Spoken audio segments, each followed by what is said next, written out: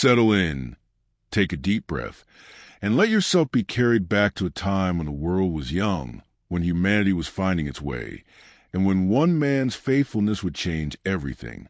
In the ancient days, when the earth was still learning what it meant to be inhabited by human beings, there lived a man named Noah. The world around him had grown dark, not from a lack of sunlight, but from something far more troubling. Violence had spread like roots through dry ground. Corruption had become so common that people barely noticed it anymore. The choices that once seemed important, kindness, honesty, justice, had faded into distant memories. Think for a moment about what it feels like to live in a world that seems to have lost its way. Perhaps you felt it yourself.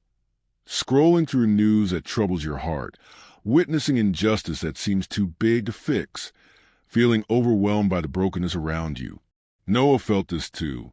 He walked through his days surrounded by cruelty and selfishness, watching as people forgot how to care for one another, how to care for the earth beneath their feet, how to care for the animals that shared their world. But Noah was different. In the midst of all this darkness, he remained faithful. He lived with integrity when those around him had abandoned it. He showed kindness when others showed only violence. The ancient text tells us that Noah walked with God, a beautiful way of saying that he stayed connected to what mattered most, even when the entire world seemed to disagree with him. One day, in the quietness of Noah's heart, he heard something extraordinary. God spoke to him, sharing divine grief over what the world had become. But here's what's remarkable. Even in the face of overwhelming corruption, even when it seemed the darkness had won, God's message wasn't only about endings. It was about new beginnings. Build an ark, God told Noah. Now imagine receiving such an instruction. An ark, a massive boat, in a time when perhaps the great flood was not yet known, when the skies were clear and the ground was dry. Noah could have questioned. He could have doubted. He could have looked at the enormity of the task and simply walked away. But instead, he took that first step, then another, and another. For years, perhaps decades, Noah worked. He measured timber and shaped planks. He sealed seams with pitch and constructed rooms within rooms. His neighbors likely mocked him. Can you picture their sneering faces, their pointing fingers? Look at Noah. They might have said, building a boat when there's no water in sight. In our modern world, we understand this feeling, don't we? The courage it takes to do what's right when others think you're foolish. The strength required to prepare for a better future when everyone else is content with the brokenness of the present. Noah's faithfulness wasn't loud or showy. It was quiet, persistent, one board at a time. And then God gave Noah another instruction, one that reveals the deep care woven into the story. Bring into the ark 2 of every living creature, male and female, to keep them alive with you. Notice what's happening here. This wasn't just about saving Noah and his family. This was about preserving creation itself. Every bird that sang in the morning, every animal that roamed the hills, every creature, great and small, mattered. They each had a place in God's heart, and they each deserved a future. In our modern age, when we're witnessing climate change, species extinction, and environmental degradation, this ancient story speaks with startling relevance. Noah became the Earth's first conservationist, the first environmental steward. His ark wasn't merely a vessel of escape. It was a vessel of preservation, a floating sanctuary for the beautiful diversity of life that makes our world breathe and bloom. Can you imagine Noah moving among the animals, learning their needs, ensuring each one was safe? The patience that must have required, the gentleness, the recognition that these creatures, too, were precious. We're called to the same stewardship today, to recognize that the earth isn't ours to exploit but to tend, to protect, to honor. The rains came, just as God had said they would. For 40 days and 40 nights, water fell from the heavens and burst forth from the depths. Everything that had been corrupted, Everything that had chosen violence over peace was washed away. It's a sobering image, isn't it? Yet even in this moment of divine judgment, there was mercy. There was the ark, rising on the waters, carrying within it the seeds of renewal. Inside that floating sanctuary, Noah and his family lived with the animals in close quarters. Day after day, week after week, month after month, the rocking of the boat, the sound of rain, then the sound of silence, the waiting. Oh, the waiting. Waiting is one of life's most difficult teachers, isn't it? We live in a world of instant messages, same-day delivery, immediate answers. But Noah waited for over a year. A whole year of uncertainty, of trusting that dry land would appear again, of believing that this period of isolation and difficulty had purpose.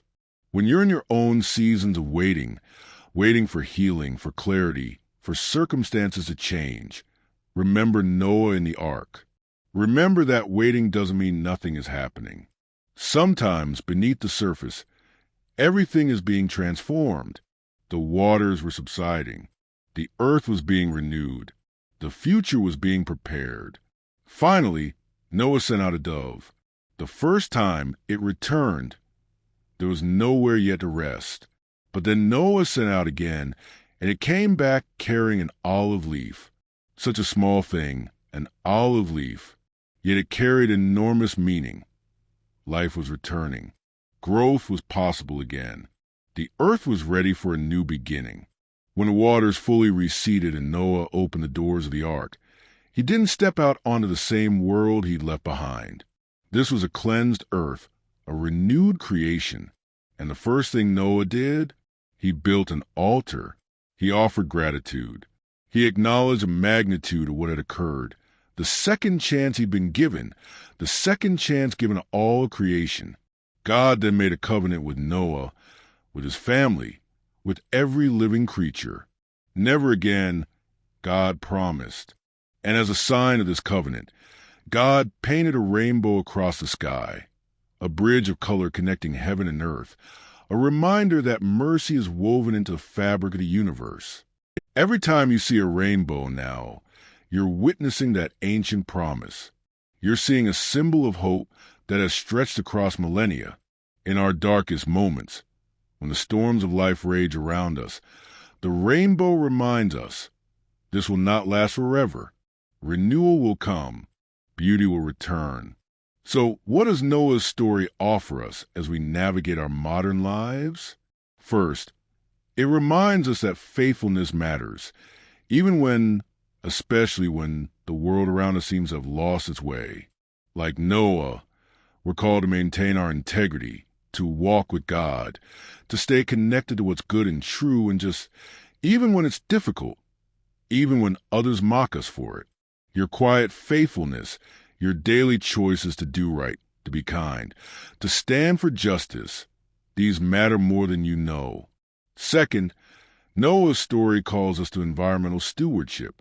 We are the keepers of this remarkable planet, the guardians of its creatures, the protectors of its systems. When we choose to reduce our waste, to protect endangered species, to fight climate change, to tread lightly on the earth, we're living out Noah's ancient calling in a modern context. The ark reminds us that all creation is precious, that we're interconnected with every living thing, that stewardship is sacred work. Third, this story speaks powerfully about second chances. The flood wasn't the end of the story. It was a new beginning. In your own life, when you've made mistakes, when you've lost your way, when you feel the weight of your own corruption or the corruption around you, remember, God is in the business of new beginnings. The rain that falls can wash away what was, making space for what could be. It's never too late to step into your ark, to preserve what matters, to wait through the storm, and to emerge into a renewed life. And finally, Noah's story teaches us about hope. That rainbow wasn't just for Noah, it was for all of us, for all time. It's a promise that spans generations. Destruction is not God's final word. Renewal is, hope is, love is. The storm will end, the waters will recede, and you will stand on solid ground again, breathing the air of new possibilities. As you drift towards sleep tonight, imagine yourself in that ark with Noah. Feel the gentle rocking of the boat. Hear the rain as it drums a soothing rhythm on the wooden roof above you. Know that you're safe, that you're being carried to the storm, that on the other side of the season of waiting, a cleansed and renewed world awaits. The earth is worthy of your stewardship. And tomorrow, when you wake, you can choose faithfulness again, one small, Noah-like step at a time, knowing that the God who painted rainbows across ancient skies is still painting them across yours, still offering renewal, still whispering. Build your ark. Preserve what matters. Wait through the storm. New beginnings are coming. Next, we explore the Tower of Babel. When ambition outpaces wisdom in Genesis 11, let your breathing slow. Release the tension in your shoulders.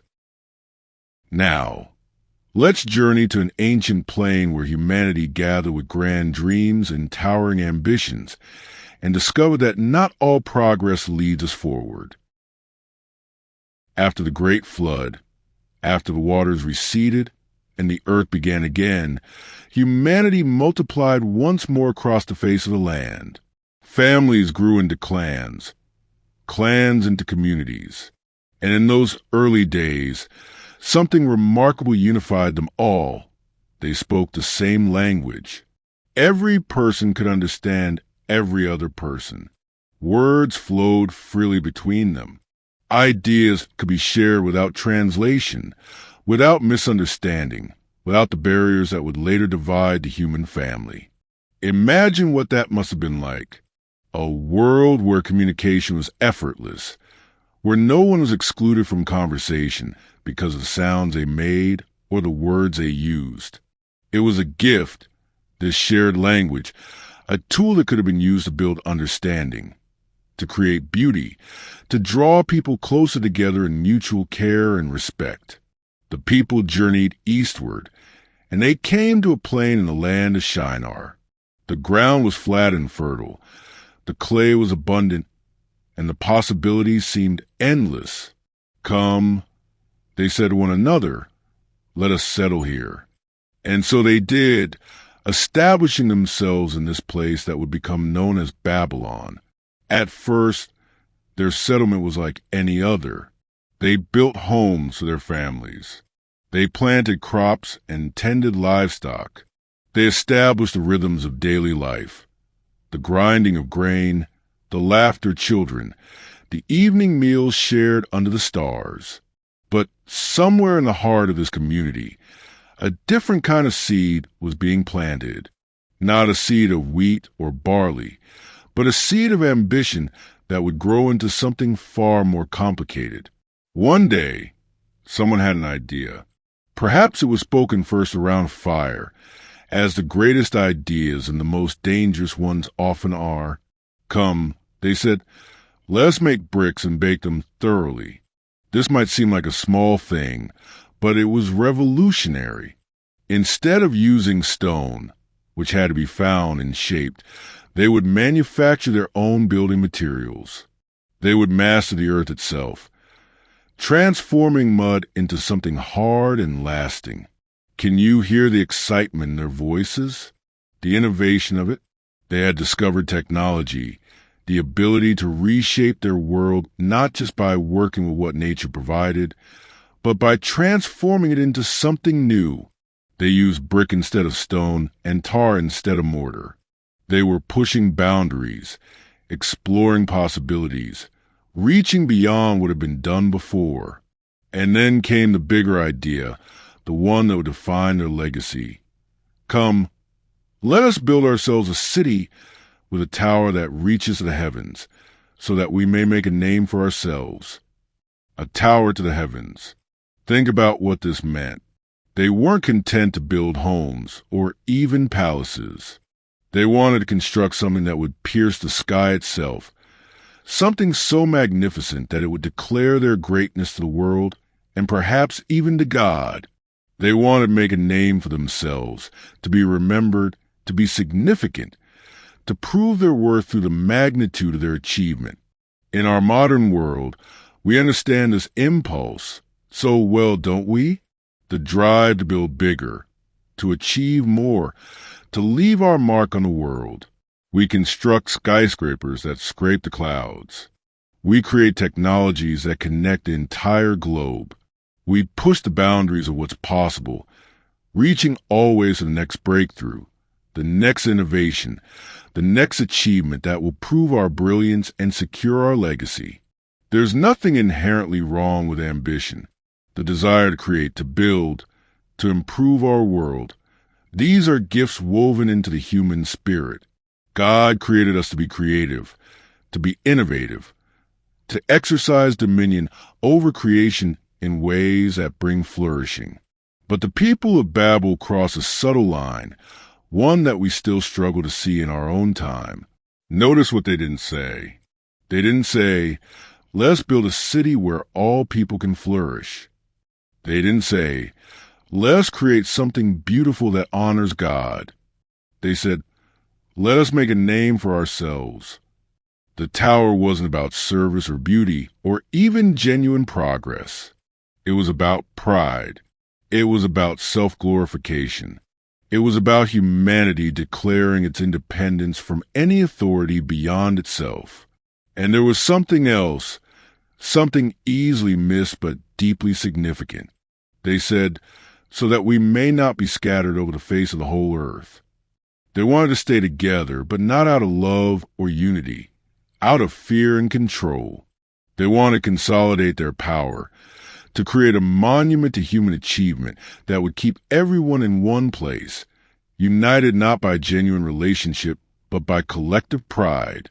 Day after day, the tower grew, brick upon brick, level upon level. The people worked with extraordinary coordination.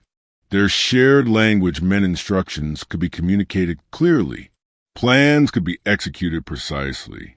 Everyone understood everyone else, and so the work proceeded with remarkable efficiency. The tower rose higher and higher, casting its shadow across the plain. Can you picture the scene? The constant activity, the organized chaos of a massive construction project. The workers carrying bricks up ramp after ramp. The architects consulting their plans. The leaders standing back, watching their vision take shape, feeling the intoxicating satisfaction of seeing something impossible become real before their eyes. Perhaps they would climb to the top at the end of each day, looking down at how high they'd risen, imagining how much higher they could go. But God looked down at what they were building, and God saw something the builders themselves couldn't see. God saw not just a tower, but what the tower represented. God saw pride masquerading as progress. God saw technology outpacing wisdom. God saw unity built on arrogance rather than love. And God saw where this path would lead, to a humanity so convinced of its own sufficiency that it would cease to seek wisdom beyond itself, cease to acknowledge its limitations, cease to maintain the humility that keeps creation in balance. Then God said, "Come," echoing the very word the people had used. "Let's go down and confuse their language so they will not understand each other." And in a moment, everything changed. Imagine being on that construction site when it happened. You turn to your coworker to ask for another brick, but the words that come out of your mouth sound strange even to you. And the words that come back are incomprehensible. You look around in confusion. Everyone is speaking, but no one can understand anyone else. The foreman shouts instructions, but they sound like nonsense. The architect tries to explain the next phase of construction, but his words fall on uncomprehending ears. The great project ground to a halt. Without shared language, coordination became impossible. Arguments erupted, though no one could understand what anyone else was arguing about. Frustration mounted. The unity that had made the tower possible evaporated in an instant. The people began to cluster in groups, those who could still understand each other, who shared this new tongue or that one. And then, inevitably, they scattered. Across the face of the earth they went, family by family, language group by language group, spreading out into different regions, becoming different peoples with different cultures. The very thing they had tried to prevent through their tower had come to pass. But now it happened not as a gentle spreading out in obedience to God's command to fill the earth, but as a confused and frustrated dispersion, carrying with them the memory of their failed ambition. The tower stood unfinished, a monument not to human achievement but to human pride. It was called Babel, which sounds like the Hebrew word for confused, the place where humanity's languages were scattered, the place where communication broke down, the place where division replaced unity. So what does this ancient story say to us, here in our modern world? First, it speaks powerfully about the nature of pride. The people of Babel weren't wrong to build or to innovate. They were wrong in their motivation. Building not for the good of all, not in harmony with God's purposes, but to make a name for themselves. In our age of personal branding and social media, of constant pressure to prove our worth through achievement and recognition, this warning feels especially relevant. Are we building our lives, our careers, our legacies to serve others and honor what's truly important? Or are we building towers to heaven, monuments to our own greatness, desperate to make a name for ourselves? True significance doesn't come from how high we can build or how much attention we can attract. It comes from how well we love, how faithfully we serve, how genuinely we connect with others and with the divine source of all meaning. When we make making a name for ourselves the central goal, we're building on sand, constructing something that looks impressive but ultimately cannot stand. Second, the Tower of Babel warns us about technological overreach, the danger of innovation without wisdom. The people of Babel had discovered impressive technology. They could manufacture bricks. They could construct massive structures. They could organize large-scale projects. But they never paused to ask the deeper questions. Should we do this? What is this for? Who does this serve? How does this fit into the larger purpose of human flourishing? We face this same temptation today, perhaps more than any generation before us. We can do so many things. We can clone organisms. We can create artificial intelligence. We can manipulate genes. We can connect billions of people in digital networks. But the question isn't just can we? The question is, should we? Technology is a tool, and like any tool, it can be used for good or ill. The people of Babel remind us that innovation without wisdom, progress without purpose, technology without ethics, these can lead us places we never intended to go.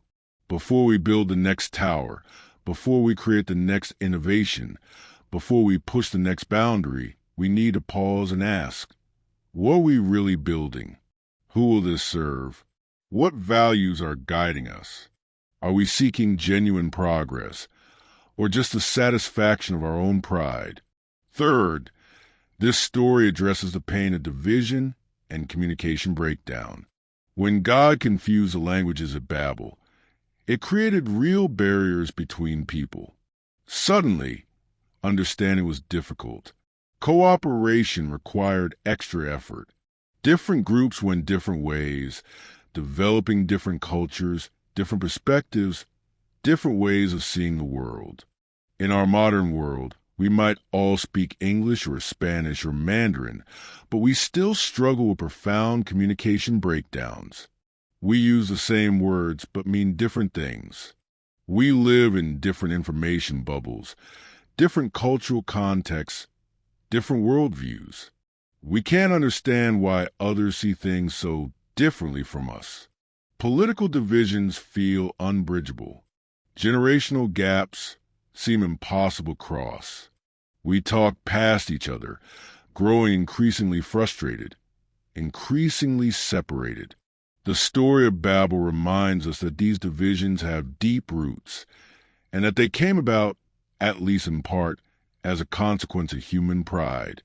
When we try to build our towers without humility, when we insist on our own way without listening to others, when we value being right over being in relationship, we contribute to the very confusion we lament. But here's a deeper truth hidden in this story. The scattering wasn't just judgment. It was also mercy. By preventing the completion of the tower, by dispersing the people across the earth, God was protecting humanity from itself, a humanity united in pride, pooling all its resources towards self-glorification, with no checks on its ambition. That could have led somewhere truly dark. The division, painful as it was, preserved diversity, created space for different ways of being human, and prevented the consolidation of a totalitarian power that could have oppressed for generations. Sometimes what feels like breakdown is actually breakthrough. Sometimes what looks like loss is actually preservation. The dispersion from Babel eventually led to the beautiful diversity of human cultures, languages, and expressions of creativity that enrich our world. Yes, it came at a cost, the cost of easy understanding, of effortless unity. But it also came with the gift of multiple perspectives, varied approaches, different wisdoms emerging from different contexts. And there's one more layer to this story that offers deep hope. The confusion at Babel wasn't God's final word on human communication. Many centuries later, there came another moment, the day of Pentecost, described in the book of Acts. The Holy Spirit descended on the early followers of Jesus, and suddenly they were speaking in different languages, and everyone could understand. People from every nation heard the good news in their own tongue. Pentecost was a reversal of Babel, not by erasing diversity. Everyone kept their own language, but by enabling understanding across difference. The gospel began to spread not through the domination of one language or one culture, but through the Spirit's power to create understanding, to build bridges, to unite without uniformity. This gives us such hope for our divided world. The answer to our communication breakdowns isn't to make everyone the same, to force everyone into one tower, one language, one way of thinking. The answer is to cultivate the humility to listen, the patience to understand, the grace to honor different perspectives while still maintaining our own convictions. The answer is to build not towers of pride but bridges of compassion. As you prepare for sleep tonight, consider the towers you might be building in your own life. Are there places where ambition has outpaced wisdom? Where the desire to make a name for yourself has overshadowed the call to serve others? Where technology or achievement has become an end in itself rather than a means to genuine flourishing? And consider the communication breakdowns you might be experiencing. Is there someone you've stopped trying to understand? A relationship fractured by the inability to truly hear each other? A divide that seems impossible to bridge? The story of Babel invites us to a different way. Build with humility. Innovate with wisdom. Communicate with patience. Pursue unity not through domination, but through genuine connection. And remember that sometimes what looks like confusion is actually the beginning of a deeper, richer, more beautiful diversity. Let the unfinished tower remind you, it's okay not to reach heaven on your own. It's okay to be human, with human limits, human needs, human dependencies.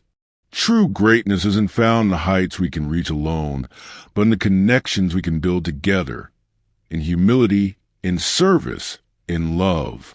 Breathe out your pride. Breathe in humility. Rest in the knowledge that you don't have to make a name for yourself. You already have one, written in the heart of the one who created you.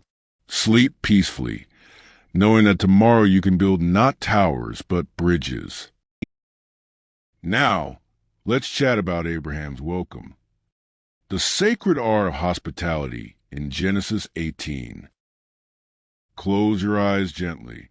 Feel the weight of your body supported by what's beneath you. Now, we travel to a tent door in the ancient desert, where a simple act of kindness opened the door to the divine, and where we'll discover that the stranger at our door might be carrying blessings we cannot yet imagine. The sun hung high in the desert sky, pouring heat onto the land like molten bronze. It was a time of day when wise travelers seek shade, when even the lizards retreat beneath rocks, when the very air shimmers and dances with the intensity of midday warmth. Abraham sat at the entrance of his tent near the great trees of Mamre, perhaps seeking what little breeze might pass by, perhaps simply resting in the drowsy stillness of the afternoon. Abraham was old now, his face lined with the years of his long journey. Decades ago, he had heard a voice calling him to leave everything familiar, his homeland, his father's house, his comfortable life, and go to a land he had never seen. And he had gone. He had become a wanderer, a nomad, living in tents instead of houses, traveling from place to place with his flocks and his household, holding on to a promise that seemed impossible, that he would become the father of a great nation, even though he and his wife Sarah remained childless year after year after year. It had been a life of waiting, of trusting, of hoping against hope, and now, in his old age, Abraham sat at his tent door in the heat of the day, perhaps reflecting on all he had left behind, all he had gained, all he still waited for. And then he looked up. 3 men stood nearby. The text doesn't tell us if Abraham heard them approaching or simply sensed their presence. But when he saw them, something stirred in his heart. These were strangers, travelers crossing the desert, foreigners far from home, people he had never met before and might never meet again. In the harsh landscape of the ancient Near East, such travelers were vulnerable. The desert was unforgiving. Water was scarce. Shade was precious.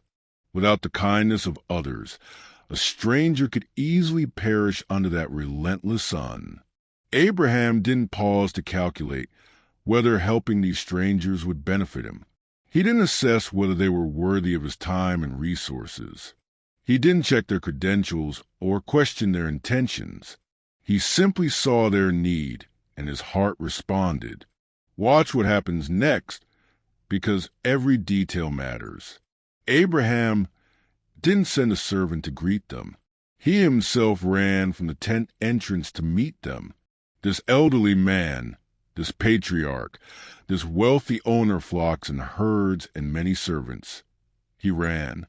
Running suggested urgency, eagerness, a genuine joy at the opportunity to offer welcome. And when he reached them, he bowed low to the ground. This posture of humility, of honor, of respect. Abraham wasn't just being polite. He was communicating something profound. You matter. Your presence here is significant. I see you. I honor you. I welcome you with my whole being. Then he spoke, and listened to the beauty of his words. If I have found favor in your eyes, my Lord, do not pass by your servant. Let a little water be brought, and then you may all wash your feet and rest under this tree. Let me get you something to eat, so you can be refreshed and then go on your way, now that you have come to your servant. Notice what Abraham did here. First, he framed his offer as if they were doing him a favor by accepting. If I found favor in your eyes, as if their presence was the gift, not his hospitality. This is the heart of true welcome. Recognizing that the stranger brings blessing, that the one who receives is actually the one who gives. Second, he acknowledged their immediate physical needs with such tenderness. Wash your feet. After miles of dusty travel, what relief that must have brought. Rest under this tree, offering shade in the scorching heat. Let me get you something to eat. nourishment for the journey ahead. Abraham saw these travelers as whole people, with bodies that were tired and thirsty and hungry, worthy of care and comfort. And third, notice what he didn't do. He didn't interrogate them about where they came from or where they were going. He didn't demand to know their business or their beliefs. He didn't make his hospitality conditional on them sharing his values or his religion. He simply welcomed them because they were human beings who needed welcome. The strangers accepted, responding simply, "Very well, do as you say." And then Abraham sprang into action. The text tells us he hurried, that word again suggesting eagerness, joy, perhaps even excitement at the opportunity to serve. He hurried into the tent to Sarah and said, "Quick, get 3 seahs of the finest flour and knead it and bake some bread." 3 seahs. That's an enormous amount of flour, enough to make bread for a small feast, far more than 3 travelers would need. Abraham wasn't offering the minimum. He wasn't calculating exactly what would suffice. He was giving abundantly, generously, with overflowing hospitality. Then he ran to the herd, again, that sense of urgency, and selected a choice, tender calf, not just any animal, but the best one. He gave it to a servant who hurried to prepare it. Everything about this scene pulses with energy, with enthusiasm, with wholehearted commitment to making these strangers feel truly welcomed and honored. While the meal was being prepared, Abraham didn't retreat back into his tent. He stood near his guests under the tree, attending to them, making sure they were comfortable, demonstrating through his presence that they mattered to him. When the food was ready, he brought them curds and milk along with the calf that had been prepared, and he set it before them, and he stood near them under the tree while they ate, available if they needed anything, fully present to his guests. Can you picture the scene? The dappled shade under the ancient trees, the smell of freshly baked bread, the tender meat, the cool milk, 3 dusty travelers being treated like honored guests by a wealthy man who could have simply nodded to them and sent them on their way, but who instead poured out his resources and his energy and his attention to make them feel seen, valued, and cared for. And then the revelation came. These weren't merely human travelers.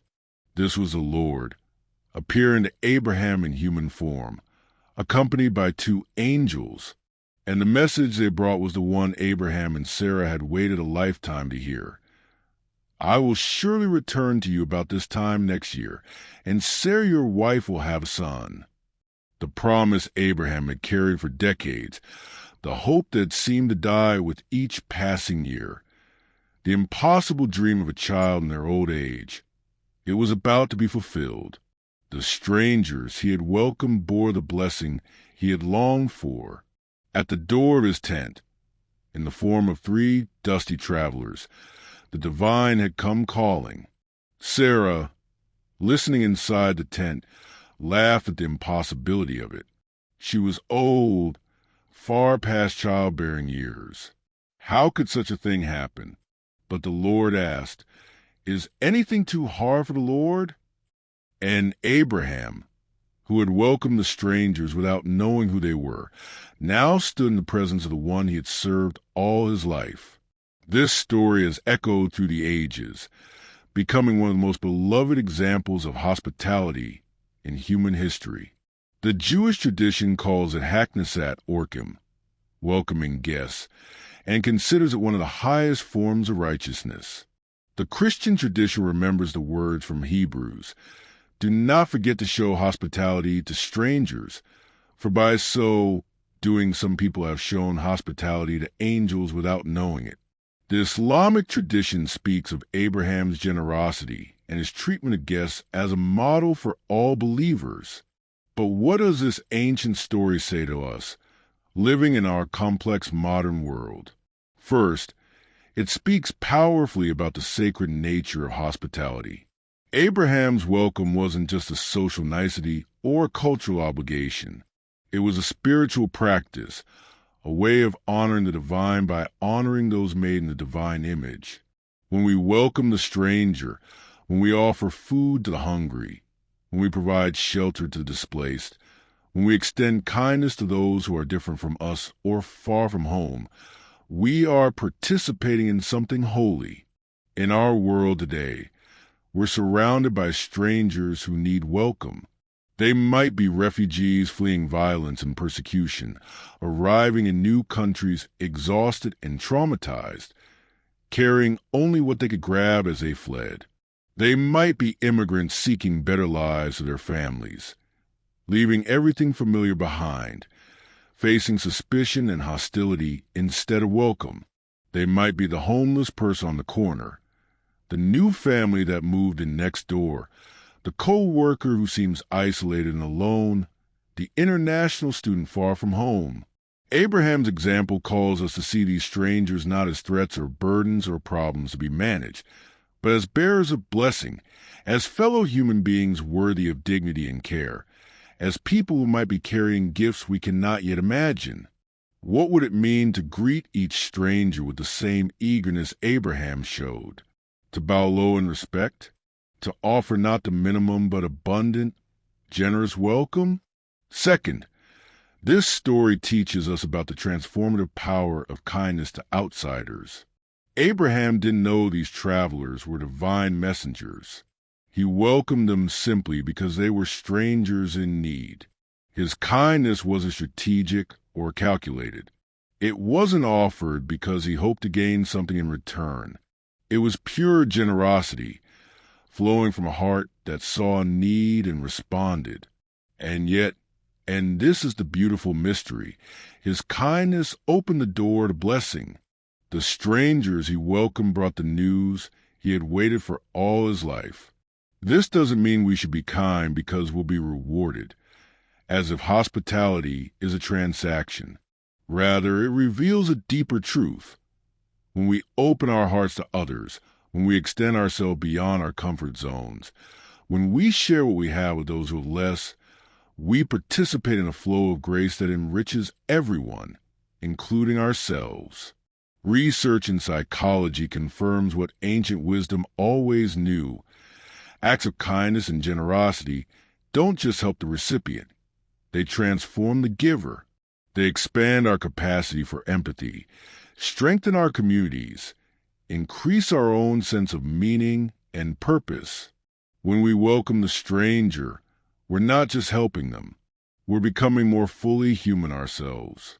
Think about the refugees arriving in new lands today, carrying trauma and hope in equal measure. When a community welcomes them, helping them find housing, learn the language, navigate new systems, feel safe again, something beautiful happens. The refugees find a new home, yes, but the community also discovers gifts they didn't know they needed. Different perspectives, different skills, different stories that enrich the collective narrative, different foods that expand palates and bring neighbors together, different expressions of resilience that inspire and encourage. The stranger at the door is never just a stranger. They are a person with a story, with gifts, with potential to contribute to community in ways we cannot predict. Abraham's 3 visitors brought blessing. So might the stranger we welcome today, not necessarily in dramatic, miraculous ways, but in the quiet, profound ways that human connection always brings blessing. Third, Abraham's example speaks to the importance of generosity in welcome. Notice that he didn't offer the bare minimum. He didn't say, "I suppose I can spare a little bread and water." He prepared a feast. He gave abundantly. He made his guests feel not just tolerated, but truly honored. In our modern context, this challenges us to examine the quality of our welcome. When we encounter strangers, whether refugees, immigrants, or simply people different from us, do we offer grudging minimal tolerance or genuine, warm, abundant welcome? Do we give from our leftovers, or do we share our best? Do we make people jump through endless hoops to prove they deserve our help, or do we extend kindness freely, trusting that every person carries inherent dignity and worth? There's a profound difference between a society that merely tolerates outsiders and one that truly welcomes them. Tolerance says, "I suppose you can be here if you must." Welcome says, "We're glad you're here. You belong. You matter. You enrich us." Abraham didn't tolerate his guests. He celebrated them. He ran to greet them. He hurried to serve them. He gave them the best of what he had. What would our communities look like if we approached newcomers of any kind with Abraham's eager hospitality? What if we ran to greet refugees instead of building walls to keep them out? What if we offered our best resources to help immigrants integrate and thrive, rather than resentfully calculating the minimum we must provide? What if we truly saw every stranger as a potential bearer of blessing? Fourth, this story reminds us of the value of presence. Abraham didn't just delegate the work of hospitality to his servants and retreat to his tent. He stood near his guests while they ate. He was present, available, attentive. True hospitality isn't just about providing material resources, though those matter. It's about offering ourselves, our time, our attention, our genuine care. In our busy modern lives, presence might be the hardest thing to give. We can write a check to an organization that helps refugees, and that's valuable. But can we also sit with a refugee family, listen to their story, help them navigate the complexity of their new life? Can we give not just our money, but our time, our friendship, our willingness to be inconvenienced? This is what true welcome requires, and it's what Abraham modeled.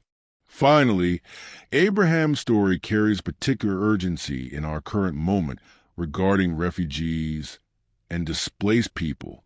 There are more refugees in the world today than at any time since World War II. Families fleeing war, persecution, climate disasters, violence, poverty. They arrive at borders exhausted and desperate, hoping for welcome, often finding only suspicion and rejection. Abraham himself was, in a sense, a refugee. He left his homeland and became a wanderer, dependent on the hospitality of others. Perhaps this is why he welcomed strangers so readily. He knew what it was like to be far from home, to need kindness from those who didn't owe him anything, to be vulnerable in an unfamiliar land. The story of Abraham welcoming strangers is also the story of displaced people being welcomed or not welcomed throughout human history. It's the story of every refugee who has ever knocked on a door hoping for safety. It's the story of every immigrant who has ever arrived in a new land carrying hope and fear in equal measure. And it's a mirror held up to us, asking, what kind of people will we be? Will we be the ones who run to greet the stranger, who bow in respect, who offer abundant hospitality? Or will we be the ones who look away, who close our doors, who calculate the cost and decide it's too high? Abraham teaches us that there is always room at the table, that there are always resources enough to share, that the stranger is not a threat, but a guest, not a burden, but a blessing, that in welcoming the other, we encounter the divine. As you rest tonight, think about the strangers in your own life, the people you don't yet know, the ones who are different from you, the ones who need welcome. Maybe they're refugees in your community. Maybe they're the new neighbors whose language you don't speak. Maybe they're the homeless person you pass on your way to work. Maybe they're just someone who seems lonely and out of place. What would it look like to welcome them with Abraham's generosity? To run to greet them? To offer your best? To be present, attentive, genuinely glad they're here? You don't have to do everything. You don't have to solve all the world's displacement and suffering, but you can do something. You can offer a smile, a meal, a listening ear. You can advocate for more just policies. You can volunteer with organizations that help refugees and immigrants. You can examine your own heart for the ways fear might close it to the stranger. You can open it again. Because here's the beautiful truth at the heart of Abraham's story. When we welcome the stranger, we're not just helping them. We're also opening ourselves to blessing, to transformation, to encounters with grace that might change our lives in ways we never expected. The divine still comes to us in the form of strangers. Angels still show up at our doors. Blessings still wait in the faces of those we don't yet know. Rest in the shade of Abraham's generous spirit. Let go of fear of the stranger. Breathe in the possibility of welcome.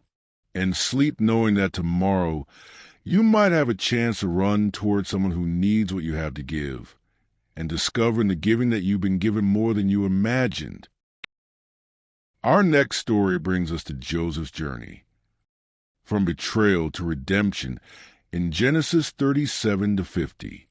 Let the tension leave your body.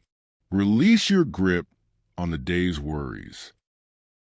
Tonight, we walk with a young man to the darkest valleys of injustice and betrayal, and discover how the human spirit can not only survive but transform suffering into something redemptive and beautiful. There was a boy named Joseph, the 11th son of a man called Jacob, and from the moment he was born, he was loved in a special way. His mother was Rachel. The wife Jacob had worked 14 years to marry, the woman he cherished above all others. And Joseph, born of that beloved wife in Jacob's old age, became the vessel for all his father's hope and affection. Jacob made Joseph a richly ornamented robe, the famous coat of many colors. It was beautiful, elaborate, the kind of garment that signaled favor and status. When Joseph wore it, everyone could see this son was special. This son was set apart. But favoritism, even when born of love, creates wounds in those who witness it. Joseph's older brothers watched their father dote on this younger sibling, watched him receive the gifts and attention they had never known, and in their hearts, resentment took root. They could not speak a kind word to him. The text tells us they hated him. Imagine being Joseph, 17 years old, caught in this complex family dynamic. He was just a boy, really, old enough to feel the tension, young enough not to understand how to navigate it. And perhaps, in his youth and his favorite position, he made it worse. He brought his father bad reports about his brothers. He shared his dreams. Dreams where his brother's sheaves of grain bowed down to his. Dreams where the sun and moon and 11 stars bowed down to him. These dreams were true visions, as it turned out, prophecies of what would come to pass. But imagine how they sounded to brothers who already felt overlooked, diminished, unloved. Listen to this dreamer, they said with contempt. The dreams only deepened the chasm between them. One day, Jacob sent Joseph to check on his brothers, who were grazing the flocks far from home.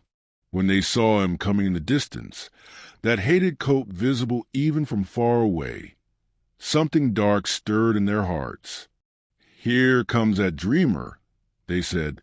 "Come now, let's kill him and throw him into one of these cisterns. We can say that a ferocious animal devoured him. Then we'll see what comes of his dreams." Stop for a moment and feel the weight of those words. These were his brothers, the people who should have protected him, defended him, loved him, and they were plotting his murder. The betrayal wasn't from strangers or enemies. It came from his own family. Reuben, the oldest, talked him back from murder.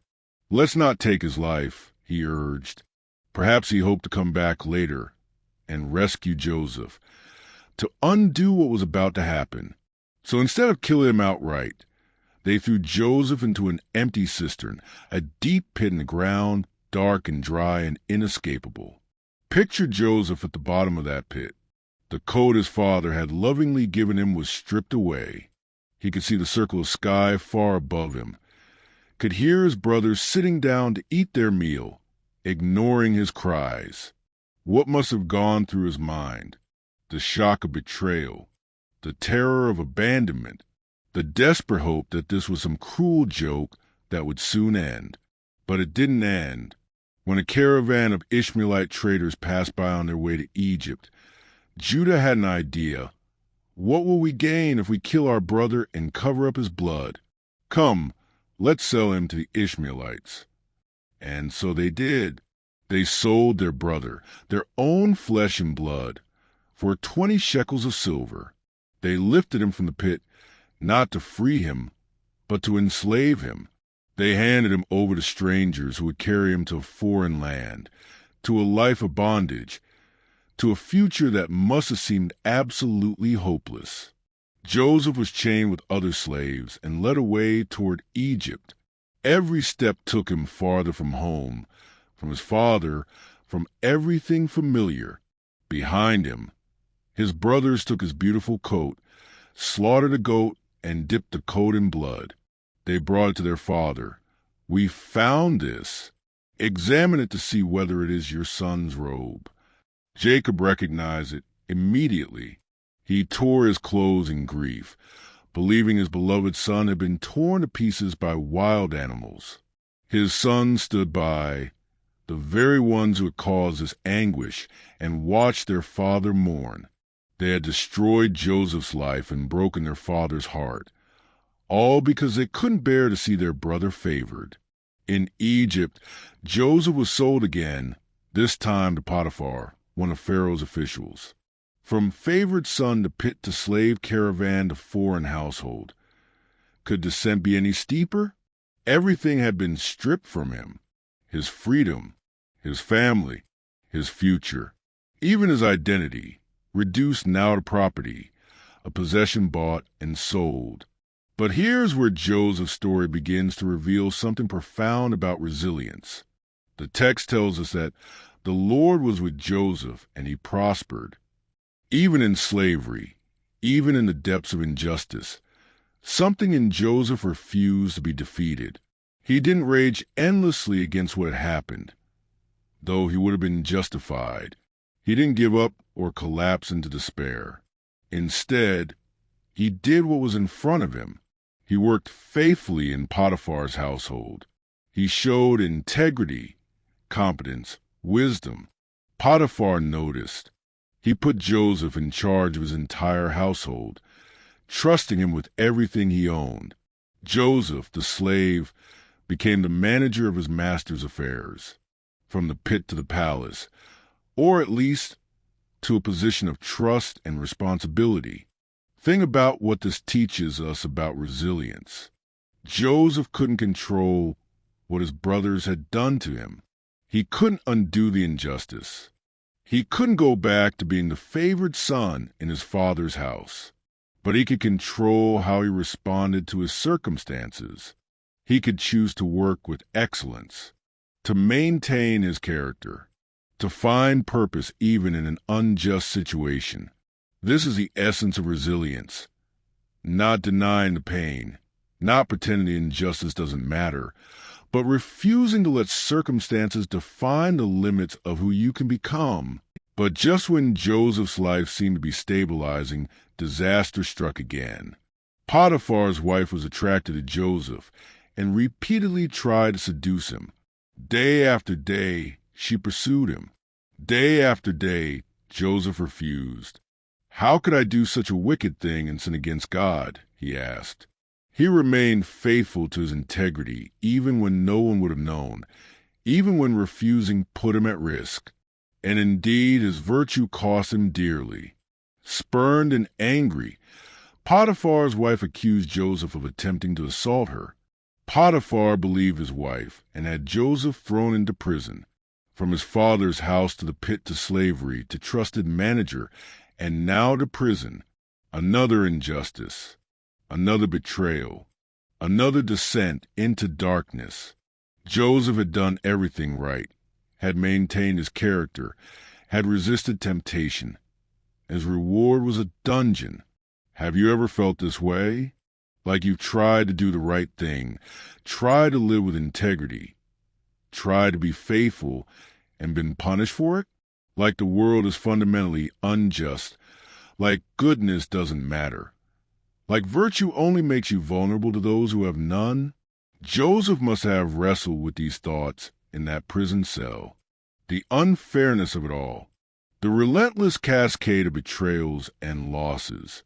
But again, and this is remarkable, the text tells us the Lord was with Joseph even in prison. And again, Joseph chose resilience. He didn't become bitter, didn't lash out, didn't let his circumstances poison his spirit. He found ways to serve even in chains. He interpreted dreams for his fellow prisoners, showing kindness to others even while suffering injustice himself. One of those prisoners, Pharaoh's cupbearer, was restored to his position. Joseph asked him to remember him and mention him to Pharaoh, but the cupbearer forgot. For 2 more years, Joseph languished in prison, his hope of freedom deferred, his plea for justice ignored. 2 years, added to all the years before. The cumulative weight of injustice, of waiting, of trusting in a justice that never seemed to come. Yet somehow Joseph endured. Somehow he didn't let the darkness consume him. And then, finally, the turn. Pharaoh had troubling dreams that none of his wise men could interpret. The cupbearer suddenly remembered Joseph. Pharaoh summoned him from the dungeon. Joseph interpreted Pharaoh's dreams. 7 years of abundance would be followed by 7 years of famine. He advised Pharaoh to appoint someone to store grain during the good years, to prepare for the lean ones. Pharaoh was so impressed with Joseph's wisdom that he appointed him to position, second in command over all of Egypt. The slave became a prince. The prisoner became a ruler. The betrayed brother became the one who would save nations from starvation. The years unfolded as Joseph had predicted. During the abundant years, he oversaw the storage of vast quantities of grain. When the famine came, Egypt had food while other nations starved.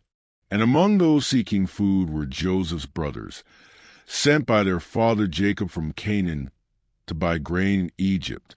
They came and bowed before the powerful Egyptian official, not recognizing that he was their brother, the very brother whose dreams of their bowing had once enraged them. The prophecy was fulfilled, but not in any way anyone could have predicted. Joseph recognized them immediately. He could have had them imprisoned, executed, destroyed. After all they had done to him, the pit, the slavery, the stolen years, he had the power now to repay every wrong. The tables had turned completely.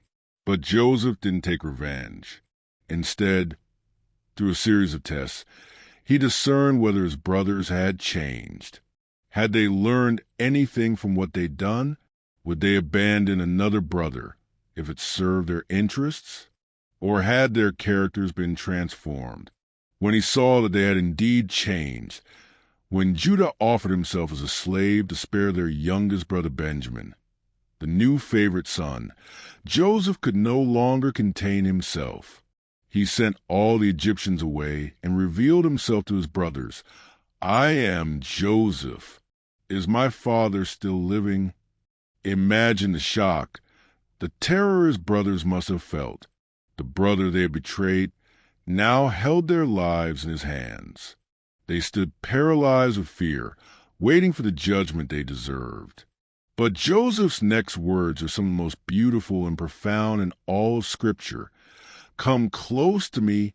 I am your brother Joseph, the one you sold into Egypt. And now, do not be distressed and do not be angry with yourselves for selling me here, because it was to save lives that God sent me ahead of you. Do you hear what Joseph was doing? He was releasing them from their guilt. He was reframing the entire narrative, not denying what they did, not pretending it wasn't wrong, but seeing a larger purpose woven through the pain. You intended to harm me, he would later tell them. But God intended it for good to accomplish what is now being done, the saving of many lives. This is forgiveness at its deepest level. Not a glib, it's okay, that minimizes a wound, but profound ability to release the desire for revenge, to choose reconciliation over retribution, to trust that even the worst betrayals could be woven into a story of redemption. Joseph brought his entire family to Egypt, where they settled in the land of Goshen. The father who thought his son was dead was reunited with him. The brothers who sold their sibling were welcomed by him. And Joseph, who had every reason to become hardened by injustice, chose instead to be a source of life and provision, not just for his family, but for entire nations. So what does Joseph's long and painful journey teach us today? First, it speaks to the reality of injustice in our world. Joseph's story doesn't sugarcoat the darkness. Betrayal happens. Good people suffer. The innocent are punished. Systems can be deeply unjust. Joseph experienced it all. Family violence, human trafficking, slavery, sexual harassment, false accusation, wrongful imprisonment, forgotten promises. If you experience injustice, Joseph's story sees you. It doesn't offer cheap comfort or simple answers. It acknowledges that life can be brutally unfair, that you could do everything right and still end up in the pit or the prison. Your pain is real.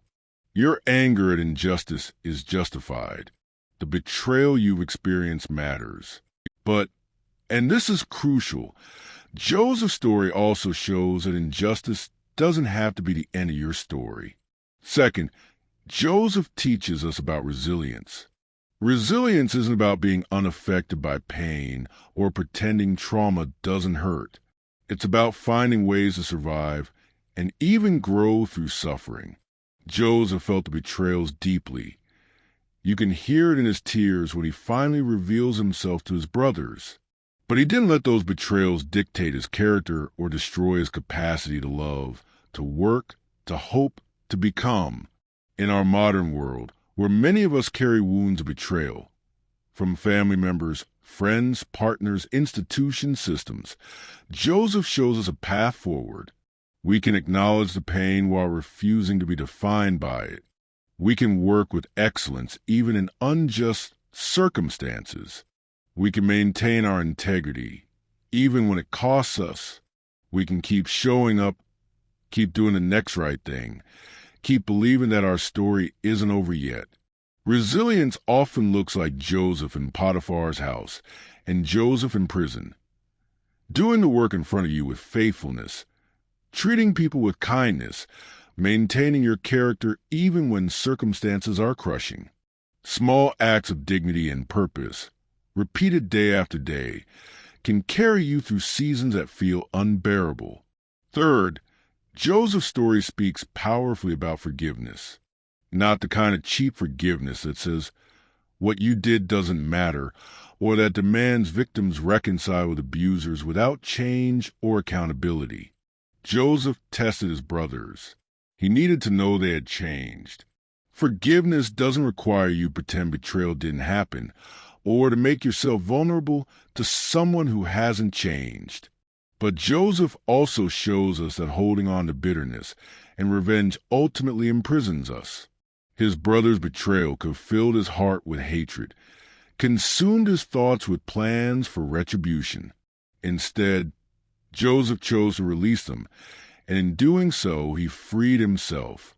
He found a way to see redemptive purpose even in his suffering, not because the suffering was good, but because he refused to let it be only destruction. Forgiveness is often a long process, not a single decision. Joseph took years to work through his feelings, to test his brothers, to discern what was safe. But ultimately, he chose freedom over bondage, reconciliation over revenge, life over death.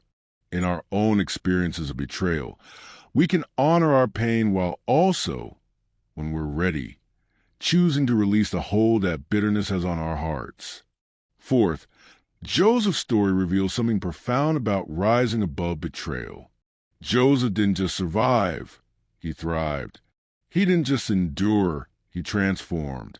The very experiences that could have destroyed him became the crucible that shaped his wisdom, his compassion, his leadership. The years in slavery taught him about Egyptian culture and language. The years in Potiphar's house taught him administration. The years in prison taught him about suffering and empathy. Every painful chapter equipped him for the purpose he would eventually fulfill. This doesn't mean suffering is good or that God causes betrayal to teach us lessons. But it does suggest that we have a choice in how we metabolize our pain. We can let it make us bitter, or we can let it make us better. We can let it close our hearts, or we can let it deepen our capacity for compassion. We can let it define us as victims forever, or we can integrate it into a larger story of growth and purpose. In modern life, when you face betrayal, whether from family, friends, colleagues, or systems, you face the same choice. The betrayal is real. The pain is valid. The injustice matters. But you are not only what happened to you. You are also what you choose to do with what happened to you. You can, like Joseph, take the broken pieces and build something beautiful, something redemptive, something that serves not just yourself but others. Finally, Joseph's story offers hope that redemption is possible even after the deepest betrayals and longest nights. Joseph spent approximately 13 years in slavery and prison before his elevation. 13 years of waiting, of suffering, of trusting that his life still had meaning even when all evidence suggested otherwise. If you're in your own pit or prison, if you're waiting for justice that hasn't come, if you're trying to maintain your integrity in circumstances that feel impossible, if you're wondering whether your suffering will ever end or make sense, Joseph's story whispers, keep going, keep doing the next right thing, keep treating people with kindness, keep maintaining your character. Your story isn't over. The pit isn't the end. The prison isn't the conclusion. Redemption can come in ways you cannot yet imagine. As you rest tonight, think about the betrayals you carry, the injustices you've suffered, the pits you've been thrown into. Feel the weight of them. Honor your pain. And then gently consider, what would it mean to choose resilience? To do the work in front of you with faithfulness? To maintain your integrity even when it costs you? To eventually, when you're ready, release the grip of bitterness? You don't have to do it all tonight. Healing is a journey, not a destination. Forgiveness is a process, not a single decision. But Joseph's story shows us it's possible to rise above betrayal, to transform suffering into wisdom, to choose life even after everything has tried to kill your spirit. Rest now, knowing that the darkest chapter of your story is not your final chapter. The pit is not permanent. The prison has a door. And even if you cannot yet see it, there's a purpose being woven through your pain, a redemption waiting on the other side of your resilience. Breathe deeply. Release the burden of bitterness. And rest in the hope that tomorrow you can take one more step forward, one more choice for integrity, one more small act of faithfulness, and that these small steps, accumulated over time, can carry you from the pit to the palace, from betrayal to redemption, from death to new life. Let's wander over to the story of Moses and the Pharaoh. The long road to liberation from Exodus 5 to 14. Settle into stillness. Let your breathing slow and deepen. Tonight, we journey to ancient Egypt to witness a confrontation between power and justice, between oppression and liberation, and to discover what it means to stand against systems that seem immovable, to fight for freedom when the odds seem impossible. For 400 years, the Hebrew people had lived in Egypt. What began as a refuge during famine had become a prison. Generation after generation was born into slavery, knowing nothing but the crack of the whip, the weight of the bricks, the endless labor under the burning sun. They built the great cities of Egypt, Pithom and Ramesses, with their own hands and their own blood, creating monuments to Pharaoh's glory while their own children were killed and their own bodies were worked to exhaustion. This wasn't just hard work. This was systematic oppression. The Egyptians made the Israelites' lives bitter, with harsh labor in brick and mortar, and with all kinds of work in fields. The cruelty was deliberate, designed to break their spirits, to keep them weak, to ensure they could never rise up. When the Hebrew population continued to grow despite the oppression, Pharaoh ordered something unspeakable. Every Hebrew boy born was to be thrown into the Nile River. Imagine living under such a system. Imagine waking each day to violence and exploitation. Imagine watching your children hungry, your elderly worked to death, your people treated not as human beings, but as tools, as property, as obstacles to be eliminated. Imagine the weight of powerlessness, the crushing reality of facing a system so vast, so entrenched, so brutal that resistance seemed impossible. This was the world into which Moses was called to speak truth to power. Moses himself had a complicated relationship with Egypt. Born a Hebrew but raised in Pharaoh's palace, he had lived with privilege even as his people suffered. But when he witnessed an Egyptian beating a Hebrew slave, something broke open in Moses. He killed the Egyptian and fled, spending 40 years in the wilderness as a shepherd, far from the palaces and the pain. Then, in the desert, at a burning bush that blazed but was not consumed, God spoke to Moses, "I have indeed seen the misery of my people in Egypt. I have heard them crying out because of their slave drivers, and I am concerned about their suffering. So I have come down to rescue them." Notice those words. God saw, God heard, God was concerned. The cries of the oppressed had reached heaven, and heaven was responding. Liberation was coming. But it would require someone to stand up, to speak out, to confront the powers that had held people captive for generations. "I am sending you to Pharaoh," God told Moses, "to bring my people, the Israelites, out of Egypt." Moses was terrified. "Who am I that I should go to Pharaoh?" he asked. He gave excuse after excuse, his speech impediment, his lack of credentials, his past failures. But God persisted, promising to be with him, to give him the words, to work through him despite his weaknesses. Finally, Moses returned to Egypt with his brother Aaron. They went to Pharaoh with a simple message.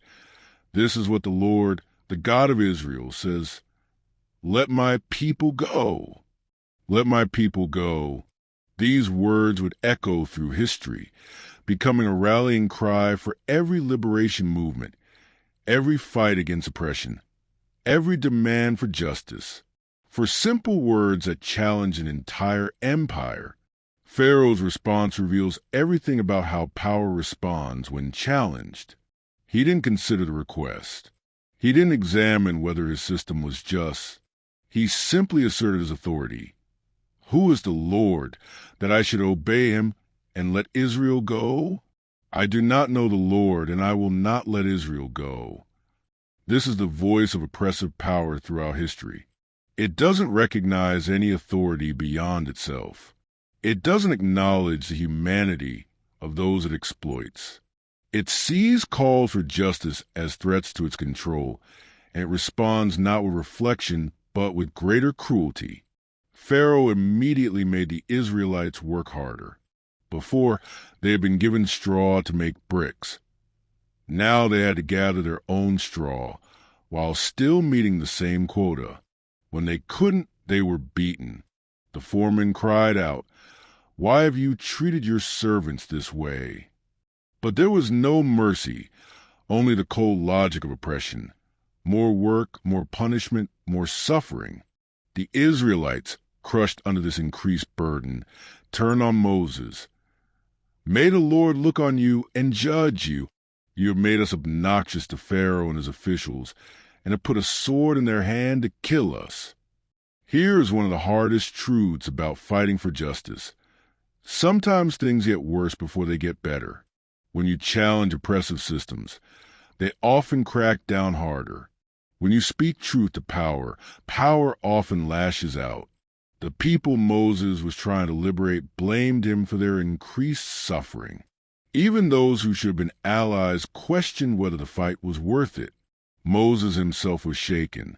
He went back to God. Why, Lord, why have you brought trouble on this people? Is this why you sent me? Ever since I went to Pharaoh to speak in your name, he has brought trouble on this people, and you have not rescued your people at all. This is the cry of every person who has ever fought for justice and watched things deteriorate. Why isn't this working? Why is there more suffering? Not less. Why does doing the right thing seem to make everything worse? But God's response was steady. Now you will see what I will do to Pharaoh. What followed was a series of confrontations. The 10 plagues. Water turning to blood. Frogs, gnats, flies. Livestock dying. Boils breaking out. Hail, locusts, darkness. Each plague was a demonstration that the powers holding people captive were not ultimate, that the systems of oppression would not stand forever, that liberation was possible even when it seemed impossible. But notice how Pharaoh responded to each plague. Sometimes he would soften, would promise to let the people go, but as soon as the pressure was relieved, he would harden his heart again. No, he would say, you can go, but leave your children. Or, you can go, but leave your livestock. Always qualifying, always limiting, always trying to maintain some control. This is how oppressive systems work. They make small concessions to relieve pressure, but they resist fundamental change. They offer compromises that preserve the essential structure of exploitation. They say, we'll make things a little better, but don't ask us to give up our power. Moses refused these half measures. We will not leave anyone behind, he insisted. Liberation had to be complete, or it wasn't liberation at all. You cannot partially free a people. You cannot slightly dismantle oppression. Justice requires transformation, not just modification. The standoff continued, plague after plague. Pharaoh's heart growing harder each time. The suffering of Egypt mounting, because when those in power refuse to release their grip, everyone suffers, including those the system was supposedly benefiting. The Egyptian people, who had nothing to do with Pharaoh's decision, lost their crops, their livestock, their health. Oppression damages everyone, oppressor and oppressed alike, though never equally. Finally came the 10th plague, the most devastating, the death of the firstborn. God instructed the Israelites to mark their doorposts with lamb's blood so that death would pass over their homes. They were to eat a meal prepared for travel, the Passover meal, because liberation was coming and it was coming quickly. That night, a cry went up throughout Egypt. There was not a house without someone dead. Pharaoh summoned Moses and Aaron in the middle of the night. Up, leave my people, you and the Israelites. Go, worship the Lord as you have requested. Take your flocks and herds, as you have said, and go. After 400 years of slavery, after generations of suffering, after plague, liberation finally came. The Israelites left Egypt, not just a few of them, not just partially free, but all of them completely free. They took their belongings, their livestock, their children. They left as a people, no longer slaves, but free human beings. But even then, the story wasn't over. As the Israelites camped by the Red Sea, Pharaoh changed his mind one more time. What have we done? We have let the Israelites go and have lost their services. He mobilized his army, 600 of the best chariots plus all the other chariots of Egypt, and pursued them. When the Israelites saw the Egyptian army approaching, they were terrified. Was it because there were no graves in Egypt that you brought us to the desert to die? They cried to Moses. After everything, they still couldn't fully believe in their liberation. The oppression had been so long, so complete, that freedom seemed less real than slavery. Moses spoke words that have encouraged every generation since. Do not be afraid. Stand firm, and you will see the deliverance the Lord will bring you today. The Egyptians you see today you will never see again. The Lord will fight for you. You need only to be still. Then came the miracle. Moses stretched out his hand over the sea, and all that night the Lord drove the sea back with strong east wind and turned it into dry land. The waters divided, and the Israelites went to the sea on dry ground, with a wall of water on their right and on their left. Picture this moment. The impossible becoming possible. The barrier that seemed absolute, the sea itself, opening to create a path to freedom. The people walking through on dry ground, water towering on either side, taking step after step toward liberation. The Egyptians pursued them into the sea. But when the Israelites reached the other side, Moses stretched out his hand again, and the waters returned. The army that had enslaved them for 400 years was swept away. The power that seemed invincible was broken. The system that seemed eternal was ended. On the far shore, Miriam took a tambourine and led the women in dancing and singing. Sing to the Lord, for he is highly exalted. Both horse and driver he has hurled into the sea. Liberation. Finally, completely, miraculously, liberation. So what does this ancient story of Moses and Pharaoh say to us today? First, it names the reality of oppression in our world. The Israelites' experience in Egypt wasn't just ancient history. It's a pattern that is repeated throughout human civilization. Slavery, colonization, genocide, apartheid, systems built on the exploitation and dehumanization of particular groups of people. The crushing weight of poverty, racism, sexism, xenophobia. The way power concentrates in the hands of the few while the many suffer. In our modern world, we still see pharaohs, leaders who abuse their power, systems that grind people down, structures that privilege some while oppressing others. We see workers exploited for profit, refugees denied dignity, minorities subjected to violence, women facing systematic discrimination, the poor left without resources, while wealth concentrates at the top. Moses' confrontation with Pharaoh reminds us that these systems are not inevitable, not natural, not divinely ordained. They are human constructions, built by human choices, and they can be challenged and changed by human courage and divine justice. Second, this story speaks to leadership abuse and the nature of tyranny. Pharaoh represents a kind of leadership that sees people as tools, as means to an end, as resources to be exploited rather than human beings to be honored. When Moses asked for freedom, Pharaoh's first thought was not, "Is this just?" but, "How will this affect my power and my projects?" We see the same pattern in abusive leaders today, whether in governments, corporations, religious institutions, or families. Leaders who prioritize their own interests over the well-being of those they're meant to serve. Leaders who respond to challenges with cruelty rather than reflection. Leaders who make small concessions to preserve their power rather than embracing genuine transformation. The story calls us to recognize such leadership for what it is and to refuse to accept it as normal or inevitable. It also challenges those of us in positions of leadership to examine our own hearts. Are we serving those we lead or exploiting them? Are we using our power to liberate or to control? Third, Moses' story teaches us about what it takes to fight for justice. Moses didn't go alone. He had Aaron, Miriam, the elders, and ultimately the whole community. He went with God's presence and power.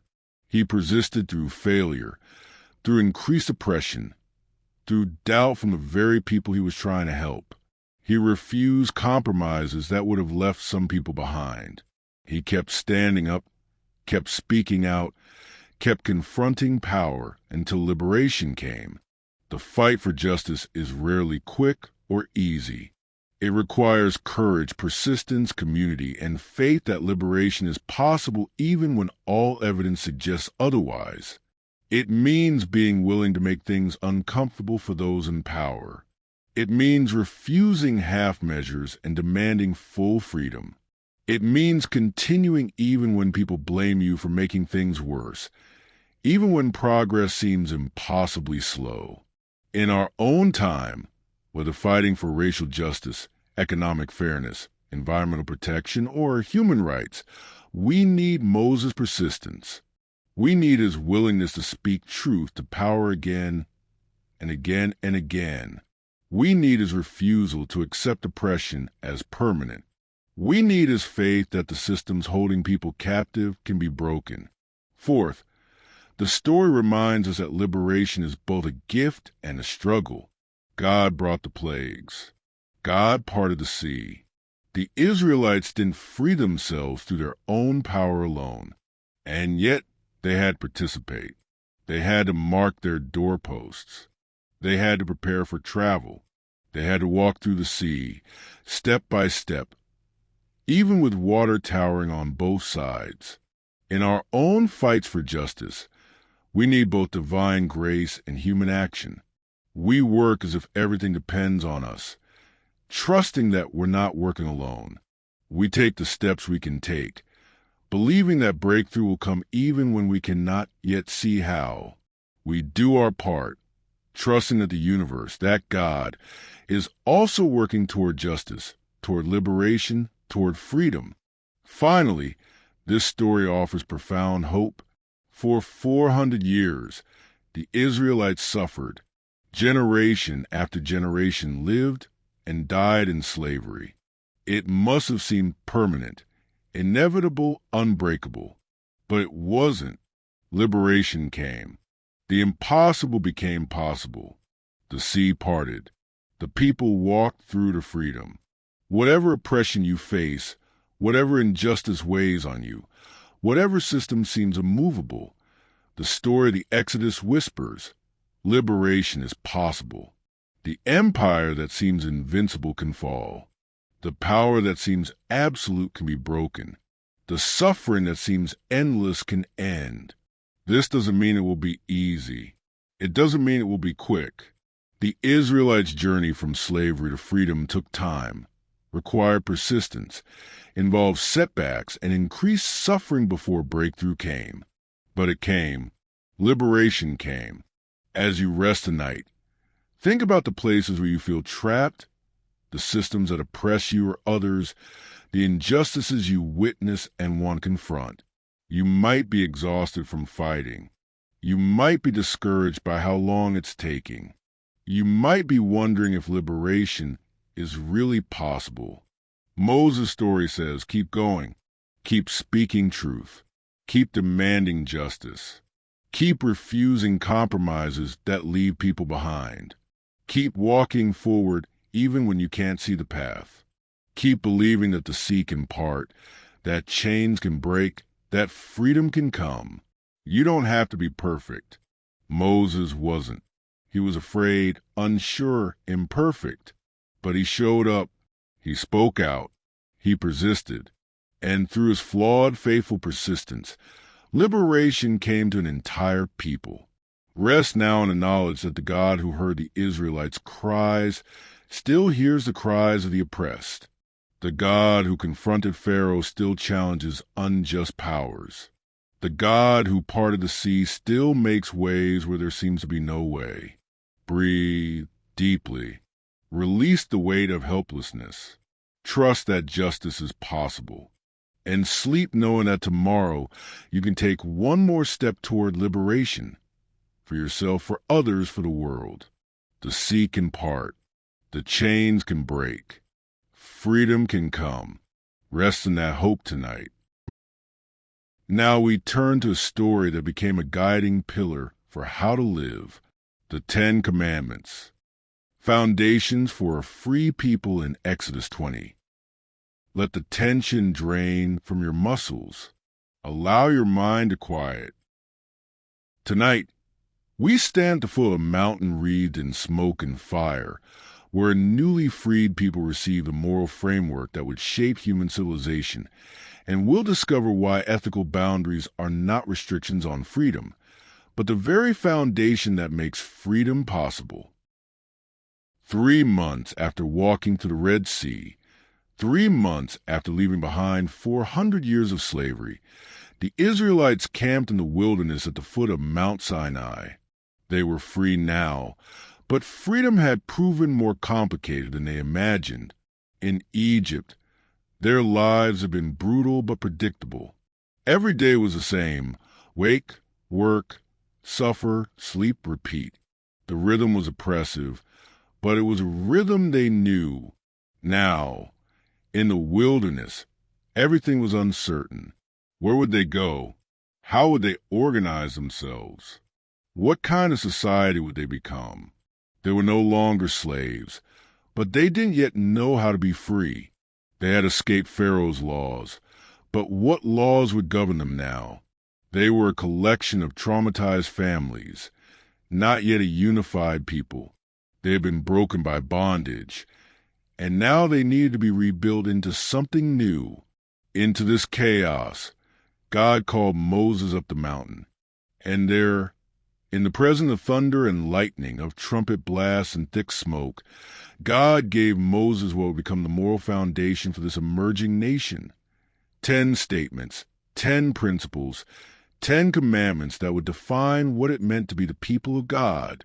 But before we explore these commandments, notice something crucial about when they were given.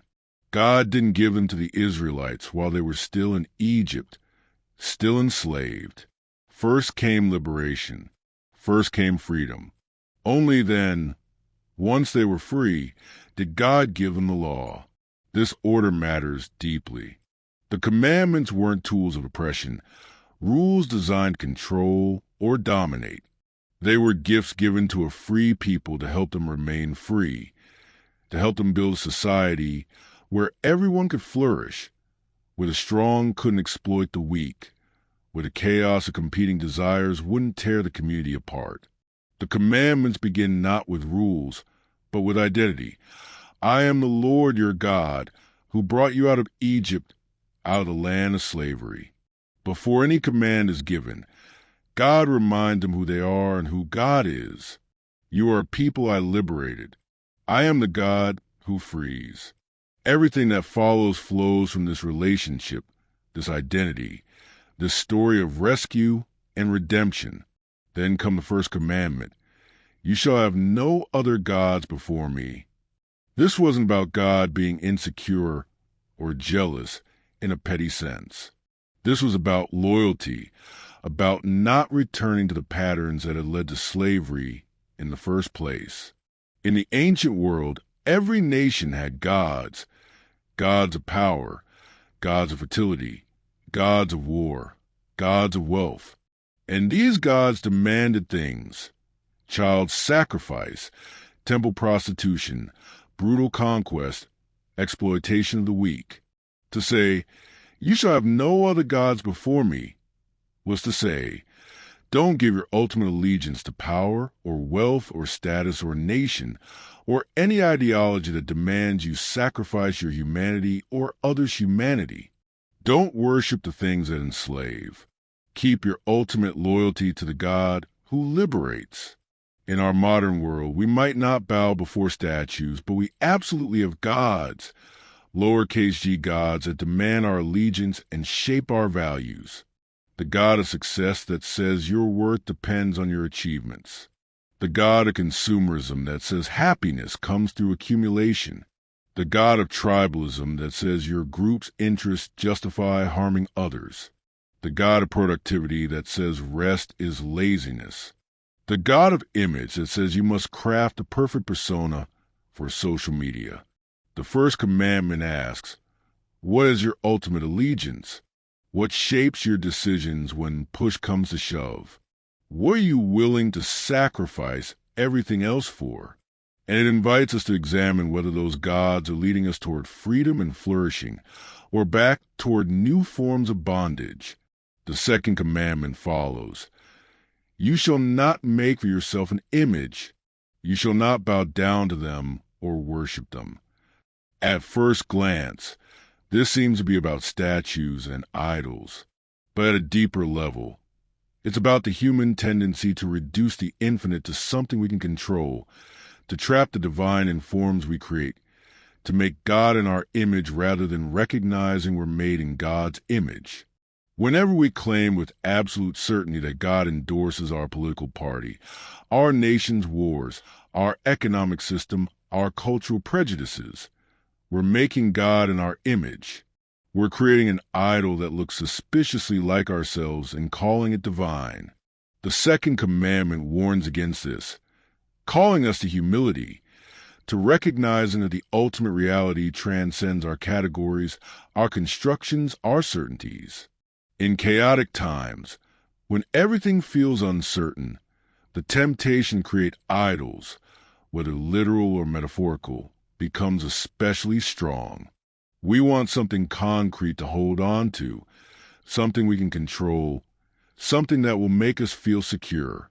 But the commandment says, don't reduce mystery to certainty. Don't confuse your understanding of God with God. Stay humble. Stay open. Stay aware that the divine is always bigger than your boxes. The third commandment, you shall not misuse the name of the Lord your God. This isn't just about not swearing. It's about not invoking God's authority for things God doesn't endorse. It's about not using religious language to justify oppression, violence, greed, or hatred. It's about not claiming God told me, to do something that serves your own interests at others' expense.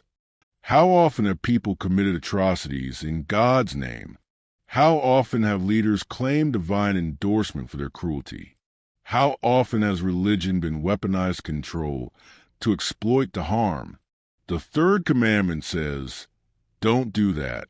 Don't drag God's name into your schemes. Don't use sacred language to sanctify profane purposes. In our current climate of religious nationalism and spiritualized politics, this commandment is perhaps more relevant than ever. When politicians claim God's blessing on policies that harm the vulnerable, when religious leaders endorse cruelty as righteousness, when people use prayer as performance and faith as a weapon, they're misusing the name of the Lord.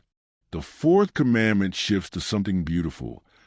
Remember the Sabbath day by keeping it holy. After 3 commandments about God, here's one about rest. 1 day in 7, stop working. Stop producing. Stop striving. Rest. Remember that you are more than what you accomplish, that the world doesn't depend entirely on your efforts, that being human includes times of simply being, not always doing. For people freshly emerged from slavery, where every day was labor, where they were valued only for their productivity, this commandment was revolutionary. You are not your work. You are not a machine. You are a human being created in the image of God, worthy of rest, entitled to rhythms that honor your humanity. In our modern world of hustle culture, of side gigs and constant connectivity, of productivity anxiety and burnout, the Sabbath commandment speaks with urgent wisdom. You don't have to be productive every moment. You don't have to monetize every skill. You don't have to be on all the time. Rest is not laziness. It's resistance against a culture that wants to reduce you to your economic output. It's an assertion of your inherent worth. Independent of what you produce, The next 5 commandments shift from our relationship with God to our relationships with each other, beginning with the most foundational. Honor your father and your mother. This isn't about blind obedience to abusive parents. It's about recognizing our interconnectedness, our debt to those who came before us, the importance of caring for the vulnerable, including the elderly who can no longer care for themselves. It's about building a society where every generation matters, where the old aren't discarded, where family bonds and community connections are strengthened rather than dissolved. In cultures that idolize youth and independence, that see elders as burdens rather than bearers of wisdom, that prioritize individual autonomy over intergenerational responsibility, this commandment challenges us to think differently about how we structure our relationships and our communities. Then comes the stark simplicity of, you shall not murder. Human life is sacred. You don't get to end it because it's convenient, profitable, or satisfying. This commandment establishes a fundamental principle that every human being has inherent worth that must be protected. It's the foundation of all human rights, all justice systems, all ethical frameworks that take human dignity seriously. But notice, it doesn't say you shall not kill in some translations, but you shall not murder, the unjust taking a human life. This distinction matters. It acknowledges that reality is complex, that there are situations like self-defense or just war that might involve killing, but it absolutely forbids the murder of innocent people, the violence driven by hatred or greed or convenience. In our world of gun violence, capital punishment debates, warfare, abortion, euthanasia, this commandment calls us to wrestle seriously with what it means to honor human life, to protect the vulnerable, to build societies where violence is minimized and human dignity is maximized. You shall not commit adultery. This commandment protects the covenant of marriage, but more broadly, it's about faithfulness, about keeping your commitments, about not betraying trust. It recognizes that our intimate relationships are sacred, that breaking covenant doesn't just hurt the people directly involved, but ripples out to damage families, children, communities. In a culture that sometimes treats relationships as disposable, that prioritizes personal gratification over covenant faithfulness, that makes entertainment out of infidelity, this commandment reminds us that our promises matter, that our choices impact others, that the stability of families and communities depends on people honoring their commitments. You shall not steal. Don't take what belongs to someone else. Respect property. Respect boundaries. Don't use power or deception to deprive others of what's rightfully theirs. This commandment protects not just physical possessions, but also creates a foundation for economic justice, for systems where people can trust that their labor will be rewarded, their property respected, their resources not arbitrarily seized by those with more power. Think how many forms stealing takes in our modern world. Wage theft from vulnerable workers, tax evasion by the wealthy, corruption by public officials, predatory lending, price gouging, environmental destruction that robs future generations. This commandment speaks to all of it, calling for economic systems built on respect and fairness rather than exploitation. You shall not give false testimony against your neighbor.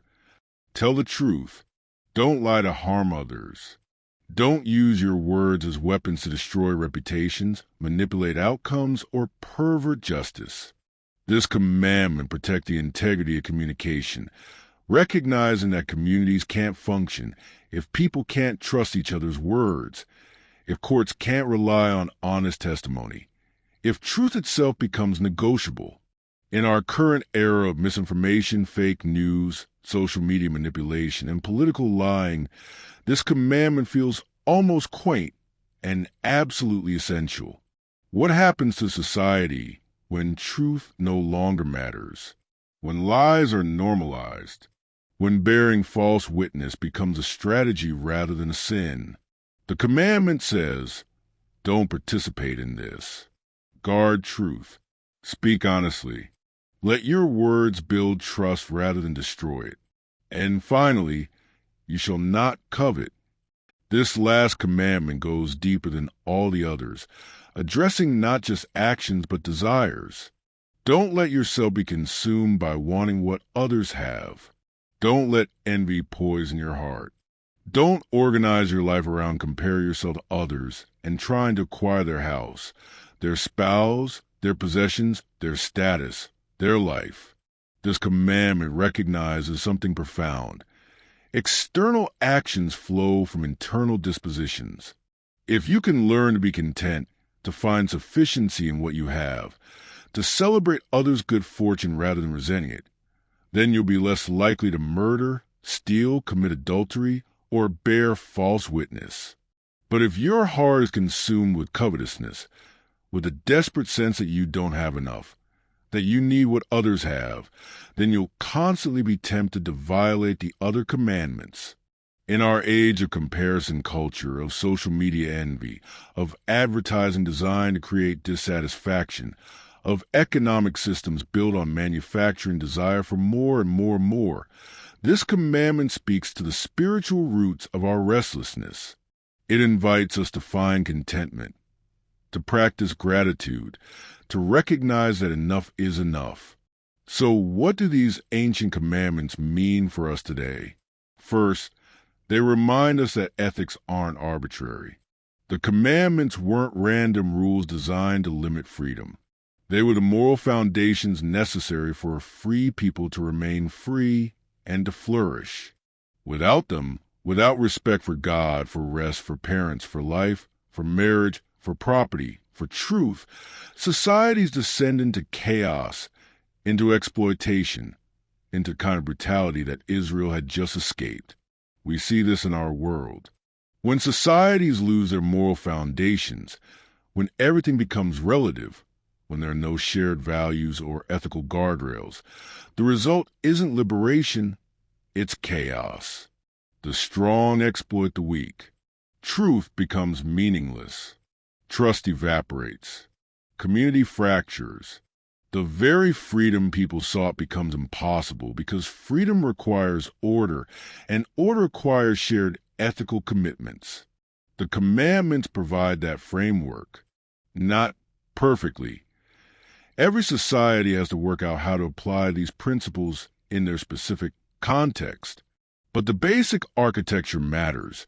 Reverence for the transcendent, rest for human bodies, respect for human life and dignity, faithfulness in relationships, honesty in communication, contentment of heart. Second, the commandments speak to societal order in chaotic times.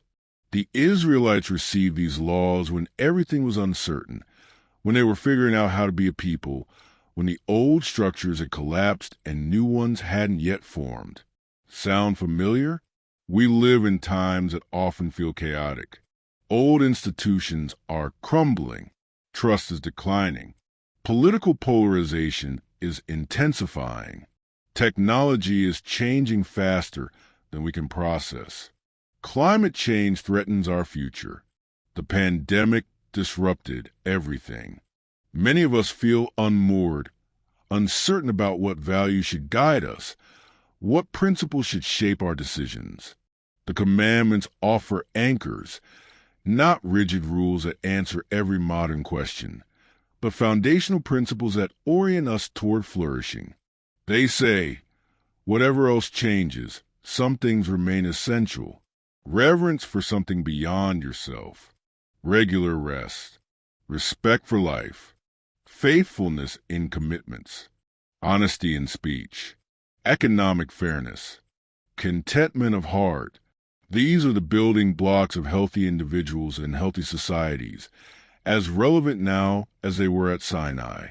Third, the commandments teach us about the relationship between freedom and boundaries.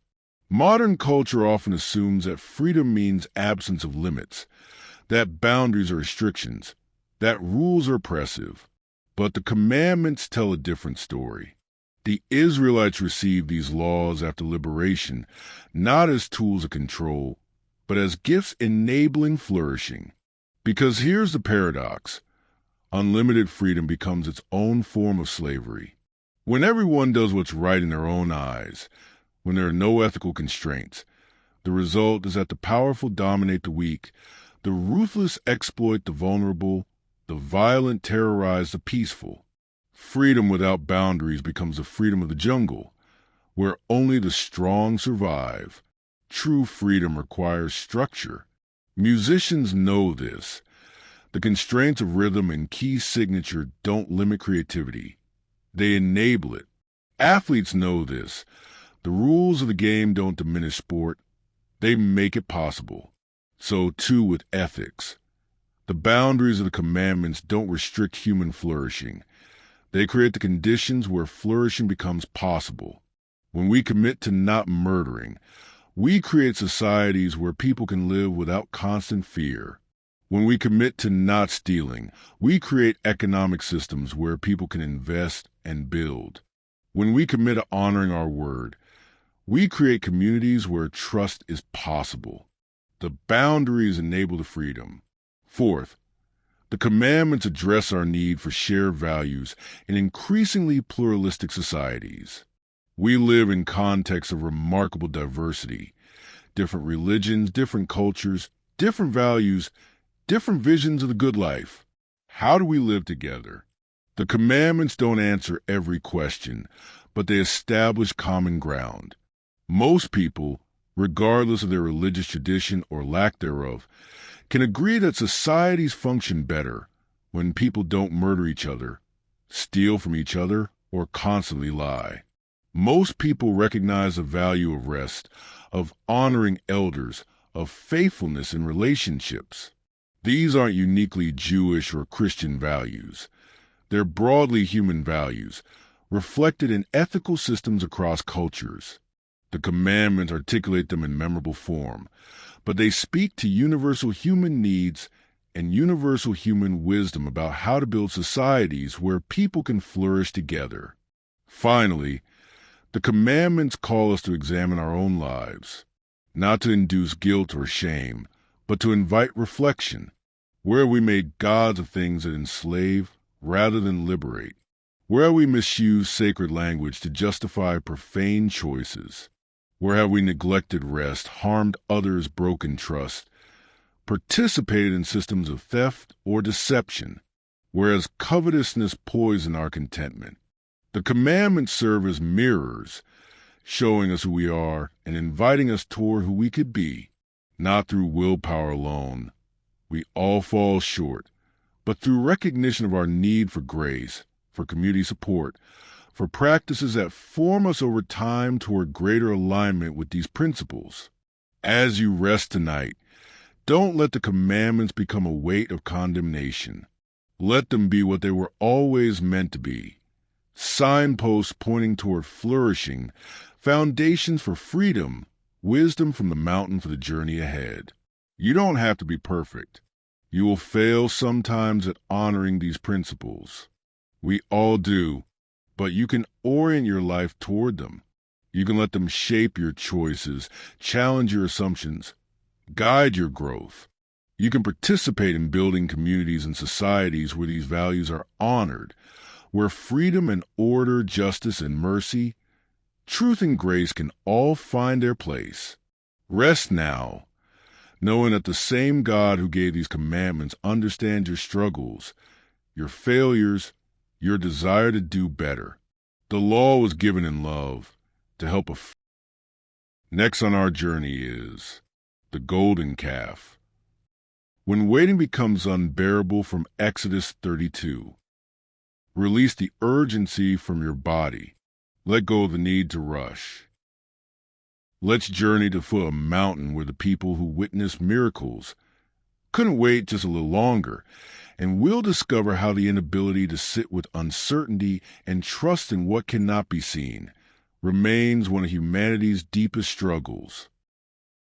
Moses had been gone for 40 days.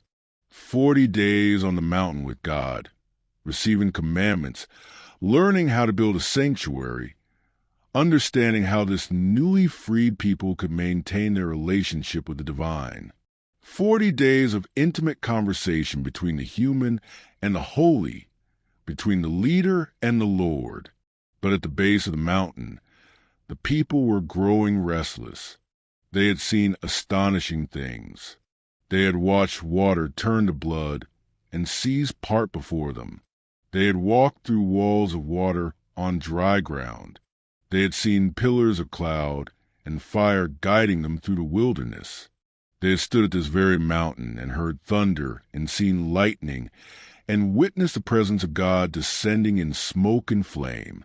But now Moses was gone, and 40 days is a long time to wait when you're uncertain and afraid. Try to feel what they were feeling.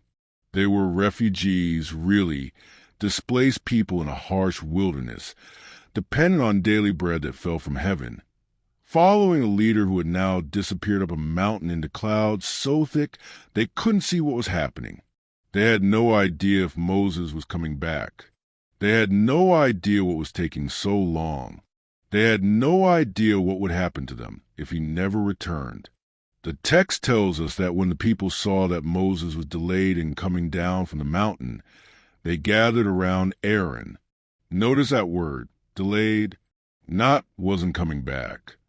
Just delayed, but in their anxiety. Delay felt like abandonment. Waiting felt unbearable. Uncertainty became intolerable. Come, they said to Aaron, make us gods who will go before us. As for this fellow Moses who brought us up out of Egypt, we don't know what has happened to him. Hear the dismissiveness in their words. This fellow Moses, not our leader Moses, or faithful Moses, or Moses who led us through the sea. Instead, they say, this fellow, their respect evaporated as quickly as their patience, and their theology shifted just as fast. They wanted gods, plural, visible, immediate, to replace the invisible God who had rescued them but now seemed absent. Aaron, Moses' brother, the one left in charge, the high priest who should have known better, didn't resist. He didn't say, wait, let's trust a little longer. He didn't say, remember everything God has done for us.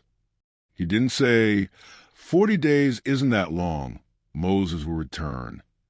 Instead, Aaron gave in immediately to their anxiety. Take off the gold earrings that your wives, your sons, and your daughters are wearing, and bring them to me. The people complied eagerly, bringing their gold, perhaps the very gold they had received from the Egyptians on their way out of slavery, the wealth that symbolized their liberation, and Aaron took it and fashioned it into an idol cast in the shape of a calf, a golden calf, young, vital, powerful, the kind of God they had seen in Egypt, where bulls represented strength and fertility, a God they could see, a God that didn't demand they wait, a God that was there, tangible, immediate, satisfying their need for certainty right now. These are your gods, Israel, who brought you up out of Egypt, the people declared. Let that sink in for a moment. They were attributing their liberation to a statue they had just made. A golden calf they had created minutes ago was suddenly responsible for parting the Red Sea, for defeating Pharaoh's army, for bringing them to this mountain.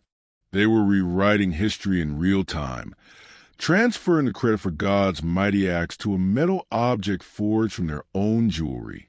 This is what happens when we can't sit with uncertainty, when waiting becomes unbearable, when we need something, anything, to fill the void of not knowing. We create gods. We construct certainties. We build idols that give us the illusion of control, of understanding, of having something solid to hold on to. Aaron built an altar before the calf and announced, tomorrow there will be a festival to the Lord. Notice the confusion here. They were trying to worship the Lord through this idol, to somehow merge the God who had forbidden images with the golden calf they had just created. They wanted it both ways. the god of liberation, and the tangible idol of immediate gratification. The next day, they rose early and brought burnt offerings and fellowship offerings. They sat down to eat and drink and got up to indulge in revelry. The Hebrew word suggests wild celebration, perhaps with sexual overtones, the kind of worship associated with fertility cults, where religious devotion merged with physical pleasure, where spiritual practice became an excuse for indulgence. Meanwhile, up on the mountain, God said to Moses, "Go down, because your people, whom you brought up out of Egypt, have become corrupt." Notice the shift. Your people, God was distancing from them, handing them back to Moses. They have been quick to turn away from what I commanded them. They have made themselves an idol cast in the shape of a calf. They have bowed down to it and sacrificed to it. Quick, that's the word that stings. They couldn't wait 40 days. They couldn't maintain their commitment for 6 weeks. They saw miracles, and within a month and a half had completely forgotten them, had replaced a God who saved them with a statue they made themselves. God's assessment was devastating. I have seen these people, and they are a stiff-necked people. Now leave me alone so that my anger may burn against them and that I may destroy them. But Moses interceded. He pleaded with God on behalf of the people. He reminded God of the promises made to Abraham, Isaac, and Jacob. He argued that destroying them would dishonor God's reputation among the nations. And the text tells us that the Lord relented and did not bring on his people the disaster he had threatened. Moses came down the mountain carrying the 2 tablets of the covenant law, inscribed by the finger of God himself. Joshua, who had been waiting part way up the mountain, heard the noise in the camp and said, "There's the sound of war in the camp." But Moses recognized it for what it was. It is not the sound of victory. It is not the sound of defeat. It is the sound of singing that I hear. When Moses approached the camp and saw the calf and the dancing, his anger burned. He threw down the tablets, shattering them at the foot of the mountain, a symbolic representation of how the people had shattered the covenant almost as soon as it was given. He took the calf, burned it in the fire, ground it to powder, scattered it on the water, and made the Israelites drink it. It's a harsh image, but a profound one. He was making them literally consume their idol, to take into their bodies the God they had made, to experience its emptiness, its inability to satisfy, its ultimate worthlessness. The thing they thought would fill their need became bitter in their mouths. Moses confronted Aaron. "What did these people do to you, that you led them into such great sin?" And Aaron's response is almost comical in its evasiveness. "Do not be angry, my Lord. You know how prone these people are to evil. They said to me, 'Make us gods who will go before us.' So I told them, 'Whoever has any gold jewelry, take it off.' Then they gave me the gold, and I threw into the fire, and out came this calf. Out came this calf, as if it happened by magic, as if he bore no responsibility, as if the idol simply materialized on its own. Aaron couldn't even own what he had done. He blamed the people, blamed the gold, blamed everything except his own failure of leadership and courage. The consequences were severe. 3,000 people died that day. The camp was purified, but at a terrible cost. The people who couldn't wait 40 days paid for their impatience, their idolatry, their quick abandonment of the God who had rescued them. But here's what's remarkable. The story didn't end with destruction. Moses went back up the mountain. God gave him new tablets. The covenant was renewed. The people were forgiven. They moved forward. Carry with them the painful memory of what happens when you can't sit with uncertainty, when you replace the invisible God with visible idols, when you prioritize immediate gratification over faithful waiting. So what does this ancient story of the golden calf say to us today? First, it speaks powerfully about idol worship in its modern forms. We might not melt down our jewelry to make golden calves, but we absolutely create idols, things we turn for security, meaning, and satisfaction when God seems absent or slow to act. When life feels uncertain and God feels distant, what do you turn to? For some, it's the idol of control, frantically try to manage every variable, to eliminate all uncertainty, to make sure nothing can go wrong. For others, it's the idol of work, burying yourself in productivity, achievement, busyness, anything to avoid sitting with the anxiety of not knowing. For some, it's the idol of pleasure, streaming services, food, alcohol, drugs, sex, shopping, whatever can provide immediate satisfaction and distract from discomfort waiting. For others, it's the idol of relationship, expecting a romantic partner, a friend, or even children to fill the God-shaped void, to provide the security and meaning that only the divine can truly offer. For some, it's the idol of certainty itself, political ideologies, religious systems, scientific materialism, conspiracy theories. Anything that promises to answer all the questions, to eliminate the need for faith, to give you something solid to hold on to when everything feels shaky. These modern golden calves can't save us. They can't part seas or sustain us in wilderness. They might offer temporary relief from our anxiety, momentary distraction from our uncertainty, but ultimately they're empty. And like the Israelites, we might find ourselves having consumed our idols to experience their bitterness, to face their inability to deliver what they promised.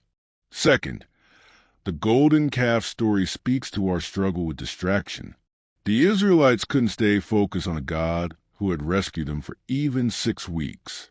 They were distracted by their discomfort, their uncertainty, their need for something immediate and tangible. We live in the age of distraction.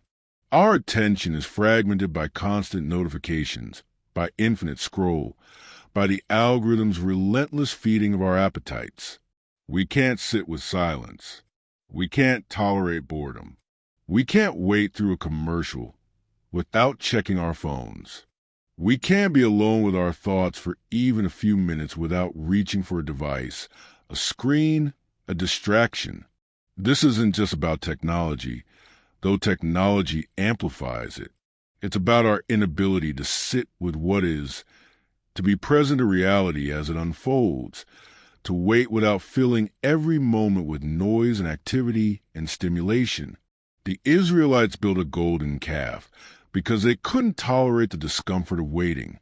We build digital golden calves, social media, streaming services, online shopping, endless content consumption for the same reason. What would it mean to resist this? To sit with uncertainty instead of immediately reaching for a distraction? To wait with God in the not knowing instead of constructing false certainties? To be present to the moment, even when the moment is uncomfortable, even when we don't know what's coming next. Third, this story addresses our addiction to instant gratification. The Israelites wanted a God now. Not tomorrow, not next week, not when Moses returned, now. They wanted immediate satisfaction of their need for security, for certainty, for something to worship. We live in an instant gratification culture. Same-day delivery, instant messages, on-demand entertainment, fast food, quick fixes, life hacks. We're trained to expect that our desires should be satisfied immediately. That waiting is antiquated. That patience is for people without better options. But the deepest and most important things in life require waiting. Healing takes time. Growth takes time. Building character takes time. Developing wisdom takes time. Creating meaningful relationships takes time. Becoming who you're meant to be takes time. You cannot Amazon Prime your way to spiritual maturity or instant download your way to peace. The Israelites' golden calf represents a human temptation to shortcut the process, to get what we want now rather than waiting for what we actually need. But the shortcut always disappoints. The instant gratification never truly satisfies. The quick fix doesn't address the deeper issue. And we find ourselves, like the Israelites, having to consume our idols and taste their bitterness. Fourth, the story speaks to the danger of losing focus. The Israelites had a clear vision. They were journeying to the promised land, following the God who had liberated them, becoming a people defined by covenant relationship. But the moment things got uncomfortable, the moment Moses was gone for a while, they lost focus completely. They forgot where they were going, who they were following, what their story was about. How easy we do the same.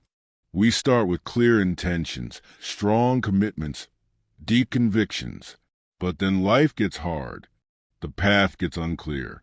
The waiting gets long, and we lose focus. We forget what we're about. We let our anxiety dictate our actions. We make choices that contradict everything we say we believe.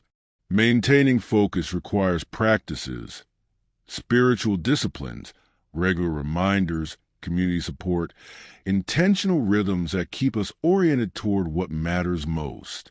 The Israelites didn't have those practices yet. They were new to freedom, new to following God, and they hadn't developed the disciplines that would sustain them through uncertainty. We need those practices. We need prayer, meditation, Sabbath rest, not as religious obligations, but as tools that help us stay focused when everything is swirling, that anchor us when we're tempted to drift, that remind us who we are and whose we are when we're prone to forget. Fifth, this story reveals something about leadership and courage. Aaron's failure was catastrophic. He was a leader in Moses' absence. The people came to him in their anxiety, and instead of helping them wait well, he enabled their worst impulses. Instead of calling them to patience, he gave them an idol. Instead of reminding them of God's faithfulness, he participated in their forgetting. We see this pattern repeated in leaders across every domain: political, religious, corporate, familial. When people are anxious and demanding immediate relief, leaders face a choice: to have the courage to say, wait, trust, remember, or to cave into pressure and give people what they want rather than what they need. True leadership sometimes means helping people wait. It means managing their anxiety without eliminating it through false solutions. It means pointing them back to what's true and good, even when that's uncomfortable. It means having the courage to resist the crowd's demand for golden calves, even when resistance makes you unpopular, even when giving them what they want would be easier, even when you yourself feel the temptation to seek immediate relief. Finally, despite the severity of the golden calf incident, the story ultimately speaks to the possibility of redemption. The covenant was broken, but it was also renewed. The people failed catastrophically, but they weren't abandoned. Moses smashed the tablets, but God provided new ones. There were consequences for sin, but there was also forgiveness and a path forward. This is a hope woven through even the darkest biblical stories. Failure isn't final. When we build our golden calves, when we turn to idols in our anxiety, when we lose focus in our discomfort, when we seek instant gratification instead of faithful waiting, we can return. We can repent. We can receive new tablets, renewed covenant, another chance. God knows we're prone to make golden calves. God knows we struggle to wait, to sit with uncertainty, to resist distraction, to maintain focus. And while there are always consequences for our choices, there's also always grace for our failures. As you rest tonight, consider, what golden calves are you tempted to build? When life feels uncertain and God feels absent, Where do you turn for immediate relief? What idols promise to satisfy your need for security, for control, for meaning? And consider, too, where are you being called to wait? What discomfort are you being invited to sit with rather than immediately escaping? What uncertainty might actually be fertile ground for growth if you could resist the temptation to fill it with false certainties? Waiting is hard. Uncertainty is uncomfortable. The invisible God can feel impossibly distant when you're anxious and afraid. But the golden calves, whatever form they take in your life, cannot save you. They cannot part your seas. They cannot sustain you in your wilderness. They will only leave you thirsty, having consumed something that promised satisfaction but delivered emptiness. Rest now, releasing your grip on control, on certainty, on the need for immediate relief. Trust that God has not abandoned you, even when it feels that way. Trust that the waiting has purpose, even when you can't see it. Trust that patience will be rewarded with something far better than any golden calf could ever provide. Breathe deeply. Let go of your idols, and sleep knowing that tomorrow you can choose faithfulness over fear, patient trust over instant gratification, the invisible God over visible substitutes. Moses came down from the mountain. God remained faithful despite the people's failure. The covenant was renewed, and your story, too, can be a story of redemption rather than destruction. Be still, be patient. We now turn to David and Goliath. When giants stand in your way from 1 Samuel 17, let your body sink into rest. Release the battles you've been fighting. Tonight, we stand in an ancient valley where armies face each other, and one young shepherd changed everything. And we'll discover that the giant in our lives, though terrifying, are not invincible, and that courage doesn't require being the biggest or the strongest or the most qualified.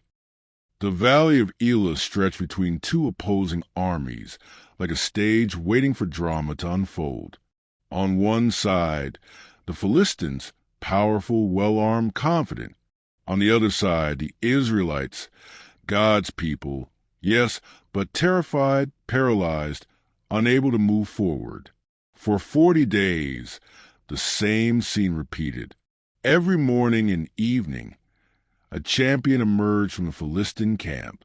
His name was Goliath, and he was a giant of a man, over 9 feet tall, a mountain of muscle and armor. His coat of scale armor weighed 125 pounds. The iron point of his spear weighed 15 pounds. He was accompanied by a shield-bearer who walked before him, and when he spoke, his voice echoed across the valley like thunder. Choose a man and have him come down to me. Goliath would shout to the Israelite army, if he is able to fight and kill me, we will become your subjects. But if I overcome him and kill him, you will become our subjects and serve us. Day after day, this challenge. Day after day, no one answered. The entire Israelite army, thousands of soldiers, trained warriors, men who had fought battles and survived, they all cowered in their tents. King Saul, who stood head and shoulders above everyone else in Israel, who should have been the natural champion, even he was terrified. Picture what this was like for those soldiers. Every morning, waking up to the same giant, the same impossible challenge, the same paralyzing fear. Every evening, going to sleep in shame, knowing they should do something but feeling utterly unable to act. The giant dominated their thoughts, their conversations, their sense of possibility. He had become more than a soldier. He was a symbol of everything that seemed too big to overcome, too powerful to defeat, too terrifying to face. Have you ever felt this way? Like there's a giant in your life, some overwhelming problem, some impossible challenge, some terrifying obstacle that shows up every day, taunting you, reminding you of your inadequacy, paralyze you with fear? Maybe it's a health diagnosis that feels insurmountable. Maybe it's a financial crisis that seems impossible to resolve. Maybe it's a relationship that's broken beyond repair.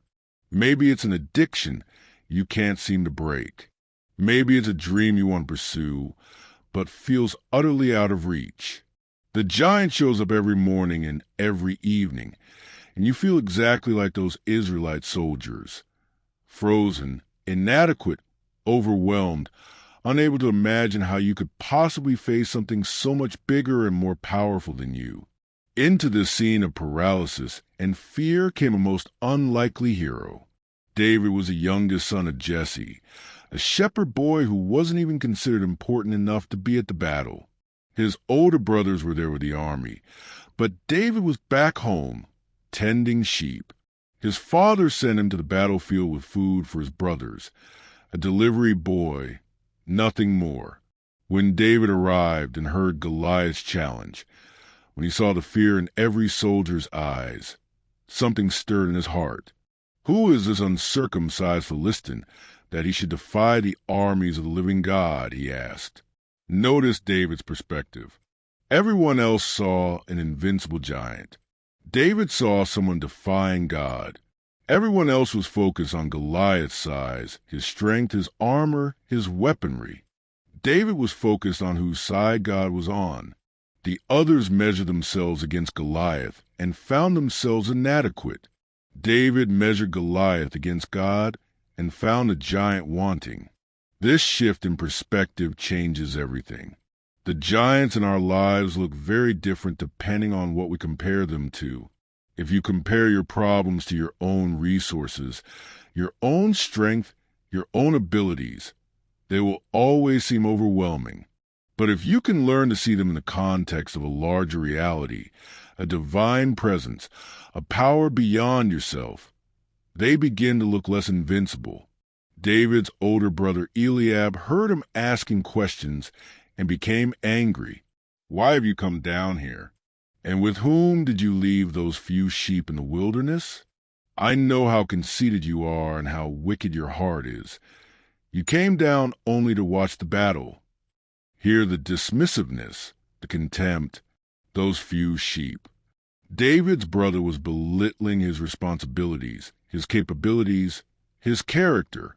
When you step up to face giants, expect that some people, even people close to you, will question your motives, doubt your abilities, try to keep you in your place. Eliab couldn't imagine his little brother doing anything significant, so he projected his own limitations onto David. But David wasn't deterred. Word of his questions reached King Saul, and David was brought before him.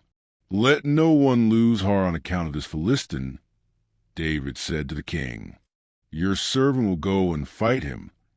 Saul's response was immediate and dismissive. You are not able to go out against this Philistine and fight him. You are only a young man, and he has been a warrior from his youth. You are not able. How many times have you heard those words? From others, from yourself. You're not qualified. You're not experienced enough. You're not strong enough. You're not educated enough. You're not connected enough. You're not enough, period. The giant is too big, and you are too small, and you are not able. But David had a story to tell, a story that prepared him for this very moment, even though he didn't know it at the time. Your servant has been keeping his father's sheep, he told Saul. When a lion or a bear came and carried off a sheep from the flock, I went after it, struck it, and rescued the sheep from its mouth. When it turned on me, I seized it by its hair, struck it, and killed it. Your servant has killed both the lion and the bear. This uncircumcised Philistine will be like one of them, because he has defied the armies of the living God.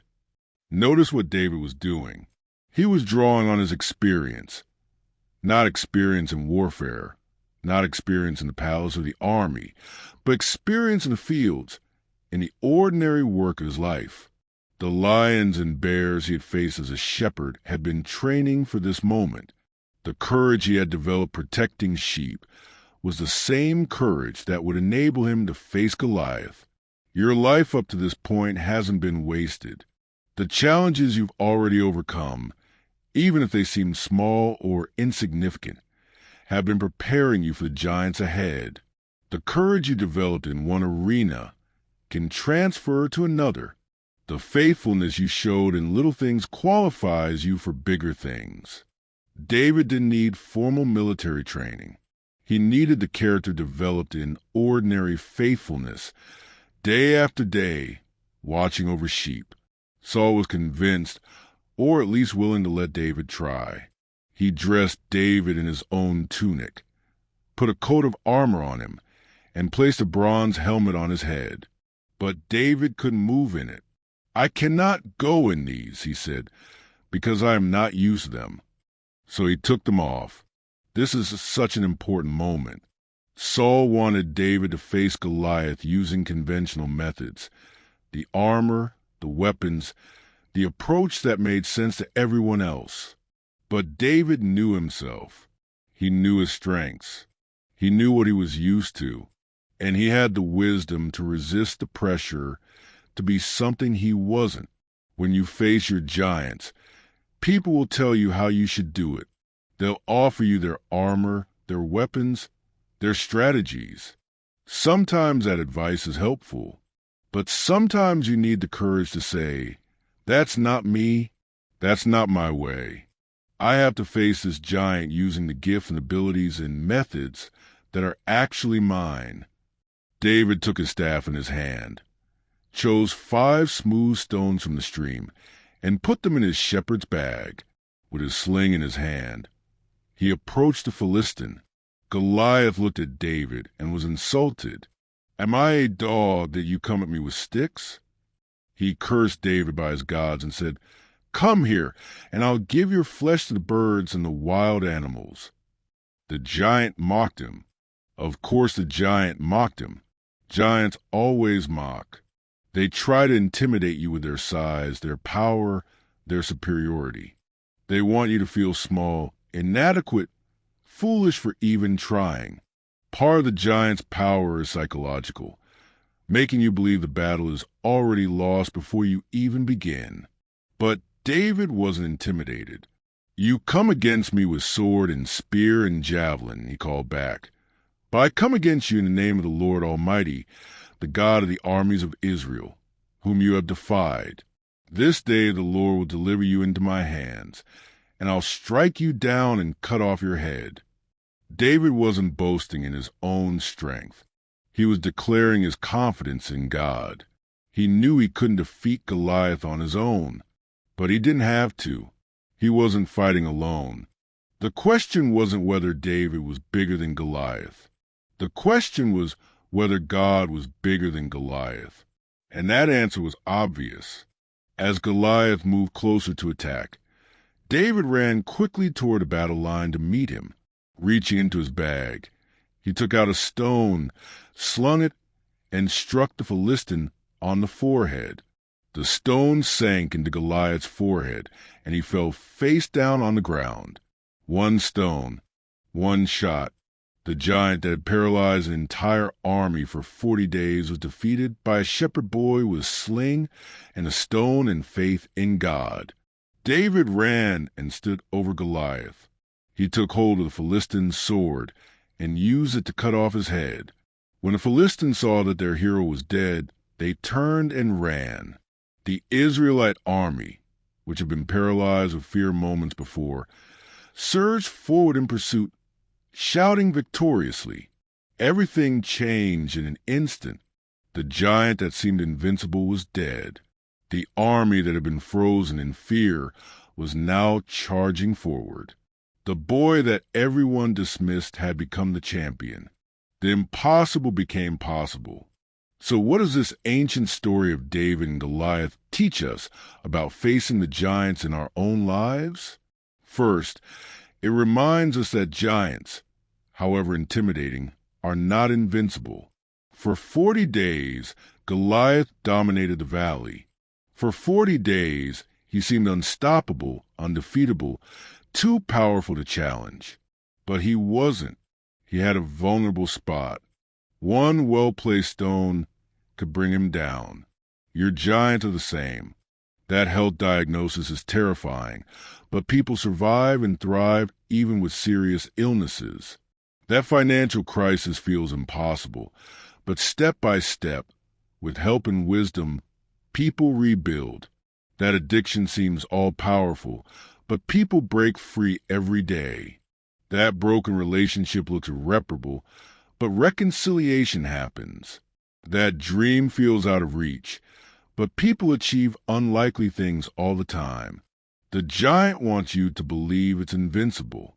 It wants to paralyze you with fear, to convince you that resistance is futile, that trying is pointless. But giants fall. They always have, and they always will. The question is, will you be the one with the courage to pick up the stone? Second, David's story speaks powerfully to underdogs everywhere. David had everything against him. He was young. He was inexperienced in warfare. He wasn't part of the army. He wasn't equipped with proper armor or weapons.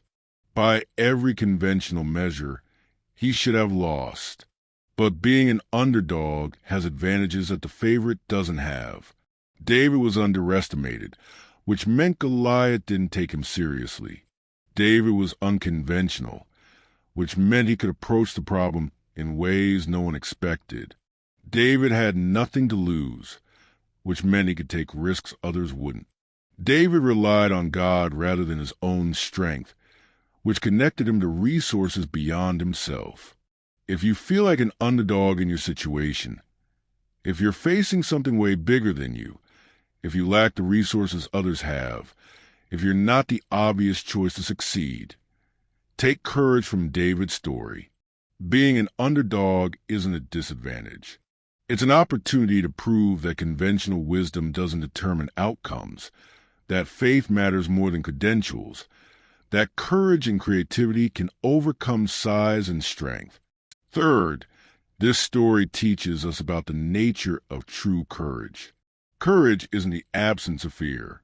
Every soldier in that army was afraid of Goliath, including, we can assume, David. The difference wasn't that David felt no fear. The difference was that David acted despite his fear. Courage is being afraid and moving forward anyway. Courage is acknowledging the size of the giant and choosing to face it regardless. Courage is feeling inadequate and stepping up anyway. Courage is not about feeling brave. It's about behaving bravely even when you don't feel brave at all. You don't have to wait until you feel confident to face your giants. You don't have to wait until you're no longer afraid.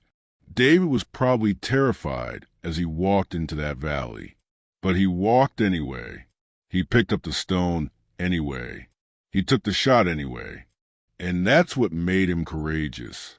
Fourth, David's story reveals the importance of preparation meeting opportunity.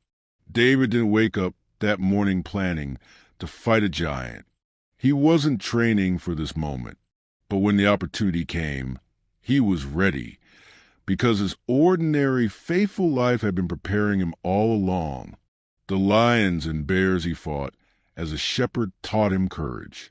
The hours with his sling taught him accuracy. The solitary time in the fields taught him to commune with God. The responsibility of caring for sheep taught him about protecting the vulnerable. All of it mattered. All of it prepared him. Your life is preparing you right now for opportunities you don't yet see. The challenges you're facing, the skills you're developing, the character being forged in you through ordinary faithfulness. All of it matters. You're being prepared for your Goliath moment, even if you don't know it yet. When the giant appears, you'll discover that you're more ready than you realized.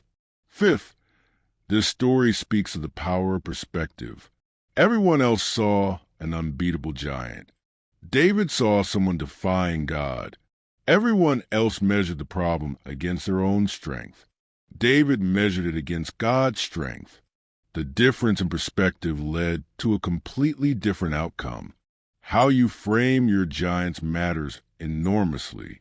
If you see them as bigger than you, and they probably are, they'll paralyze you. But if you can learn to see them in the context of a larger reality, a divine presence, a power beyond yourself, they become less intimidating. The question isn't, am I big enough to handle this? The question is God big enough? And that changes everything. Finally, David's victory reminds us that giants, once defeated, lose their power over everyone. When David killed Goliath, the entire Philistine army fled. When you face your giant, when you take that courageous step, when you confront that fear, when you tackle that impossible problem, you don't just change your own life. You inspire others. You show them that giants can be defeated. You give them courage to face their own battles. Your courage ripples outward. When people see you facing your giant, they begin to believe they can face theirs. When they watch you take that first step despite your fear, they find strength to take their own first steps. Your victory becomes a testimony that inspires, a story that encourages, a proof that the impossible is possible. As you rest tonight, think about the giants in your life. What seems too big to overcome? What challenge has paralyzed you with fear? What problem shows up every morning and every evening, taunting you, reminding you of your inadequacy? And then ask yourself, what if this giant isn't invincible? What if my ordinary life has been preparing me for exactly this moment? What if the stone in my hand, the gifts I have, the experiences I've lived, the character I've developed, is exactly what's needed? What if courage isn't feeling brave but acting despite fear? What if I don't have to be the biggest or the strongest or the most qualified? What if faith in something greater than myself is enough? You might be an underdog. You might feel completely inadequate. You might be terrified. But so was David, and he picked up the stone anyway. He walked into the valley anyway. He faced the giant anyway. Rest now, releasing your fear of the giants. Trust that you're more prepared than you realize, that you're not facing this alone, that courage is available to you even when you feel afraid. The giant is big, yes, but it is not invincible. Breathe deeply. Feel the stone in your hand, your unique gifts, your lived experiences, your developing courage, and sleep knowing that tomorrow you might be called to walk into your valley, to face your giant, to take your shot. Giants fall, underdogs win. Courage emerges in unlikely people, and the God who was with David is with you too. Be still, be brave. This now brings us to Elijah's burnout. When the prophet needed rest badly, 1 Kings 19. Let your shoulders drop. Release the weight you've been carrying. Tonight, we journey into the wilderness with a prophet who would do no more, who wanted nothing but escape. And we will discover that even the most faithful, most powerful, most devoted among us reach the end of ourselves, and that God meets us there with tenderness, not judgment. Elijah had just experienced the greatest triumph of his life. On Mount Carmel, in front of all Israel, he had challenged 450 prophets of Baal to a contest. They called on their God from morning till noon, then till evening, dancing around their altar, cutting themselves, crying out desperately. Nothing happened. No answer, no fire, no response. Then Elijah stepped forward. He rebuilt the altar of the Lord that had been torn down. He arranged the wood, cut the bull into pieces, and laid it on the wood. Then he did something astonishing. He had them drench the sacrifice with water, 4 large jars 3 times, until water ran down and filled the trench around the altar.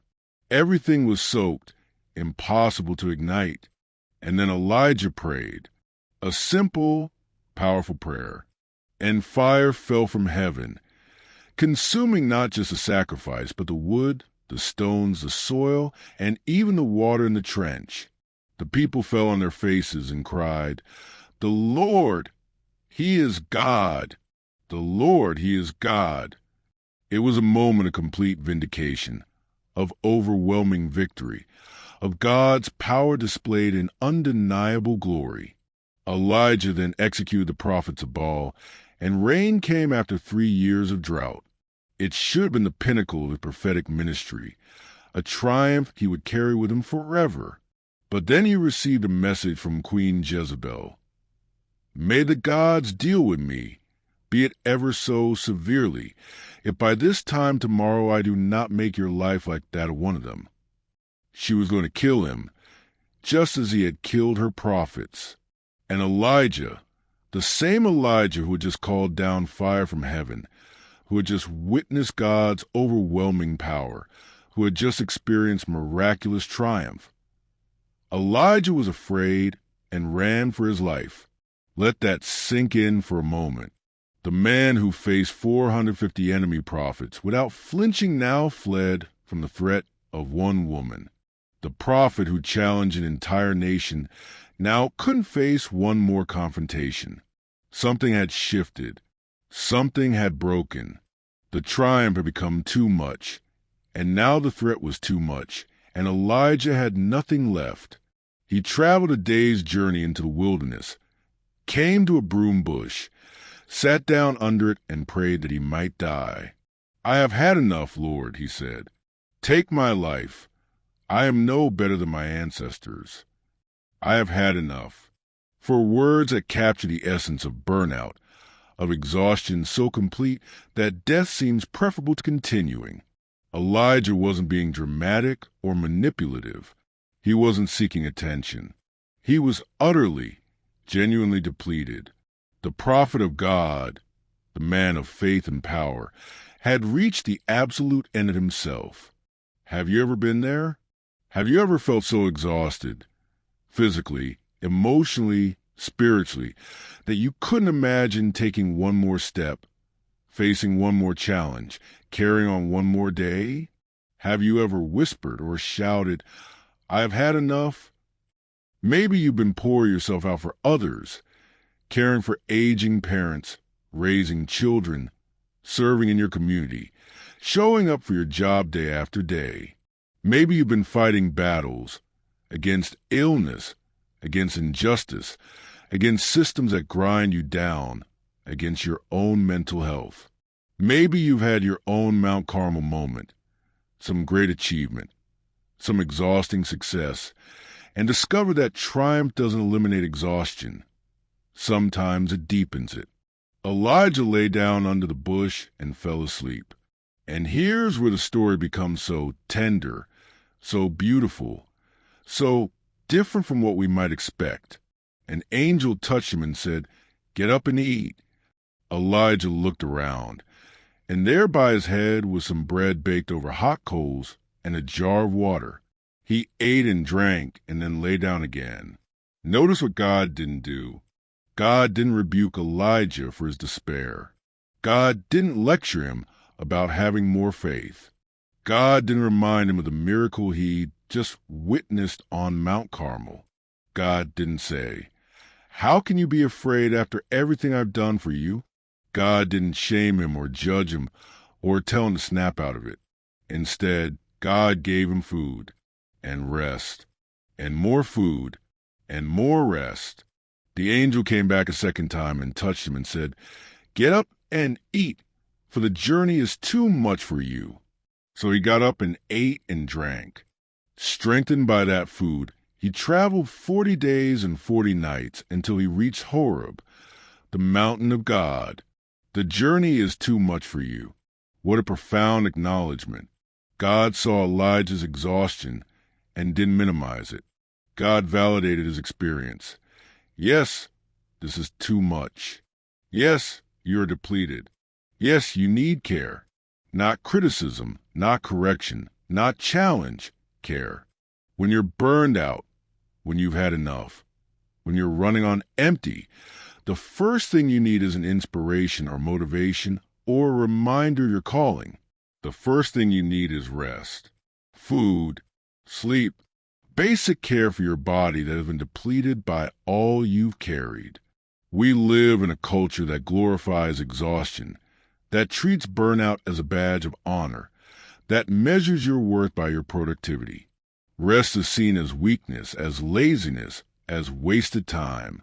We push through, power through, keep going no matter what, and we wonder why we end up under the broom bush, praying for death, unable to continue. Elijah's story gives us permission to stop, to rest, to acknowledge that the journey is too much, to receive care without shame, to eat the bread, drink the water, lie down again. This isn't failure. This is being human. After 40 days of traveling, strengthened by the food the angel provided, Elijah arrived at Mount Horeb, the same mountain where Moses had encountered God centuries before. He found it wasn't an accusation. It was an invitation to speak, to share, to unburden himself. And Elijah poured out his heart. I have been very zealous for the Lord God Almighty. The Israelites have rejected your covenant, torn down your altars, and put your prophets to death with the sword. I am the only one left, and now they are trying to kill me too. Listen to what Elijah was saying beneath his words. I've worked so hard. I've given everything. I've been faithful when others weren't. And what do I have to show for it? Nothing has really changed. The people still reject you. I'm still alone. And now I'm going to die anyway. What was the point of any of it? This is the voice of burnout. The sense that all your effort was futile, that nothing you did mattered, that you sacrificed yourself for nothing. Burnout isn't just physical exhaustion. It's a spiritual depletion that comes from feeling like your work has no meaning, no impact, no purpose. Maybe you felt this. Maybe you've poured yourself into a relationship that still failed. Maybe you worked tirelessly at a job that doesn't appreciate you. Maybe you've fought for a cause that seems to make no progress. Maybe you've raised children who've walked away. Maybe you've tried to help someone who rejected your help. Maybe you've been faithful when it would have been easier not to be, and now you're wondering if any of it mattered at all. God's response to Elijah's despair wasn't to argue with him or correct his theology. Instead, God said, "Go out and stand on a mountain in the presence of the Lord, for the Lord is about to pass by." Then a great and powerful wind tore the mountains apart and shattered the rocks before the Lord. But the Lord was not in the wind. After the wind, there was an earthquake. But the Lord was not in the earthquake. After the earthquake came a fire. But the Lord was not in the fire. Wind, earthquake, fire. These were the dramatic displays of power that Elijah was used to. These were the kind of interventions he'd experienced before. The fire from heaven on Mount Carmel, the dramatic confrontations, the overwhelming demonstrations of divine might. If God was going to show up, surely it would be in the spectacular, the powerful, the unmistakable. But God wasn't in the wind. God wasn't in the earthquake. God wasn't in the fire. And after the fire came a gentle whisper, a still, small voice, a sound of sheer silence, depending on how you translate the Hebrew. Something quiet, soft, barely perceptible. And when Elijah heard it, he pulled his cloak over his face and went out and stood at the mouth of the cave. This is one of the most profound moments in all of Scripture. God revealed that divine presence isn't always, perhaps isn't even usually, and spectacular and dramatic. Sometimes, often, God is in the whisper, in the stillness, in the silence, in the gentle, quiet moments that require us to stop, to be still, to listen carefully. In our noisy world, this feels almost impossible. We're surrounded by constant sound, traffic, notifications, music, voices, screens always talking at us. We fill every silence with podcasts, with scrolling, with activity. We've forgotten how to be quiet, how to be still, how to listen for whispers. And yet this is where Elijah found God, not in the dramatic displays he expected, but in the gentle whisper he almost missed. After all the powerful interventions, after the fire from heaven and the defeat of the prophets, God showed up in the quietest possible way. What the God you're seeking, the peace you're desperate for, the direction you need. What's available right now in the whisper you can't hear because of all the noise? What if you need to turn down the volume of your life, to create space for silence, to stop long enough to listen? The voice asked again, "What are you doing here, Elijah?" And Elijah repeated his complaint, almost word for word. He was still in his pain, still in his despair, still feeling alone and depleted. The whisper hadn't magically fixed everything, but God received his lament again without judgment, without impatience. Then God gave Elijah new instructions. Anoint new kings, anoint a new prophet to succeed you. And by the way, I reserve 7,000 in Israel, all whose knees have not bowed down to Baal, and whose mouths have not kissed him. 7,000. Elijah thought he was the only one left, that he was completely alone in his faithfulness. But he wasn't. There were 7,000 others. He just couldn't see them. His burnout had distorted his perspective, made him feel isolated when he wasn't, convinced him that his work was futile when it wasn't. This is what burnout does. It distorts your perception. It makes you feel more alone than you are. It convinces you that nothing matters, that your efforts are pointless, that you're the only one still trying. But the distortion isn't reality. There are others. Your work does matter. You're not as alone as you feel. God also told Elijah to anoint Elisha as a successor. The work would continue, yes. But Elijah wouldn't have to carry it all alone anymore. He would have help. He would have a partner. He could pass the mantle, share the burden, know that the mission was bigger than just him. Sometimes the answer to burnout isn't to push harder or have more faith or recommit yourself to the same exhausting patterns. Sometimes the answer is to share the load, to ask for help, to recognize that you were never meant to carry it all alone. So what does Elijah's story teach us about anxiety, exhaustion, mental health, and finding peace in the noise?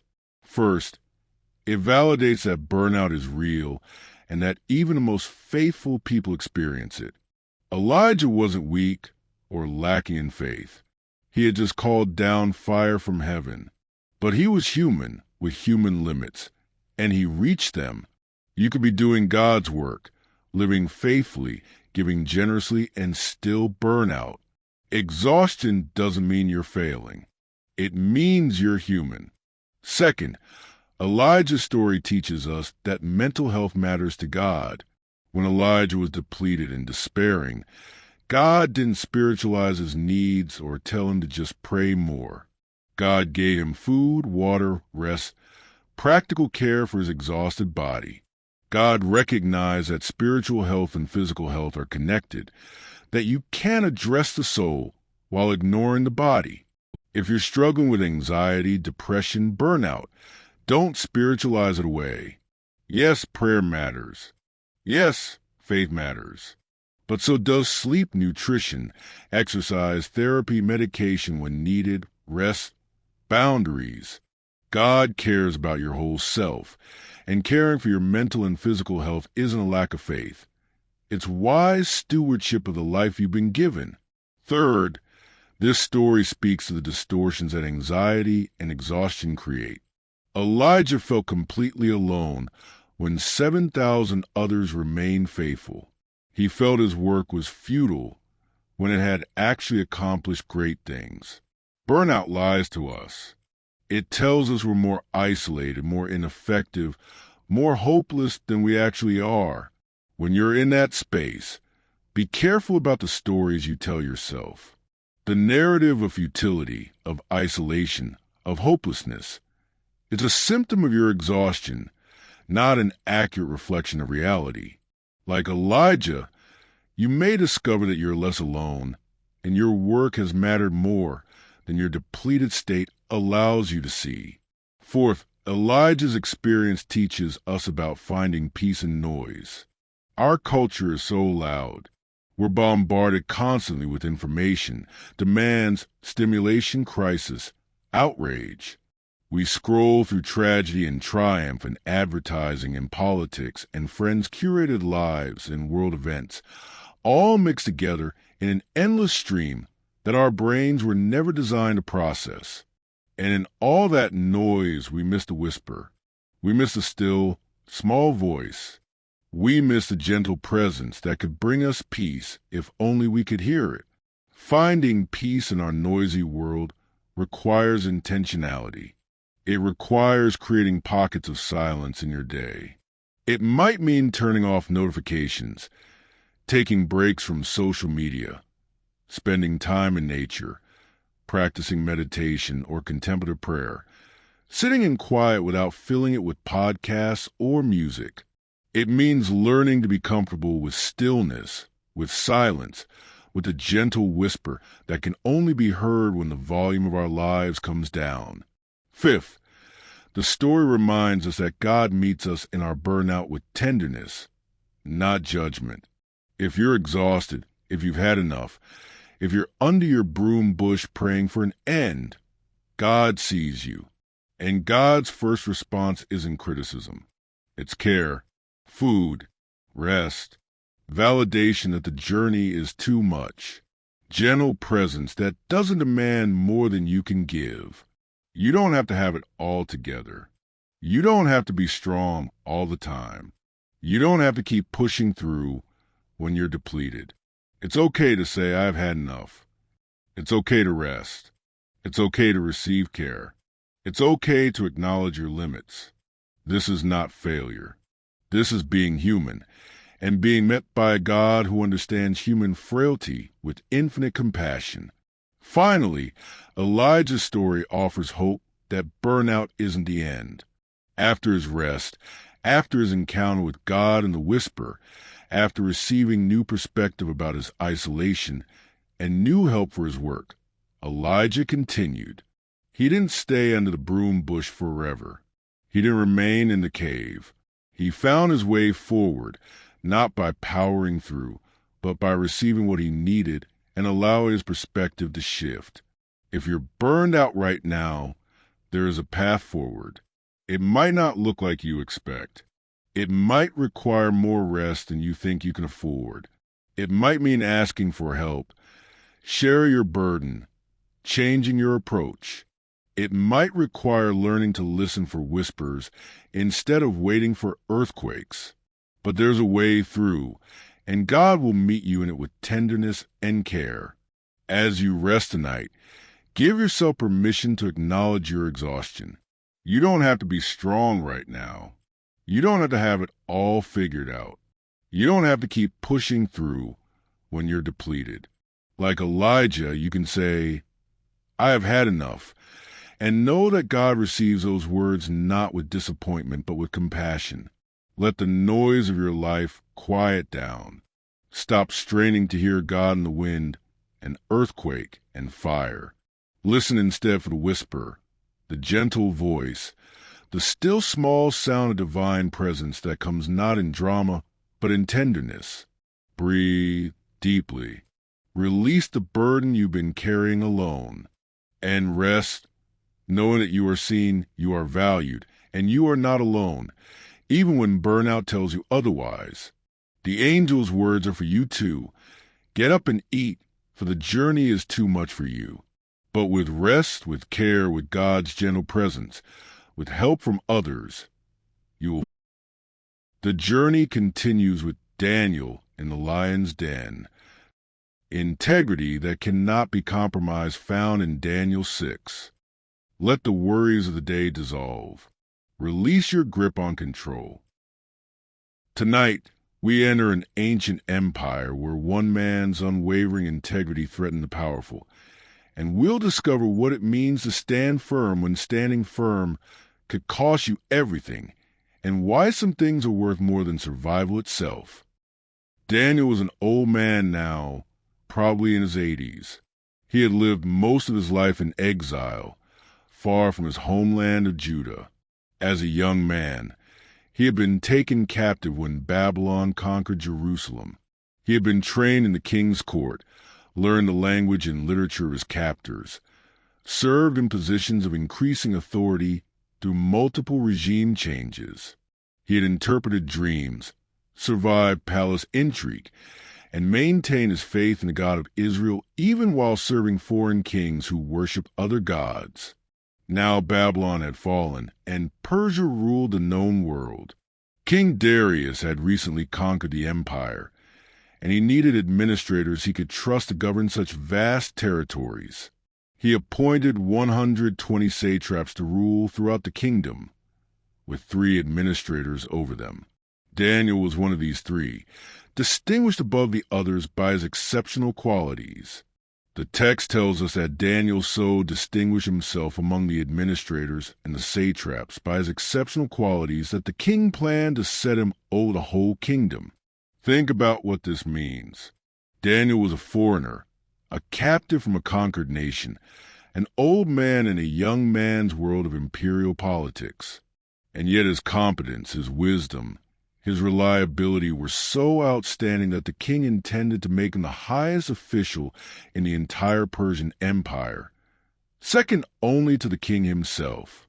This should be a moment of celebration, of honor, of recognition for a life well lived. But success often breeds resentment, especially when that success belongs to someone the powerful believe shouldn't have it. The other administrators and satraps began looking for grounds to bring charges against Daniel in his conduct of government affairs. They scrutinized his work, searched for corruption, looked for any mistake or negligence they could exploit. They wanted to destroy him, to eliminate the threat he posed to their own positions and ambitions. But they couldn't find anything. No corruption, no negligence, no scandals. The text says they could find no corruption in him because he was trustworthy and neither corrupt nor negligent. Think about how rare this is. They were actively looking for dirt, searching for weaknesses, investigating every aspect of his work, and they found nothing. Daniel's integrity was so complete, so consistent, that even his enemies couldn't find a legitimate charge against him. In our modern world of political scandals, corporate corruption, exposed hypocrisy, this kind of integrity feels almost impossible.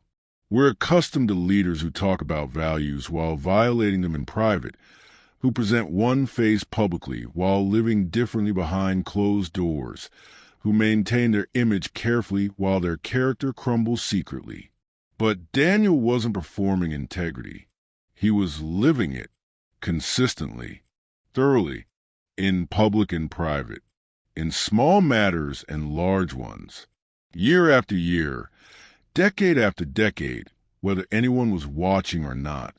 This wasn't about appearance management. This was about a life built on an unshakable foundation.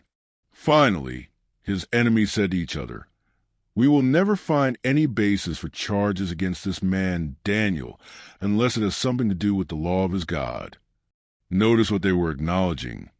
Daniel's faithfulness to God was so consistent, so unwavering, so visible that it was the only potential vulnerability they could exploit. His integrity in government affairs was unassailable, but perhaps his integrity to his faith could be turned against him. So they crafted a trap. They went as a group to King Darius and said, "May King Darius live forever." The royal administrators, prefects, satraps, advisors, and governors have all agreed that the king should issue an edict and enforce the decree that anyone who prays to any god or human being during the next 30 days, except to you, your majesty, shall be thrown into the lion's den. This was flattery disguised as administration. They were appealing to the king's ego. You should be the only object of worship, the only recipient of prayers, supreme above even the gods. And they were lying about the consensus, claiming that all the administrators agreed, when Daniel, the most distinguished administrator, clearly hadn't been consulted. King Darius, flattered and deceived, issued the decree and put it in writing so that it could not be altered in accordance with the law of the Medes and Persians, which could not be repealed. Once signed, even the king himself couldn't change it. The trap was set, and it was legally unbreakable. Now, Daniel faced an impossible choice. He could stop praying for 30 days, a reasonable compromise, really. Just a month. Pray silently. Pray in your heart. Pray when no one's watching. Surely God would understand. Surely survival was more important than the specific form of prayer. Surely wisdom meant being flexible, adapting to dangerous circumstances, living to fight another day. Or he could continue his practice and face certain death. Lions, hungry, powerful predators kept specifically for executing criminals. A horrifying death, torn apart by animals, consumed alive, all for sake of praying 3 times a day by an open window. The text tells us what Daniel did. Now, when Daniel learned that the decree had been published, he went home to his upstairs room where the windows opened toward Jerusalem. 3 times a day he got down on his knees and prayed, giving thanks to his God, just as he had done before. Just as he had done before. Daniel didn't make a show of his defiance. He didn't call a press conference to announce his resistance. He didn't organize a protest or write an editorial condemning the unjust law. He simply continued doing what he had always done, praying 3 times a day by his open window, facing Jerusalem, giving thanks. This is remarkable. Daniel could have prayed secretly. He could have closed his window. He could have been more discreet. But his practice of prayer wasn't something he was willing to hide or modify, even to save his life. This wasn't about making a political statement. This was about integrity, the integration of his inner life with his outer life, his private practice with his public identity, his professed faith with his actual behavior. How many of us, if our lives were threatened, would compromise? How many of us would rationalize that God values our survival more than our prayer practices, that wisdom means flexibility, that martyrdom is unnecessary when a small adjustment would preserve our lives? Daniel had every human reason to bend, to adapt, to survive, but he didn't, not because he wanted to die, but because some things matter more than survival. His enemies were watching, of course. That was the whole point of the trap. They found Daniel praying and asking God for help. They went immediately to the king. Did you not publish a decree that during the next 30 days anyone who prays to any god or human being except to you, your majesty, would be thrown into the lion's den? The king confirmed the decree, and then they sprang the trap. Daniel, who is one of the exiles from Judah, pays no attention to you, your majesty, or to the decree you put in writing. He still prays 3 times a day. When King Darius heard this, he was greatly distressed. He set his mind to rescue Daniel and made every effort until sundown to save him. But the officials reminded him, "Remember, your majesty, that according to the law of the Medes and Persians, no decree or edict that the king issues can be changed." The king was trapped by his own decree, manipulated by his own administrators, unable to save the man he valued most. This is the nature of government corruption. It uses the system itself as a weapon, turning laws and procedures into tools of destruction, exploiting the mechanisms of power to eliminate threats. So the king gave the order, and they brought Daniel and threw him into the lion's den. But notice what Darius said to him. "May your God, whom you serve continually, rescue you." Even the pagan king recognized Daniel's faithfulness, acknowledged his God, hope for divine intervention even while human intervention had failed. A stone was brought and placed over the mouth of the den, and the king sealed it with his own signet ring, and with the rings of his nobles, so that Daniel's situation might not be changed. Then the king returned to his palace and spent the night without eating and without any entertainment being brought to him, and he could not sleep. Picture that night. Daniel in the darkness with the lions, their breath hot, their presence terrifying, death seemingly moments away. The king in his palace, unable to eat, unable to sleep, tormented by what he'd been manipulated into doing.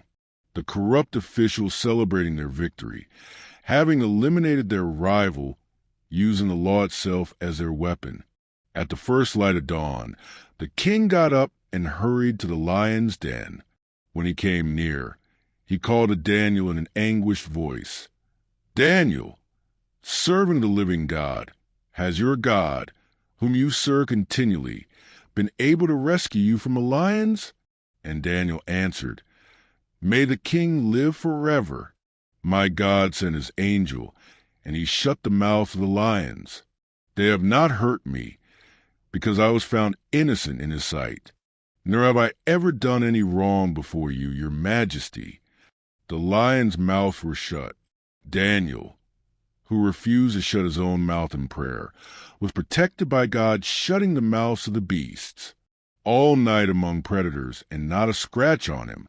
The integrity that put him in the den was vindicated by the God who met him there. The king was overjoyed and gave orders to lift Daniel out of the den.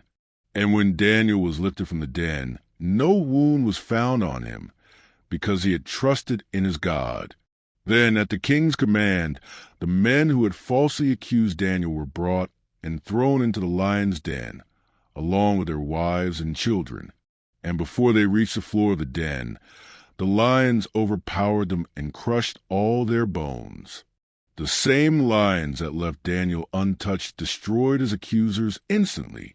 Their corruption, which they thought would destroy Daniel, destroyed them instead. King Darius then wrote to all the nations and peoples of every language, "I issue a decree that in every part of my kingdom people must fear and reverence the God of Daniel. For he is the living God, and he endures forever. His kingdom will not be destroyed. His dominion will never end. He rescues and he saves. He performs signs and wonders in the heavens and on the earth. He has rescued Daniel from the power of the lions." So Daniel prospered during the reign of Darius and the reign of Cyrus the Persian. His integrity, which his enemies tried to use against him, became the foundation of his continued success and the testimony to his God's faithfulness. What does this ancient story teach us about integrity, standing firm, and government corruption?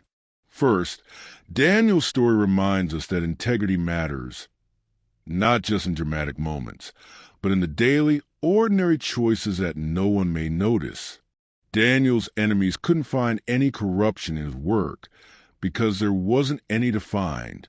He had been faithful in small things and large things, in matters that were scrutinized and matters that were hidden, year after year after year. Integrity isn't built in crisis moments. It's built in the thousands of small choices you make when no one is watching, when cutting corners would be easy, when everyone else is compromising. It's built in how you do your work, how you treat people, how you handle money, how you speak about others, how you keep your commitments. Daniel's integrity in the lion's den was possible because of his integrity in every ordinary day that preceded it. In our world where image management often matters more than character, where we curate public personas while living differently in private, where compromise is normalized and cutting corners is expected, Daniel challenges us to live integrated lives, to be the same person in private that we are in public, to maintain our values even when it's inconvenient, to do the right thing even when no one will know if we don't. Second, this story speaks powerfully about standing firm under pressure. Daniel faced enormous pressure to compromise, the threat of death, the decree of the king, the reasonable arguments for flexibility. But he stood firm, not with defiant rage, not with self-righteous proclamations, not with theatrical resistance, but with quiet, consistent faithfulness to his practice of prayer. Standing firm doesn't always mean loud confrontation. Sometimes it means simply continuing to do what you've always done, maintaining your practices and values even when doing so becomes dangerous. Daniel didn't change his prayer routine to be provocative. He didn't change it at all. He just kept being Daniel, kept being faithful, kept doing what integrity required. In our modern context, you might face pressure to compromise your values at work, to go along with practices you know are wrong, to stay silent about injustice, to participate in corruption because that's how things are done.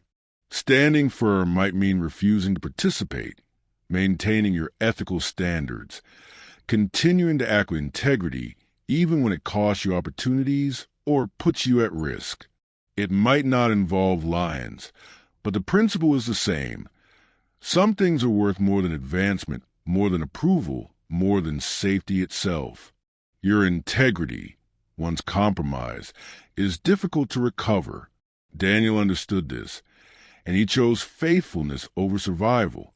Third, Daniel's story exposes the nature of government corruption. The corrupt officials didn't attack Daniel directly. They manipulated the system. They used the law itself as a weapon. They exploited the king's ego and the empire's legal mechanisms to eliminate someone they couldn't beat legitimately. This is how corruption often works. Not through obvious villainy, but through the manipulation of systems and processes. Using regulations to punish enemies. Exploiting legal procedures to achieve unjust ends. Weaponizing bureaucracy against those who threaten your power. It looks official, legal, proper, but it's deeply corrupt. We see this in our modern world constantly. Laws crafted not for justice, but to target specific groups. Regulations designed not to protect, but to punish.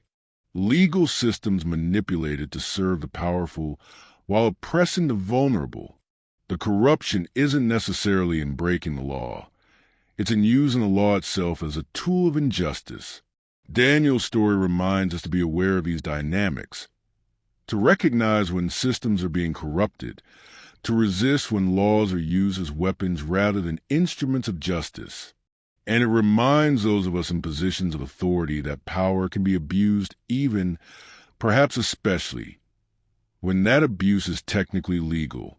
Fourth, this story speaks to the cost of integrity and the hope of vindication. Daniel's faithfulness led directly to the lion's den. His integrity didn't protect him from suffering.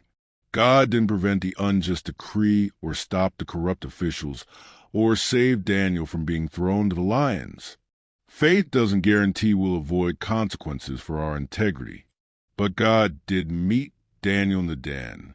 The lions' mouths were shut. Daniel was protected in the midst of danger, not exempted from it. And ultimately, his integrity was vindicated, not just through his personal survival, but through the destruction of those who had corrupted the system, the king's decree honoring God, Daniel's continued prosperity. We can't always control whether our integrity will cost us something. Often it will. But we can trust that God meets us in our lions' dens, that integrity ultimately leads a life even when it passes through danger, that vindication may come even if we can't see how. Fifth, Daniel's story challenges us to consider what we're unwilling to compromise. What matters so much to you that you would risk everything to preserve it? What practices, what values, what commitments are non-negotiable, even under pressure? For Daniel, it was his practice of prayer, 3 times a day, facing Jerusalem, giving thanks. This wasn't just about the content of his faith. It was about the practice that sustained his faith, the rhythm that kept him connected to God, the discipline that had shaped his character for decades. What are your equivalent practices? What rhythms sustain your integrity? What disciplines keep you grounded? When pressure comes, and it will come, these practices become the foundation you stand on. If you haven't developed them in ordinary times, they won't be available in extraordinary times. Finally, this story reminds us that integrity inspires. Daniel's faithfulness didn't just save his own life. It led to King Darius issuing a decree honoring God throughout the entire Persian Empire. His integrity became a testimony that reached beyond himself, inspiring others, pointing people to something greater. When you stand firm, when you maintain your integrity under pressure, when you refuse to compromise even at great cost, people notice. Your faithfulness becomes a witness. Your integrity inspires others to consider their own. Your courage gives others courage. You never know who is watching, whose faith is being strengthened, whose decision to stand firm is being influenced by yours. As you rest tonight, consider, where are you facing pressure to compromise? What systems or situations are pushing you toward choices that violate your values? What practices sustain your integrity? And are you maintaining them consistently? And consider, too, what would it mean to be like Daniel? To live with such consistent integrity that even your enemies can't find legitimate fault, to stand so firm in your faith that threats can't move you, to trust that God meets you in lions' dens even when God doesn't prevent you from entering them? You might not face literal lions, but you face your own pressures, your own temptations to compromise, your own moments when integrity will cost you something. Daniel's story doesn't promise that faithfulness will be easy or safe, but it does promise that it's worth it, that God is present in the danger, that integrity ultimately leads to life. Rest now, releasing your fear of the consequences of faithfulness. Trust that the God who shut the lions' mouths can protect you in your own dens. Trust that integrity, however costly in the moment, leads to life. Trust that standing firm, even when you stand alone, is never actually standing alone. God is there. Breathe deeply. Feel the foundation of your values beneath you, and sleep knowing that tomorrow you can choose integrity again, can stand firm again, can be faithful again, and that this choice, repeated over time, builds a life that even lions cannot destroy. Be still. Be faithful. Next, we arrive at Jonah and Nineveh. When God's mercy challenges our prejudice found in the book of Jonah, release the tensions in your body. Release your judgments and certainties. Tonight, we follow a reluctant prophet on a journey that takes him into the depths of the sea and into the even deeper waters of his own prejudice. And we'll discover that God's mercy is wider than we can imagine, more generous than we want it to be, and that sometimes the hardest people to love are exactly the ones God calls us to serve. The word of the Lord came to Jonah son of Amittai. Go to the great city of Nineveh and preach against it, because its wickedness has come up before me. Nineveh, the capital of Assyria, the heart of an empire known for brutality, its violence, its cruelty. The Assyrians were Israel's enemies, oppressors who had conquered and scattered the northern tribes, who were famous for their torture captives, their ruthless military campaigns, their utter disregard for human life. To an Israelite, Nineveh represented everything evil, everything worthy of destruction, everything that deserved God's wrath. And God was sending Jonah there to preach repentance, to offer them a chance to turn from their wickedness, to extend to them the possibility of mercy. Jonah's response was immediate and clear. He ran away from the Lord. He went down to Joppa, found a ship heading to Tarshish, the opposite direction from Nineveh, as far away as he could possibly get, and boarded it, paying the fare and going below deck. Notice what the text says. Jonah ran away from the Lord. not from Nineveh, not from the difficult assignment, but from the Lord himself. He would rather flee from God's presence than participate in God's mercy toward people he believed didn't deserve it. Think about what this reveals. Jonah wasn't afraid of the Ninevites. He was a prophet, accustomed to delivering difficult messages. He wasn't afraid of danger or hardship. What Jonah couldn't stomach was a possibility that Nineveh might repent and that God might forgive them. He would rather run from God than witness mercy being extended to his enemies. Have you ever felt this way? Have you ever resented God's grace toward people you believe don't deserve it? Have you ever wanted certain people to face consequences, to get what's coming to them, and felt angry at the possibility of their redemption? Maybe it's someone who hurt you deeply. Maybe it's a group you've been taught to hate. Maybe it's people whose politics or lifestyle you find abhorrent. The thought of God loving them, forgiving them, saving them, it feels like an injustice, doesn't it? Like mercy in the wrong place. This is where Jonah was. And rather than wrestle with God's compassion, he fled from it. But you cannot outrun God. The Lord sent a great wind on the sea, and such a violent storm arose that the ship threatened to break up. The sailors were terrified, each crying out to his own God and throwing cargo into the sea to lighten the ship.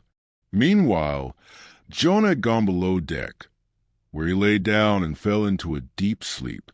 There's something almost absurd about this image. The pagan sailors are desperately praying to their gods, fighting for their lives, while the prophet of the true God is asleep below deck, oblivious to the storm his disobedience has caused. The captain found him and said, "How can you sleep? Get up and call on your God. Maybe he will take notice of us, so that we will not perish." The sailors cast lots to find out who was responsible for calamity, and the lot fell on Jonah. They asked him, "What have you done?" And Jonah had to confess, "I am a Hebrew, and I worship the Lord, the God of heaven, who made the sea and the dry land." He told them he was running away from the Lord.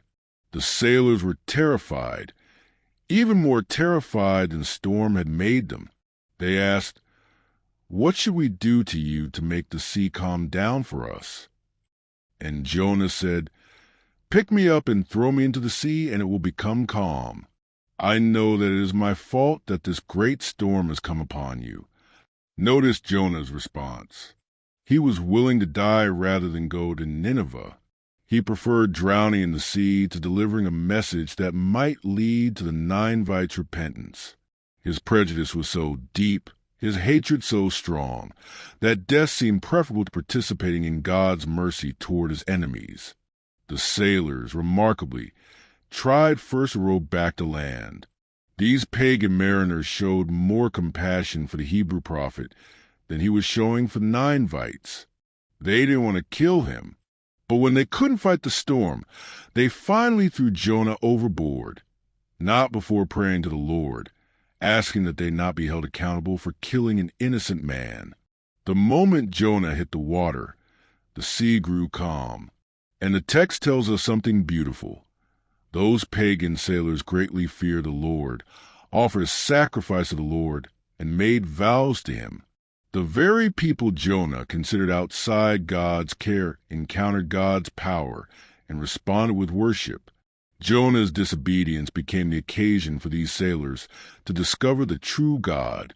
But Jonah was sinking into the depths, down into the sea, seaweed wrapped around his head, darkness closing in. He should have drowned. He deserved to drown. He had chosen this fate rather than obey God. But the Lord provided a huge fish to swallow Jonah, and Jonah was in the belly of the fish 3 days and 3 nights. Inside the fish, in the darkness, in the stench, in the impossibility of a situation, Jonah finally prayed. He poured out his distress, acknowledged that salvation comes from the Lord, promised to fulfill his vows. And the Lord commanded the fish, and it vomited Jonah onto dry land. It's worth pausing here to recognize what happened. Jonah got a second chance. He deserved to drown. He had deliberately disobeyed God, endangered innocent sailors, chosen death over obedience. And yet God rescued him, preserved him, gave him another opportunity. Grace upon grace, even for the rebellious prophet. Then the word of the Lord came to Jonah a second time. Go to the great city of Nineveh and proclaim to it the message I give you. And this time Jonah obeyed. He went to Nineveh, that enormous city, a 3-day walk across, and began to proclaim, 40 more days and Nineveh will be overthrown. 8 words in Hebrew. That's all Jonah said. 8 words, delivered with no passion, no explanation, no call to repentance. Just a pronouncement of coming doom. Jonah fulfilled the bare minimum of his assignment, probably hoping that the Ninevites would ignore him, that God's judgment would fall, that his enemies would get what he believed they deserved. But something astonishing happened. The Ninevites believed God. From the greatest to the least, they declared a fast and put on sackcloth. When the news reached the king of Nineveh, he rose from his throne, took off his royal robes, covered himself with sackcloth, and sat down in the dust. He issued a decree. No person or animal was to eat or drink anything. Everyone was to be covered in sackcloth and call urgently on God, and everyone was to give up their evil ways and violence. Who knows, the king said. God may yet relent and with compassion turn from his fierce anger, so that we will not perish. Who knows? The pagan king of Nineveh had more faith in God's mercy than God's own prophet did. He hoped for what Jonah dreaded. He reached for the possibility that Jonah wanted to deny them, and it worked. When God saw what they did, how they turned from their evil ways, he relented and did not bring on them the destruction he had threatened. This should have been a moment of celebration. An entire city, a massive, wicked city, had repented. Violence had been renounced. Evil ways had been abandoned. Lives had been changed. This was one of the most successful prophetic missions in history. Jonah should have been overjoyed, but instead, he was furious. The text says this greatly displeased Jonah, and he became angry. He prayed, but not a prayer of thanksgiving, a prayer of complaint, of accusation, of barely contained rage. Isn't this what I said, Lord, when I was still at home? That is what I tried to forestall by fleeing to Tarshish. I knew that you are a gracious and compassionate God, slow to anger and abounding in love, a God who relents from sending calamity. Now, Lord, take away my life, for it is better for me to die than to live. Read those words again. Jonah was angry at God for being gracious and compassionate. He was furious that God was slow to anger and abounding in love. He was enraged that God relented from sending calamity. The very attributes that should have comforted him, that saved him the belly of the fish, now infuriated him because they were extended to people he hated. This is the dark heart of prejudice. It's not just about hating others. It's about wanting them to suffer, about resenting any mercy shown to them, about feeling betrayed when grace is extended beyond the boundaries you've drawn. Jonah would rather die than live in a world where Ninevites could be forgiven. God responded with a question. Is it right for you to be angry? Jonah went out and sat down at a place east of the city, made himself a shelter, and sat in its shade, waiting to see what would happen to the city. Perhaps he hoped God would change his mind, that destruction would come after all, that his prophecy of doom would still be fulfilled. The Lord God provided a leafy plant and made it grow up over Jonah to give shade for his head and ease his discomfort. Jonah was very happy about the plant. But at dawn the next day God provided a worm, which chewed the plant so that it withered. When the sun rose, God provided a scorching east wind, and the sun blazed on Jonah's head. so that he grew faint. He wanted to die and said, "It would be better for me to die than to live." But God said to Jonah, "Is it right for you to be angry about the plant?" "It is," Jonah said, "and I'm so angry I wish I were dead." Then comes a punch line, the devastating question that concludes the book. But the Lord said, "You have been concerned about this plant, though you did not tend it or make it grow. It sprang up overnight and died overnight.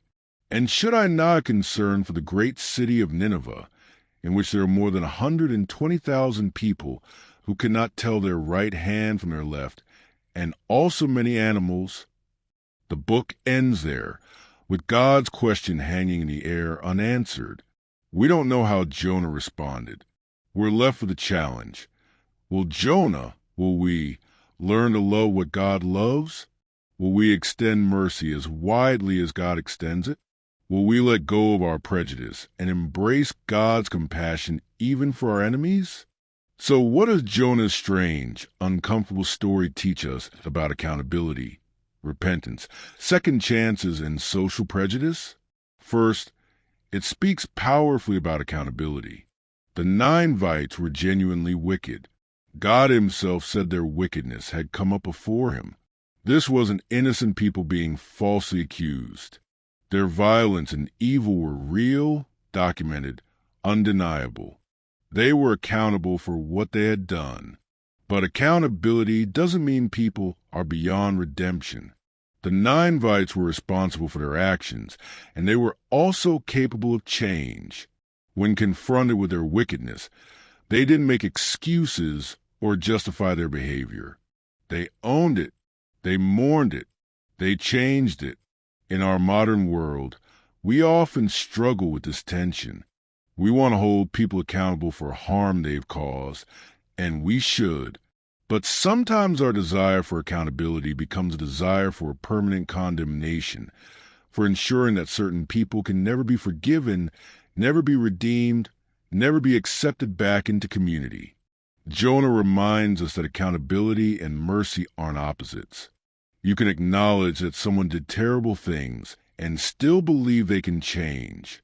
You can hold people responsible for their actions while also hoping for their transformation. Second, this story reveals the power of genuine repentance. The Ninevites didn't just feel bad about their wickedness. They acted. They fasted. They changed their behavior. From the king to the common person, from humans to animals, the entire city participated in repentance. They gave up their evil ways and their violence, not just for 40 days, but genuinely turning from the path they'd been on. True repentance isn't just feeling sorry. It's changing direction. It's not just acknowledging you were wrong, but actually becoming different. It's not just words, but transformation of action, of character, of life. 8 words in Hebrew. That's all Jonah said. 8 words, delivered with no passion, no explanation, no call to repentance. Just a pronouncement of coming doom. Jonah fulfilled the bare minimum of his assignment, probably hoping that the Ninevites would ignore him, that God's judgment would fall, that his enemies would get what he believed they deserved. But something astonishing happened. The Ninevites believed God. From the greatest to the least, they declared a fast and put on sackcloth. When the news reached the king of Nineveh, he rose from his throne, took off his royal robes, covered himself with sackcloth, and sat down in the dust. He issued a decree. No person or animal was to eat or drink anything. Everyone was to be covered in sackcloth and call urgently on God, and everyone was to give up their evil ways and violence. "Who knows?" the king said. "God may yet relent and with compassion turn from his fierce anger, so that we will not perish." Who knows? The pagan king of Nineveh had more faith in God's mercy than God's own prophet did. He hoped for what Jonah dreaded. He reached for the possibility that Jonah wanted to deny them, and it worked.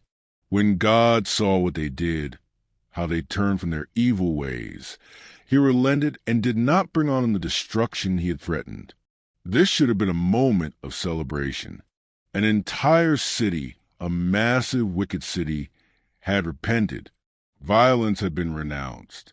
Evil ways had been abandoned. Lives had been changed. This was one of the most successful prophetic missions in history. Jonah should have been overjoyed, but instead, he was furious.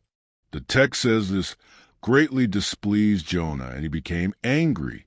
He prayed, but not a prayer of thanksgiving, a prayer of complaint, of accusation, of barely contained rage. Isn't this what I said, Lord, when I was still at home? That is what I tried to forestall by fleeing to Tarshish.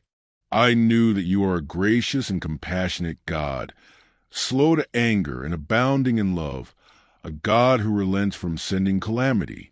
Now, Lord, take away my life, for it is better for me to die than to live. Read those words again. Jonah was angry at God for being gracious and compassionate. He was furious that God was slow to anger and abounding in love. He was enraged that God relented from sending calamity. The very attributes that should have comforted him, that saved him the belly of the fish, now infuriated him because they were extended to people he hated. This is the dark heart of prejudice. It's not just about hating others. It's about wanting them to suffer, about resenting any mercy shown to them, about feeling betrayed when grace is extended beyond the boundaries you've drawn. Jonah would rather die than live in a world where Ninevites could be forgiven. God responded with a question. Is it right for you to be angry? Jonah went out and sat down at a place east of the city, made himself a shelter, and sat in its shade, waiting to see what would happen to the city. Perhaps he hoped God would change his mind, that destruction would come after all, that his prophecy of doom would still be fulfilled. The Lord God provided a leafy plant and made it grow up over Jonah to give shade for his head and ease his discomfort. Jonah was very happy about the plant. But at dawn the next day God provided a worm, which chewed the plant so that it withered. When the sun rose, God provided a scorching east wind, and the sun blazed on Jonah's head so that he grew faint. He wanted to die and said, "It would be better for me to die than to live." But God said to Jonah, "Is it right for you to be angry about the plant?" "It is," Jonah said, "and I'm so angry I wish I were dead." Then comes a punch line, the devastating question that concludes the book. But the Lord said, "You have been concerned about this plant, though you did not tend it or make it grow. It sprang up overnight and died overnight. And should I not have concern for the great city of Nineveh, in which there are more than 120,000 people who cannot tell their right hand from their left, and also many animals?" The book ends there, with God's question hanging in the air unanswered. We don't know how Jonah responded. We're left with a challenge. Will we, learn to love what God loves? Will we extend mercy as widely as God extends it? Will we let go of our prejudice and embrace God's compassion even for our enemies? So what does Jonah's strange, uncomfortable story teach us about accountability, repentance, second chances, and social prejudice? First, it speaks powerfully about accountability. The Ninevites were genuinely wicked. God himself said their wickedness had come up before him. This wasn't innocent people being falsely accused. Their violence and evil were real, documented, undeniable. They were accountable for what they had done. But accountability doesn't mean people are beyond redemption. The Ninevites were responsible for their actions, and they were also capable of change. When confronted with their wickedness, they didn't make excuses or justify their behavior. They owned it. They mourned it. They changed it. In our modern world, we often struggle with this tension. We want to hold people accountable for harm they've caused, and we should. But sometimes our desire for accountability becomes a desire for permanent condemnation, for ensuring that certain people can never be forgiven, never be redeemed, never be accepted back into community. Jonah reminds us that accountability and mercy aren't opposites. You can acknowledge that someone did terrible things and still believe they can change. You can hold people responsible for their actions while also hoping for their transformation. Second, this story reveals the power of genuine repentance. The Ninevites didn't just feel bad about their wickedness. They acted, they fasted, they changed their behavior. From the king to the common person, from humans to animals, the entire city participated in repentance. They gave up their evil ways and their violence, not just for 40 days, but genuinely turning from the path they'd been on. True repentance isn't just feeling sorry. It's changing direction. It's not just acknowledging you were wrong, but actually becoming different. It's not just words, but transformation of action, of character, of life. Let's turn to the story of the widow's oil. When nothing becomes enough, found in 2 Kings chapter 4. Let the worries about tomorrow dissolve. Release your grip on scarcity. Tonight, we enter the home of a desperate woman who had nothing left but debt and despair, and we'll discover that God's provision often comes not by removing our circumstances, but by multiplying what little we already have, transforming scarcity into abundance in ways we can never orchestrate ourselves. The woman was a widow, alone with her 2 sons, and she was drowning in debt.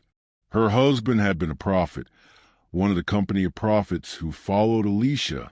He had been a faithful man, devoted to God, respected in his community. But faithful doesn't always mean financially secure. Prophets in ancient Israel weren't wealthy. They depended on hospitality, on gifts, on the generosity of those they served. And now her husband was dead, and whatever small resources they'd had were gone. The debt collectors were coming, not just to demand payment, but to take her sons, her only remaining family, her only hope for survival, and sell them into slavery to settle what was owed. In ancient Israel, this was legal. If you couldn't pay your debts, your children could be taken, forced to work as servants until the debt was satisfied. The law that should have protected widows and orphans was being used to exploit them. Picture this woman's desperation. Her husband was gone. Her financial security was gone. Her future was gone. And now her sons, the only thing she had left, the only reason to keep going, were about to be taken from her.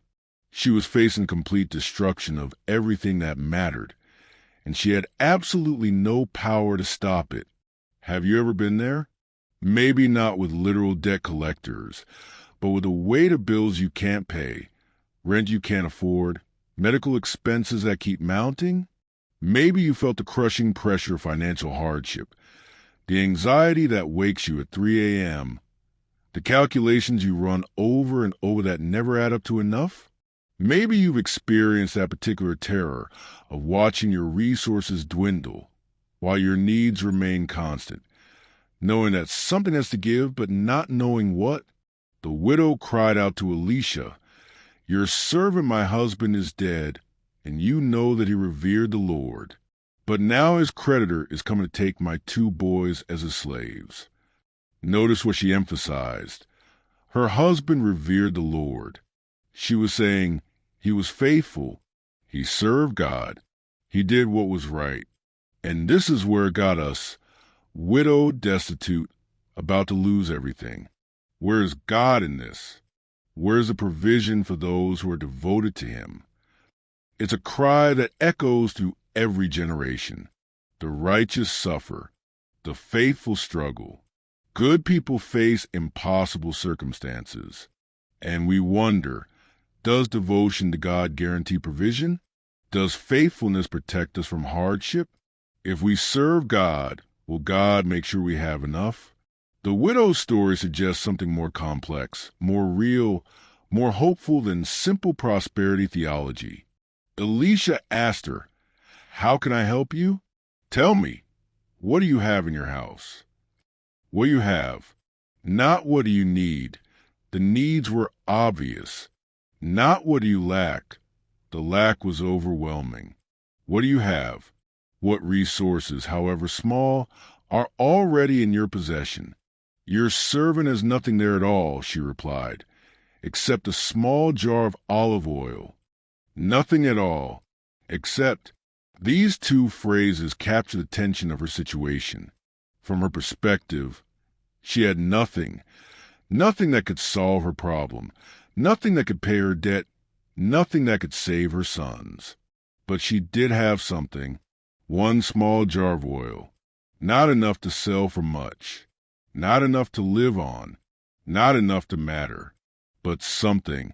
How often do we stand in this same place, looking at what we lack, convinced we have nothing, overlooking the small something we do possess because it seems insignificant compared to what we need?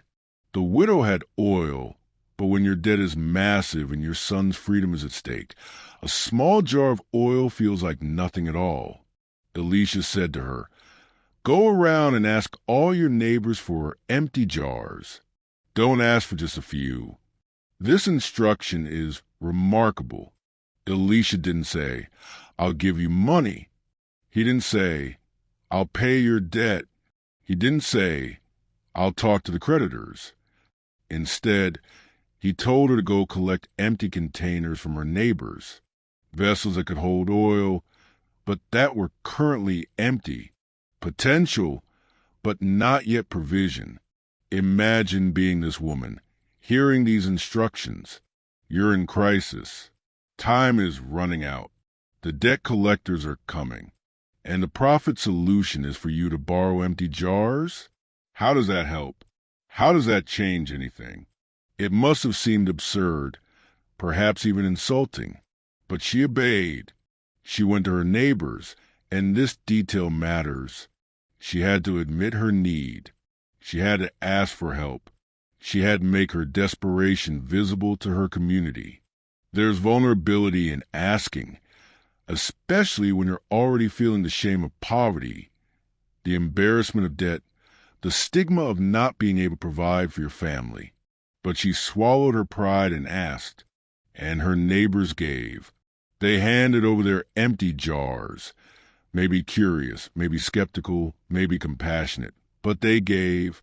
She collected as many as she could carry, as many as her sons could help her gather. The text says don't ask for just a few, implying she collected many, perhaps dozens of empty vessels. Then Elisha gave her the next instruction. Go inside and shut the door behind you and your sons. Pour oil into all the jars, and as each is filled, put to one side. Go inside. Shut the door. This miracle would happen in private, in the intimacy of her home, with only her sons as witnesses, not as a public spectacle, not as a demonstration for crowds, but as a quiet act of provision for a desperate family. God's care often works this way, not in dramatic displays for everyone to see, but in the hidden places of our lives, in the private struggles known only to us and to God. She left Elisha and shut the door behind her and her sons. They brought the jars to her, and she kept pouring. She took her small jar of oil, all she had in the world, and began to pour it into the first empty vessel, and it filled. She poured into the second. It filled. The third, the fourth, the 10th, the 20th. The oil kept flowing. Her small jar never ran out. It just kept pouring, vessel after vessel after vessel, until every jar they collected was full. Can you picture this scene? The widow and her sons, probably starting with skepticism, then with growing amazement, then perhaps with tears and laughter and wonder as they realized what was happening. The oil that should have run out after filling one jar just kept coming. The scarcity they lived with was being transformed into abundance. The nothing they thought they had was becoming enough, more than enough, right before their eyes. When all the jars were full, she said to her son, "Bring me another one." But he replied, "There is not a jar left." And then the oil stopped flowing. The oil stopped when the vessels ran out, not when the need was met. Think about that.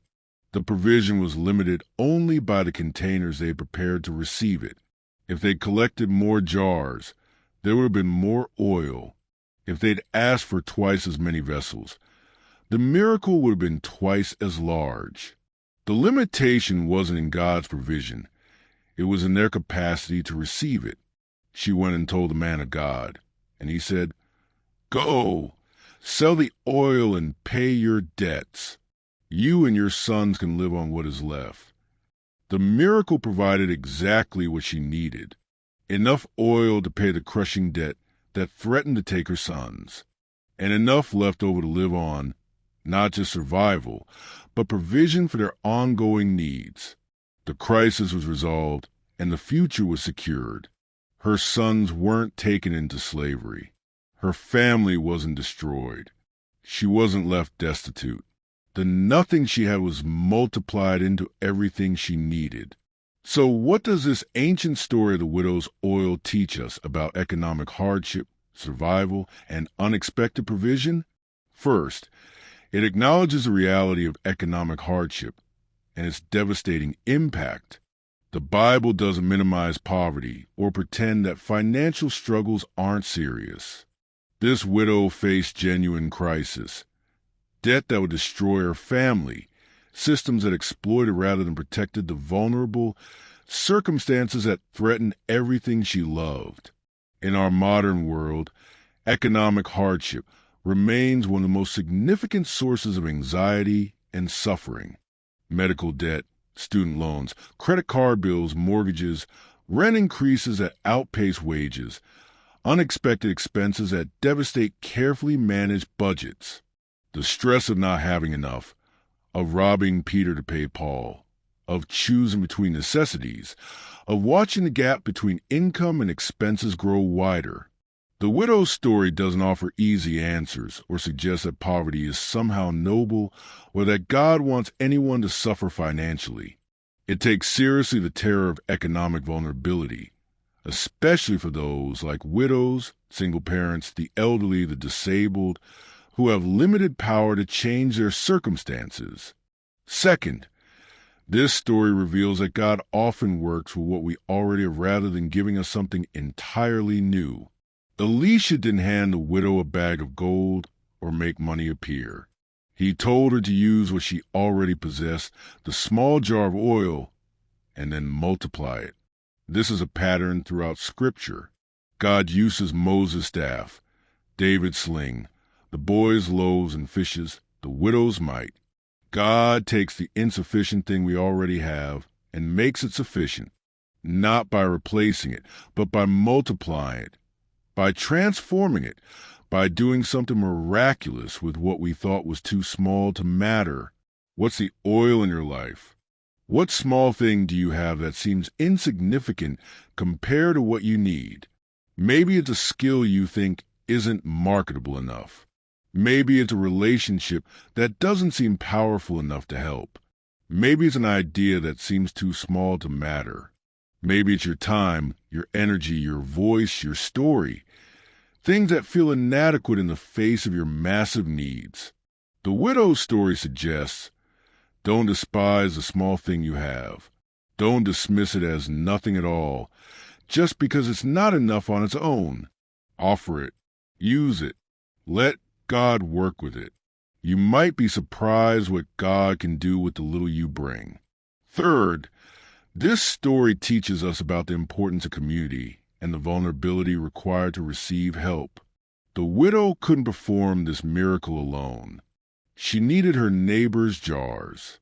She had to admit her need, ask for help, make her desperation visible. Her neighbors had to respond with generosity, trusting her with their vessels, even if they didn't understand why. We live in a culture that celebrates self-sufficiency, that treats needing help as weakness. That makes us ashamed to admit we're struggling. We hide our financial hardships, pretend we're doing better than we are, suffer in silence rather than asking for what we need. But the widow's miracle required her to ask. It required community participation.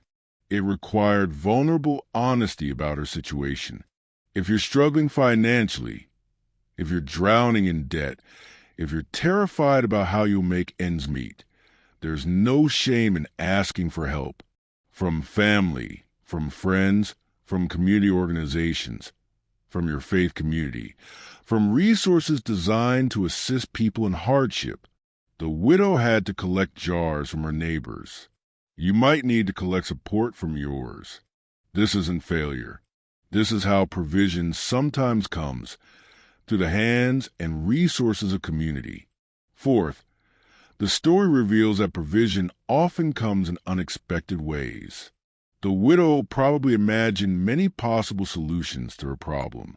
Maybe a wealthy person would hear her plight and pay her debt. Maybe the creditor would show mercy and forgive what was owed. Maybe she'd find hidden resources she didn't know she had. She probably didn't imagine that the solution would involve borrowing empty jars and pouring oil that miraculously multiplied. God's provision often comes in ways we don't anticipate, through paths we didn't see, by means we couldn't have orchestrated. This means staying open to unexpected solutions, to opportunities that don't look like what you imagined, to provision that comes through surprising channels. The answer to your financial hardship might not look like what you're expecting. It might require you to do something that seems odd or insufficient or not obviously connected to your need.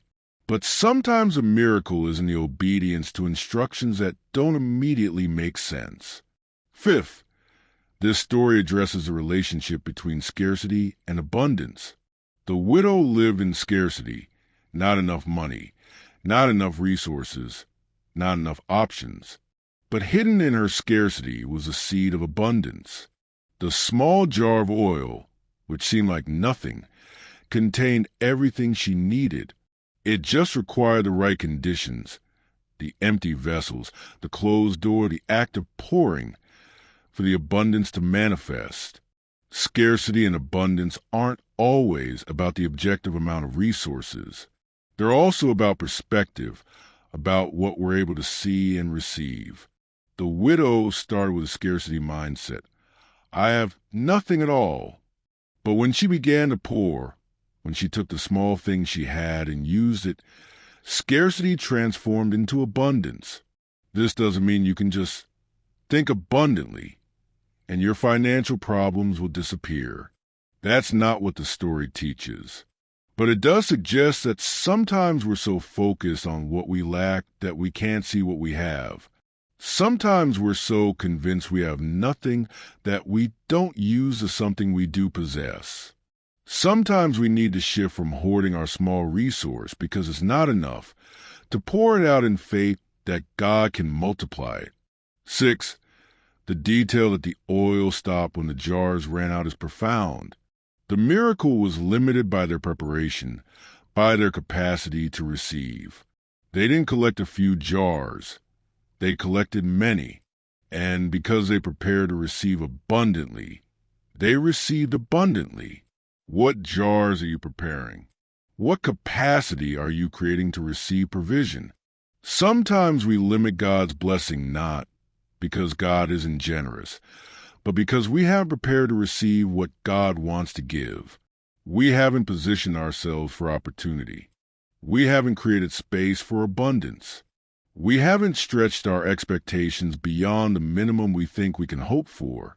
This might mean practical things.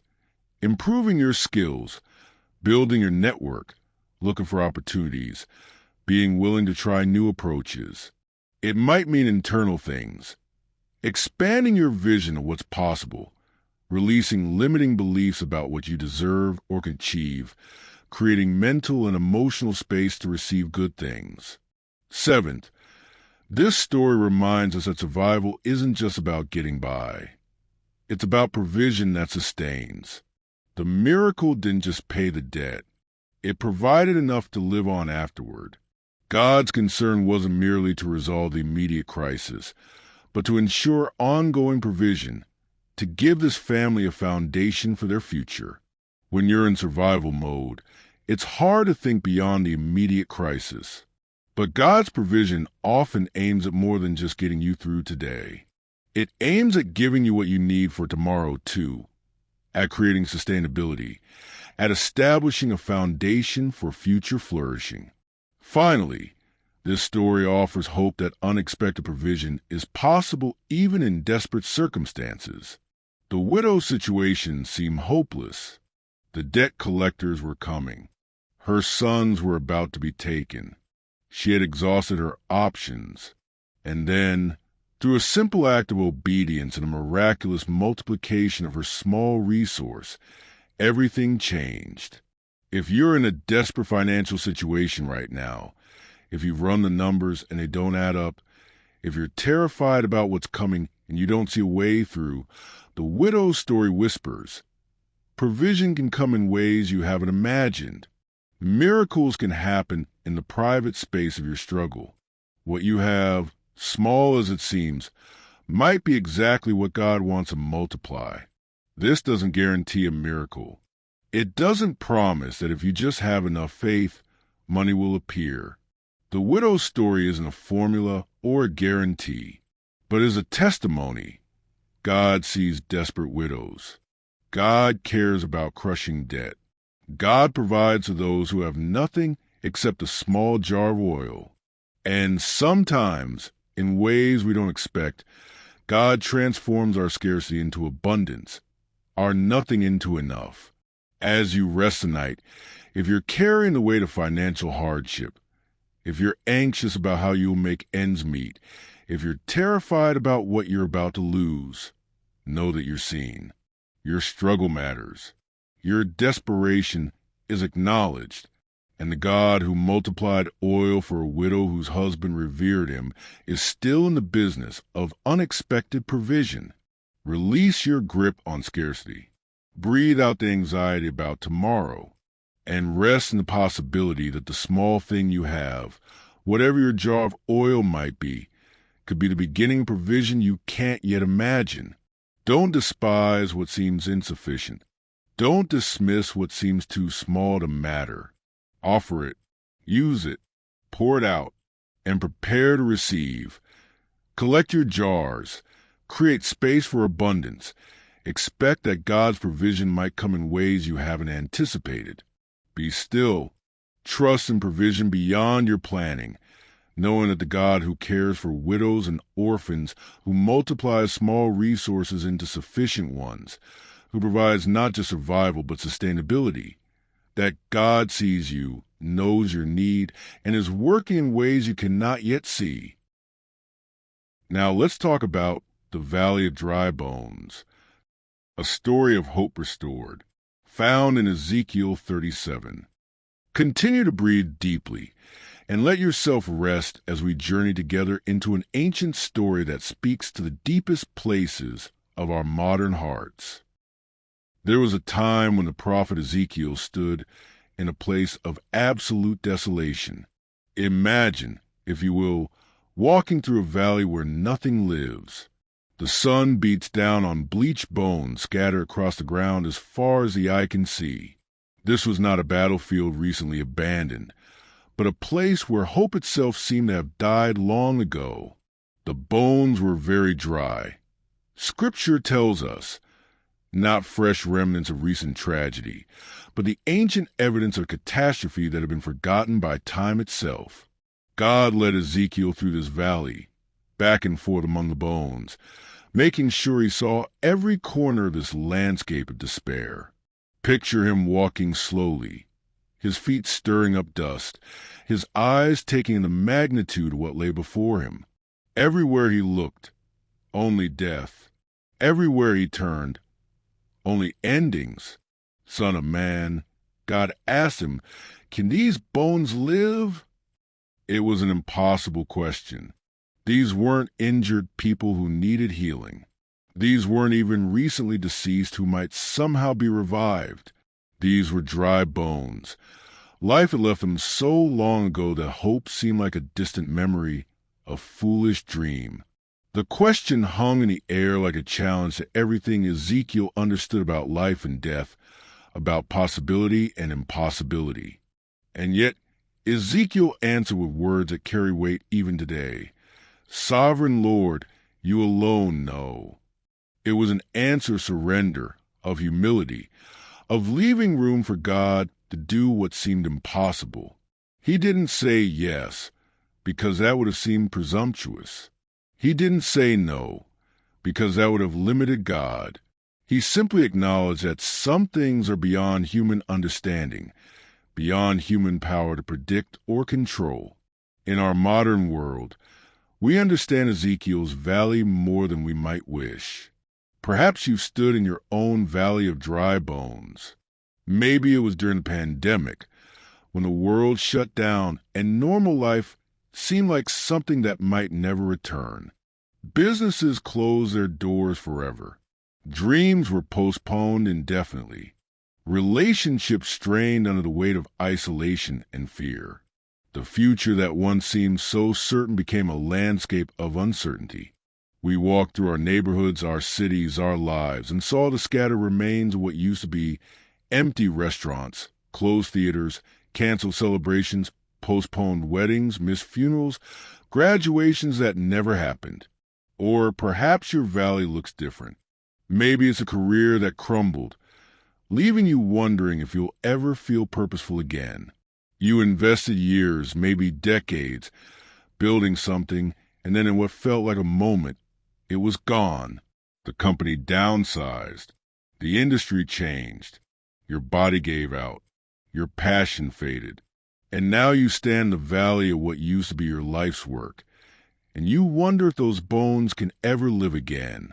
Maybe it's a relationship that ended, making you question whether you can trust or love again. The marriage that dissolved despite all your efforts. The friendship that fractured beyond repair. The family connection that broke under the weight of words that can't be taken back. You remember what it used to be, the laughter, the intimacy, the belonging, and now all that remains are the dry bones of what you once shared. Or perhaps it's the diagnosis that changed everything. The day the doctor used words that became a dividing line in your life. There was before and now, there's after. Your body became a valley of dry bones, systems failing, strength fading, the future you had imagined suddenly impossible. The loss that left you wondering if joy will ever return. The death of someone you loved so deeply that the world itself seems to have died with them. These are our modern valleys of dry bones. Places where hope has been buried so long that even hoping feels dangerous. We walk among the scattered pieces of what used to be, and we wonder, can any of this live again? And if we're honest, sometimes we're afraid to even ask the question, because we're not sure we can bear another disappointment, another loss, another death of hope. The beauty of Ezekiel's story is that it doesn't begin with easy answers or shallow optimism. God doesn't say, just think positive, or it's not that bad, or everything happened for a reason. Instead, God leads Ezekiel right to the middle of the devastation, acknowledging how complete the destruction truly is. There's something profoundly compassionate about this. God doesn't minimize a loss or rush past a grief. God walks with Ezekiel through the entire valley, letting him see just how dry these bones are, just how dead things truly are. Sometimes restoration begins not with denying the depth of our loss, but with honestly witnessing it. Sometimes healing starts with permission to acknowledge that, yes, this really is as bad as it feels. Then God gave Ezekiel an instruction that must have seemed absurd. Prophesy to these bones and say to them, dry bones, hear the word of the Lord. Imagine the scene. A man standing in a valley of death, speaking to bones. If anyone had been watching, they would have thought him mad. What's the point of speaking to things that cannot hear? Why waste your breath on what is already lost? Why speak words of life into a place where death is so obviously, undeniably victorious? But Ezekiel obeyed. He spoke to the bones. He stood in that valley of impossibility and opened his mouth and prophesied life into death. And as he prophesied, something extraordinary began to happen. There was a noise, a rattling sound. Can you hear it? The bones began to move, coming together, bone to bone. Leg bones finding leg bones. Arm bones finding arm bones. Skulls rolling into place. The scattered, the separated, the broken pieces beginning to find each other again, to connect, to form something that resembled wholeness. Tendons appeared, then flesh, then skin covering them. But there was still no breath in them. They had form, but not life. They looked like bodies, but they remained lifeless. They lay there, these bodies without breath, these forms without life, and perhaps for a moment it seemed like the restoration had failed. They had come so far from being scattered bones, but they still weren't alive. They still weren't breathing. They still couldn't stand. So God told Ezekiel, prophesy again, this time the breath itself. Come, breath, from the four winds and breathe into these slain, that they may live. And Ezekiel did. He called to the wind, to the breath, to the spirit, to come from the four corners of the earth and enter these bodies that had form, but not yet life. And the breath entered them. They came to life and stood up on their feet, a vast army, where moments before there had been only scattered bones and despair. An army standing where a graveyard had been, life dancing where death had reigned, breath filling lungs that had been nothing but dust, hearts beating that had been nothing but fragments of bone. In our own valleys, we often wait for circumstances to change before we dare to hope. We think, I'll believe things can get better when I see some evidence. I'll try again when I feel ready. I'll hope when hoping makes sense. I'll speak life when I see some sign that life is possible. We make hope contingent on evidence, and so we wait and wait and wait, standing in our valleys of dry bones, silent, afraid to prophesy because we're afraid of being disappointed again. But Ezekiel's story teaches us something radical. Sometimes restoration begins not when circumstances change, but when we speak life into dead places before we see any evidence of change. Sometimes the rattling starts not after we see improvement, but when we dare to speak to the bones while they're still dry, while death still seems to have a final word, while restoration still seems impossible. This doesn't mean denial. It doesn't mean pretending everything is fine when it isn't. Ezekiel stood in that valley and saw clearly how dry those bones were. He didn't pretend they were merely sleeping or just slightly unwell. He saw death for what it was. But he chose to speak words of life anyway. He chose to prophesy to impossible things. He chose to call forth life even when surrounded by death. In your own life, this might look like getting up one more morning when depression whispers that there's no point. It might look like submitting one more job application after dozens of rejections, speaking words of possibility over a career that feels dead. It might look like choosing to believe that healing is possible even when the pain is still present, when the symptoms haven't changed, when the prognosis hasn't improved. It might look like starting over after failure, speaking words of hope to yourself when your circumstances still look like a valley of dry bones. Consider the person who lost their business in a recession and felt like a failure, their entrepreneurial dreams scattered like bones in a valley. Every reminder notice, every call from creditors, every conversation where they have to explain what happened. These are walks through the valley. Speaking life might mean sketching out a new business plan at the kitchen table, even when their bank account argues against it. It might mean taking that first small step, a phone call, A conversation, a class, researching a new market, reaching out to a potential partner. That feels insignificant but begins a rattling, the coming together of what was scattered. Or think of the parent whose relationship with their adult child has been broken for years. The valley of dry bones is every holiday spent in silence, every birthday that passes without contact, every memory of what the relationship used to be contrasted sharply with what it is now. The bones of the harsh words that were said, the misunderstandings that hardened into walls, the opportunities for reconciliation that were missed, the years that have passed. Speaking life might mean writing a letter even when you don't know if it will be read, extending an olive branch even when you don't know if it will be accepted, choosing hope even when the bones are still very dry, even when there's no evidence that anything will change. Notice that in Ezekiel's vision, restoration happened in stages. First the bones came together, then tendons and flesh appeared, then skin covered them, and finally breath entered. This tells us something important about healing and restoration in our own lives. It rarely happens all at once. The process has its own timeline, its own progression, and sometimes, in the middle of the process, things might not look quite right yet.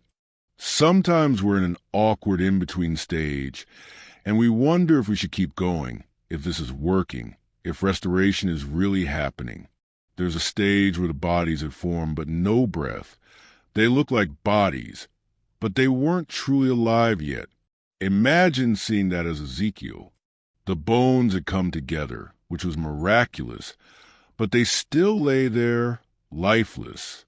It would have been easy to think, well, this didn't work. They're still dead. What's the point? But Ezekiel kept prophesying. He spoke to the breath. He didn't give up in the in-between stage. In our own journeys of restoration, we might experience similar in-between stages. The new job might not feel fulfilling yet, even though it provides stability.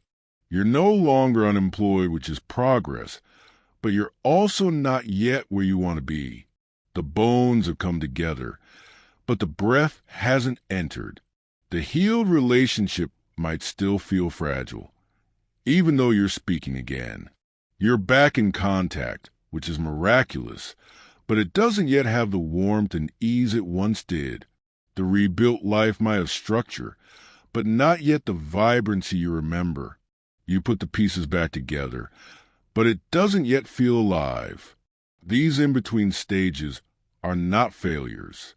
They are part of the process. The bones must come together before the breath can enter. Foundation must be laid before the building can rise.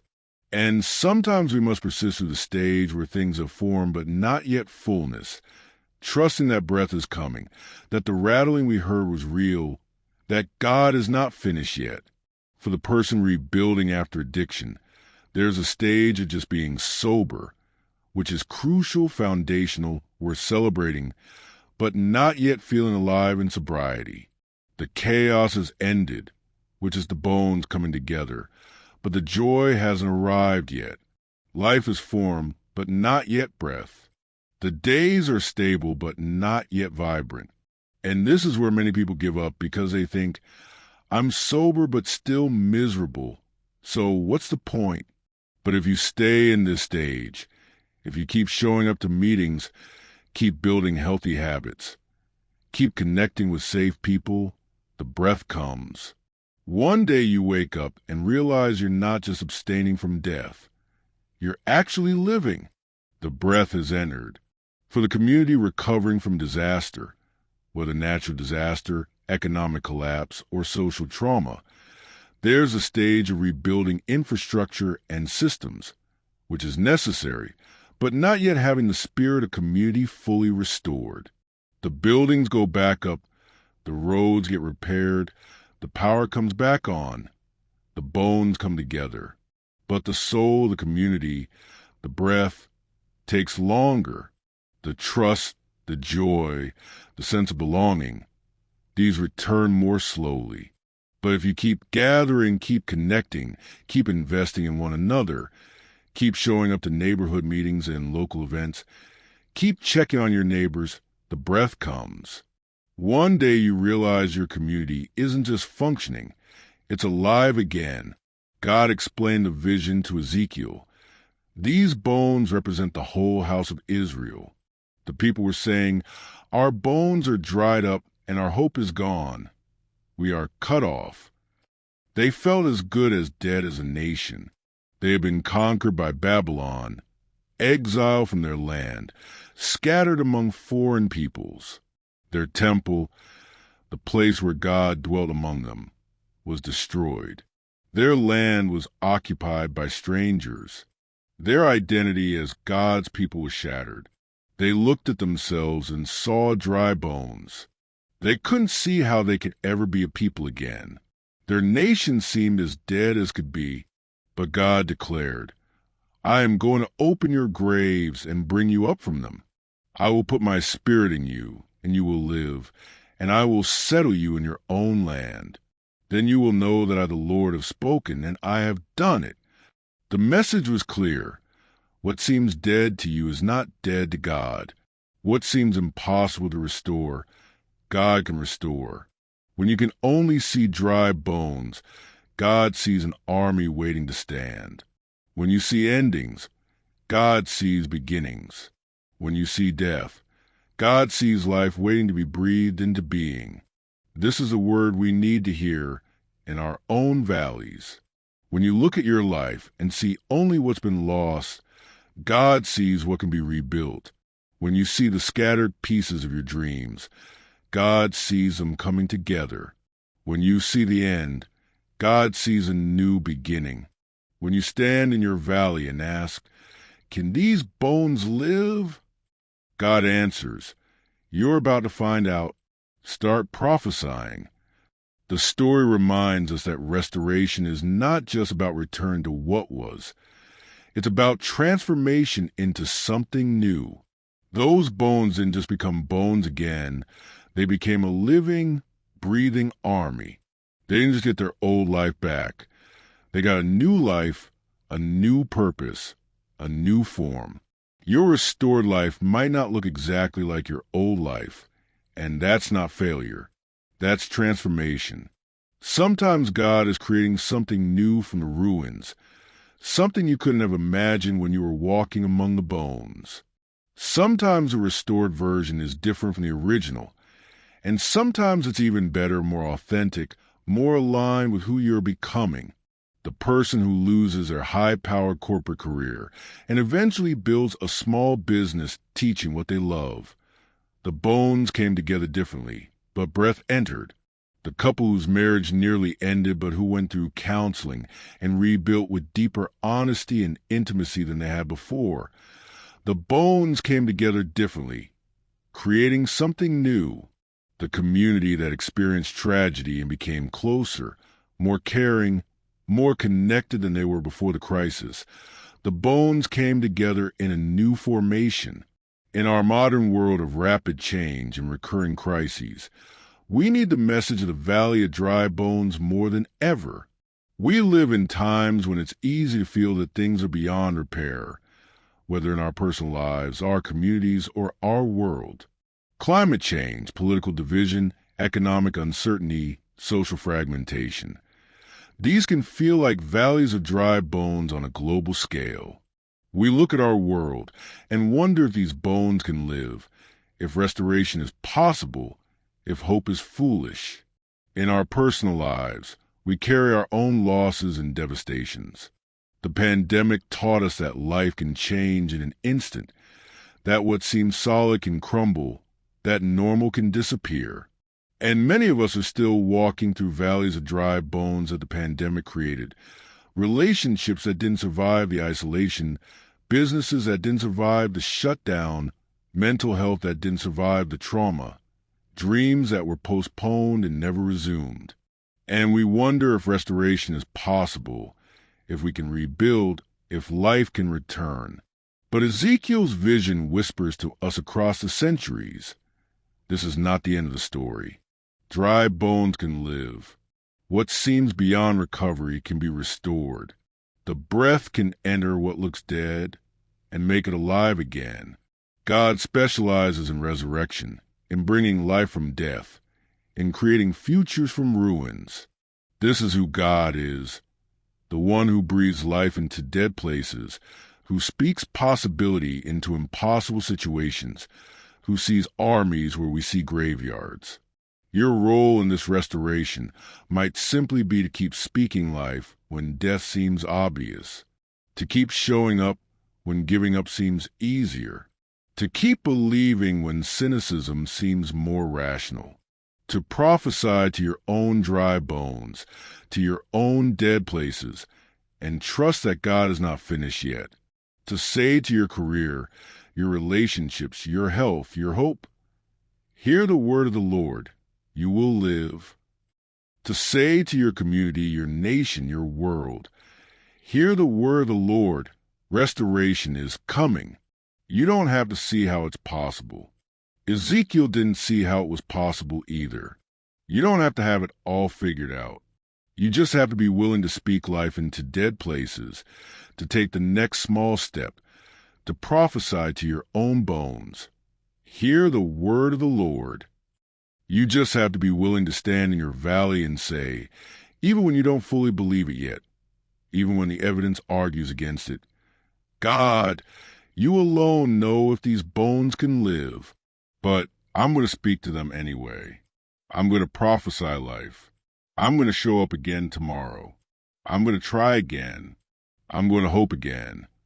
Can these bones live? You may not know, but God knows, and that's enough.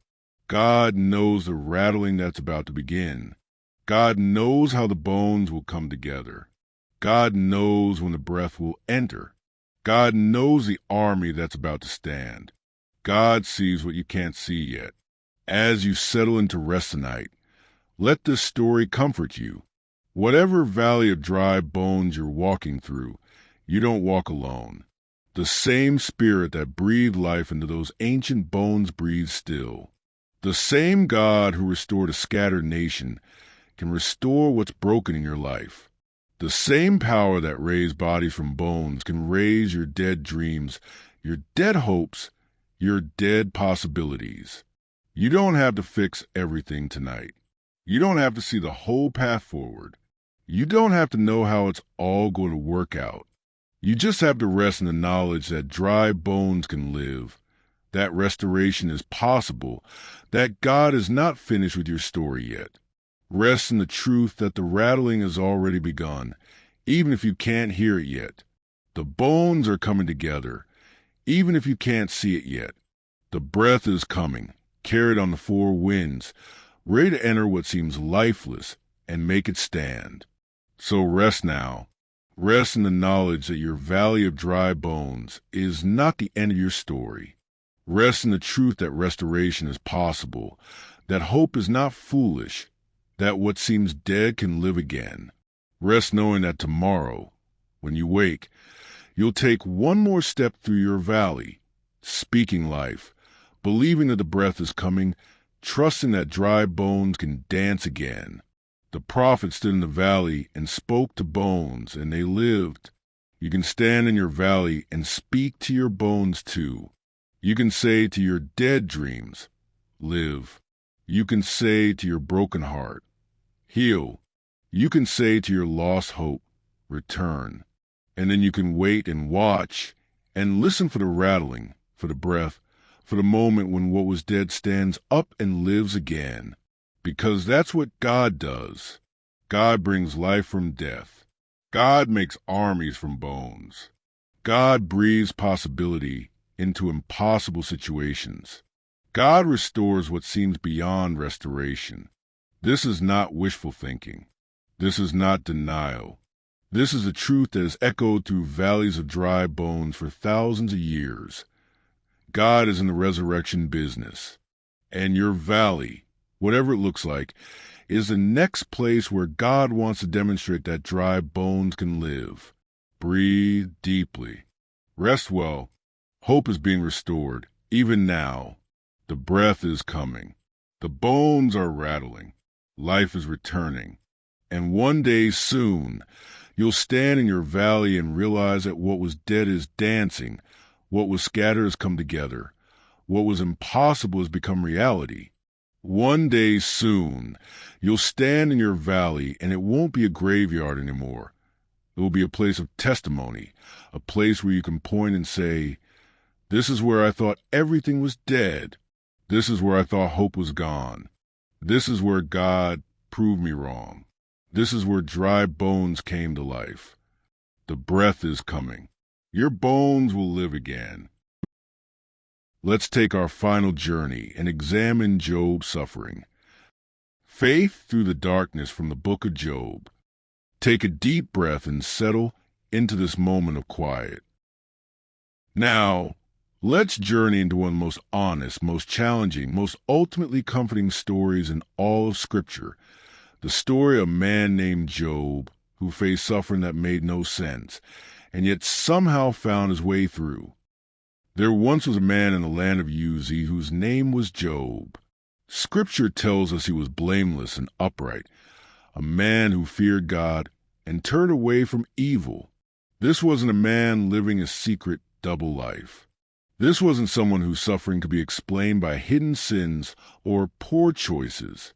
Job was genuinely good, the kind of person who makes you believe that goodness exists in the world.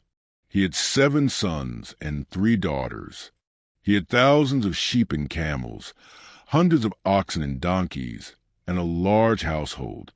He was, the text tells us, the greatest man among all the people of the East. But his story isn't about his prosperity. It's about what happened when everything fell apart, when goodness didn't protect him, when being blameless didn't shield him from catastrophe. Because one day, messengers began arriving at Job's door, one after another, each bearing news worse than the last. The Sabaeans attacked and carried off his oxen and donkeys, killing the servants. Fire fell from heaven and burned up his sheep and his shepherds. The Chaldeans raided his camels and struck down his servants. And then, the worst news of all, a great wind swept in from the desert and struck the house where his children were feasting, and the house collapsed, killing all of them. All 10 of his children, gone in an instant. Imagine receiving that news. Imagine the messenger's words landing like physical blows. Your livestock gone. Your servants dead. Your children, all of them, every single one, killed. The life you built, the family you loved, the future you imagined, erased in a single day. Job tore his robe and shaved his head in grief. He fell to the ground, and in his agony, he spoke words that echo through the centuries. "Naked I came from my mother's womb, and naked I will depart. The Lord gave, and the Lord has taken away. May the name of the Lord be praised." But the suffering wasn't over. Job was then afflicted with painful sores from the soles of his feet to the crown of his head. His physical body became a source of torment. He sat among the ashes, scraping his skin with broken pottery, and his wife, perhaps broken by her own grief, having lost all her children too, said to him, "Are you still maintaining your integrity? Curse God and die." Even his closest companion had reached the point where death seemed preferable to this existence. Then his friends came. Eliphaz, Bildad, and Zophar heard about his troubles and came to comfort him, and when they saw him from a distance, they could barely recognize him. His suffering had transformed him physically. They sat with him on the ground for 7 days and 7 nights, and no one spoke a word because they saw how great his suffering was. Sometimes the depth of pain demands silence. Sometimes there are no words adequate to the moment, but then the silence broke, and Job spoke. He cursed the day of his birth. "May the day of my birth perish, and the night that said, 'A boy is conceived.' May that day turn to darkness. Why did I not perish at birth, and die as I came from the womb?" This is raw grief, unfiltered suffering. Job wasn't pretending to be okay. He wasn't offering platitudes about everything happening for a reason. He was honest about his pain, and Scripture preserves that honesty for us, his friends, meaning, well, try to explain his suffering. They operated from a worldview that made sense to them. Good things happen to good people, and bad things happen to bad people. Therefore, if Job was suffering, he must have done something wrong. Eliphaz suggested that Job's suffering must be punishment for some sin. Bildad insisted that God doesn't pervert justice, implying that Job must deserve this somehow. Zophar told Job to repent of his wickedness. Over and over, they tried to make his suffering make sense by making it his fault. But Job pushed back. Though he slay me, yet will I trust in him. Nevertheless, I will defend my ways before him. Job maintained his innocence. He knew he hadn't done anything to deserve this level of suffering. He refused to confess the sins he hadn't committed just to make his friend's theology work. And in this refusal, in this insistence on truth, even in the midst of agony, Job shows us something crucial. Sometimes the most faithful thing we can do is refuse to accept false explanations for our suffering. In our modern world, we understand Job's story in ways we wish we didn't. We know what it's like when life falls apart for no good reason. When you did everything right and still lost everything. When you lived responsibly and still got the diagnosis. When you were faithful in your marriage and your spouse still left. When you raised your children with love and they still struggle. When you worked hard and the company still downsized. When you took care of your health and your body still betrayed you. We know what it's like to sit in the ashes of our lives, scraping at our wounds, wondering why. We know what it's like when well-meaning people try to explain our suffering in ways that make it somehow our fault. Everything happens for a reason. God never gives you more than you can handle. This must be a lesson you needed to learn. You're suffering because you didn't have enough faith. There must be some sin in your life you need to address. These are Job's friends in modern clothing. Still try to make suffering make sense by making it the sufferer's responsibility. Think about the person diagnosed with cancer who gets asked, "What do you think caused it? Were you stressed? Did you eat the wrong things? Were you exposed to something?" As if finding a cause would somehow make it fair, would somehow mean they deserved it.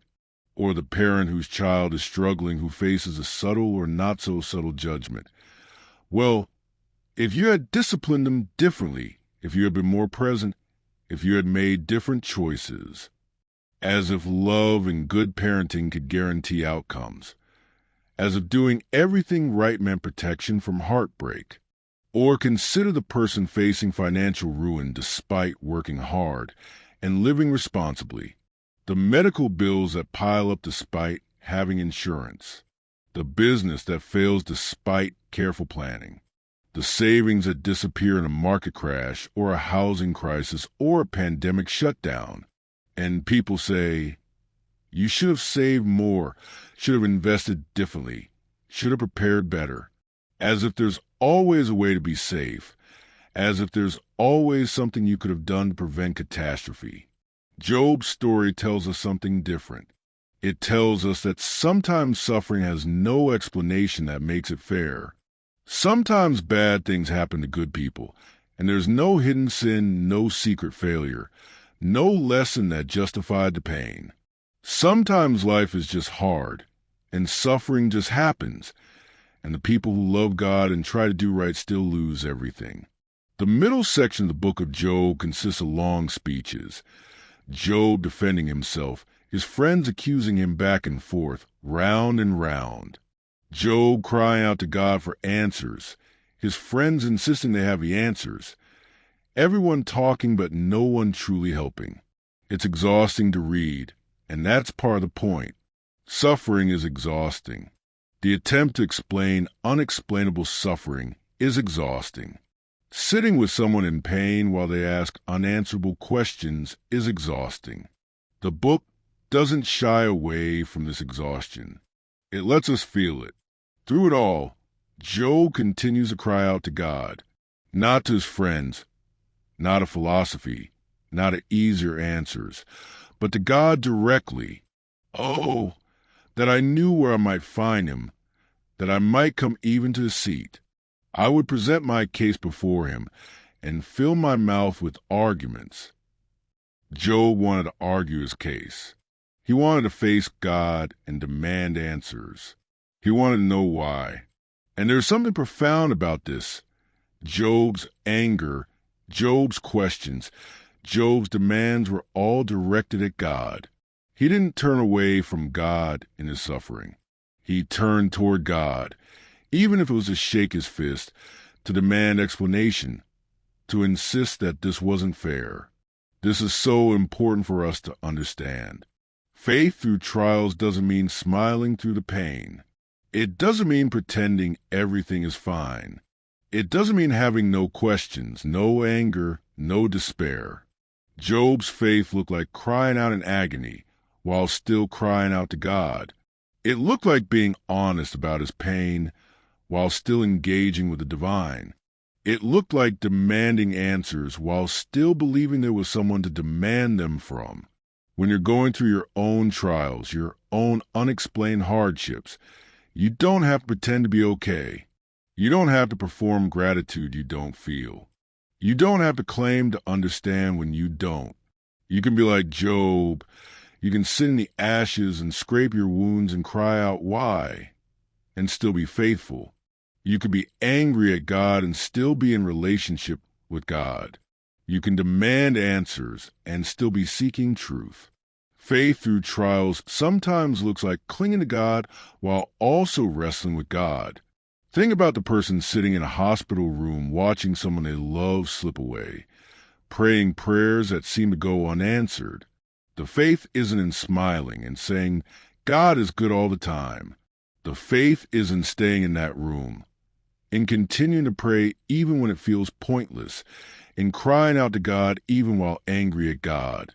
Or the person facing another day of chronic pain, another morning of waking up to a body that hurts, another round of treatments that might not work. The faith isn't in believing there's a reason for the pain. The faith is in getting up anyway, in facing another day anyway, in continuing to hope even when hope feels foolish. Finally, after all the speeches, after all the arguments, after all the attempted explanations, God speaks to Job out of a whirlwind. And God doesn't explain. God doesn't justify the suffering. God doesn't say, here's why this happened to you. Instead, God asks Job questions. Where were you when I laid the earth's foundation? Tell me if you understand. Who marked off its dimensions? Have you ever given orders to the morning or shown the dawn its place? Have you journeyed to the springs of the sea or walked in the recesses of the deep? Have the gates of death been shown to you? Question after question, God takes Job on a tour of creation. The mountains and the seas, the wild animals and the weather patterns, the mysteries of the universe and the wonders of the natural world. And the message seems to be this. The universe is vast and complex and mysterious, and you, Job, don't understand most of it. You don't know how the world works on a fundamental level. So why do you expect to understand why you're suffering? At first, this might seem like a non-answer, even cruel. Job is sitting in the ashes, covered in sores, having lost everything, and God's response is essentially, the universe is big and you're small. But there's something deeper here. God is inviting Job into humility without asking him to accept false explanations. God is saying, you don't have to understand everything. You don't have to be able to explain your suffering. You don't have to make it make sense. Some things in life are mysteries that you can't solve, and that's okay. You can live with mystery. You can endure without understanding. This is profoundly countercultural in our modern world.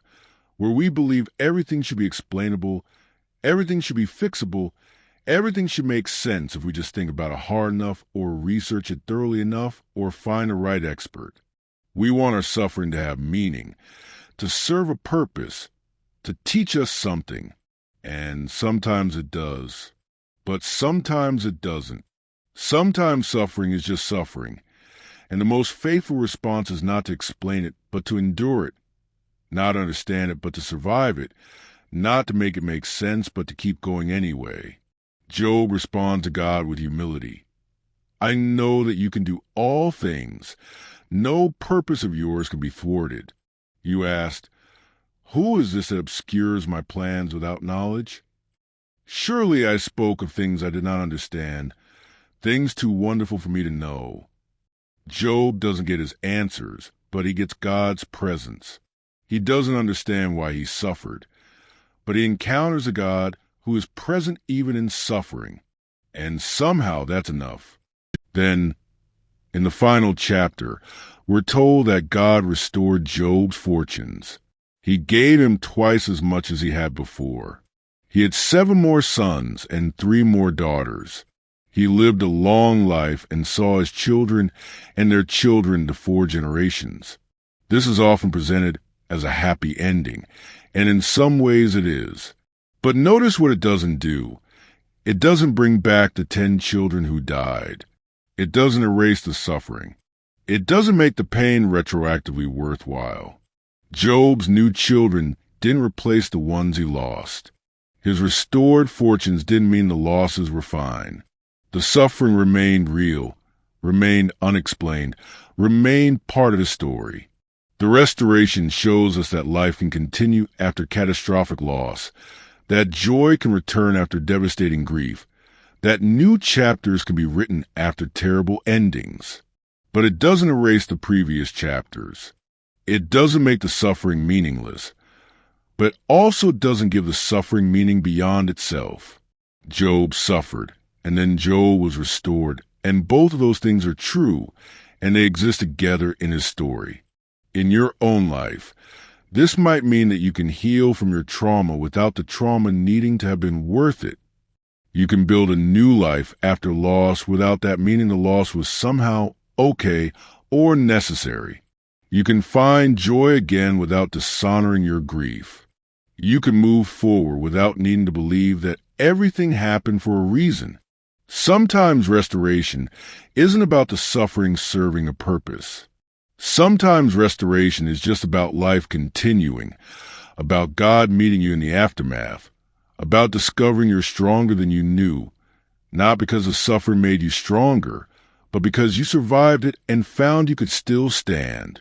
The book of Job teaches us about endurance, but not the kind of endurance that grits its teeth and pretends to be fine. Job's endurance included cursing the day of his birth. It included demanding answers from God. It included angry accusations and desperate pleas and honest grief. His endurance was messy and raw and real. And yet he endured. He stayed in the conversation with God, even when that conversation was a wrestling match. He refused easy answers, even when easy answers would have been more comfortable. He maintained his integrity, even when people told him to let it go and curse God. This is the kind of endurance we need in our modern trials. Not the endurance that pretends everything is fine, but the endurance that keeps going even while admitting everything is not fine. Not the endurance that has all the answers, but the endurance that keeps showing up even without answers.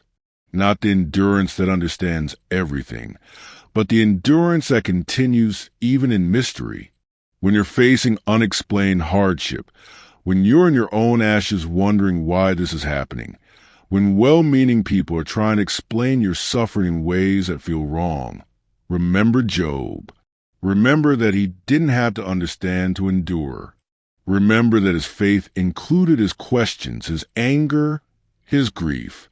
Remember that God met him in a whirlwind, not with explanations, but with presence. Your trial might not make sense. You might never know why it happened. You might never see the purpose in it. Never learn the lesson it was supposed to teach. Never find the silver lining people keep insisting must be there. And that's okay. You don't need your suffering to make sense for it to be survivable. You don't need to understand it to endure it.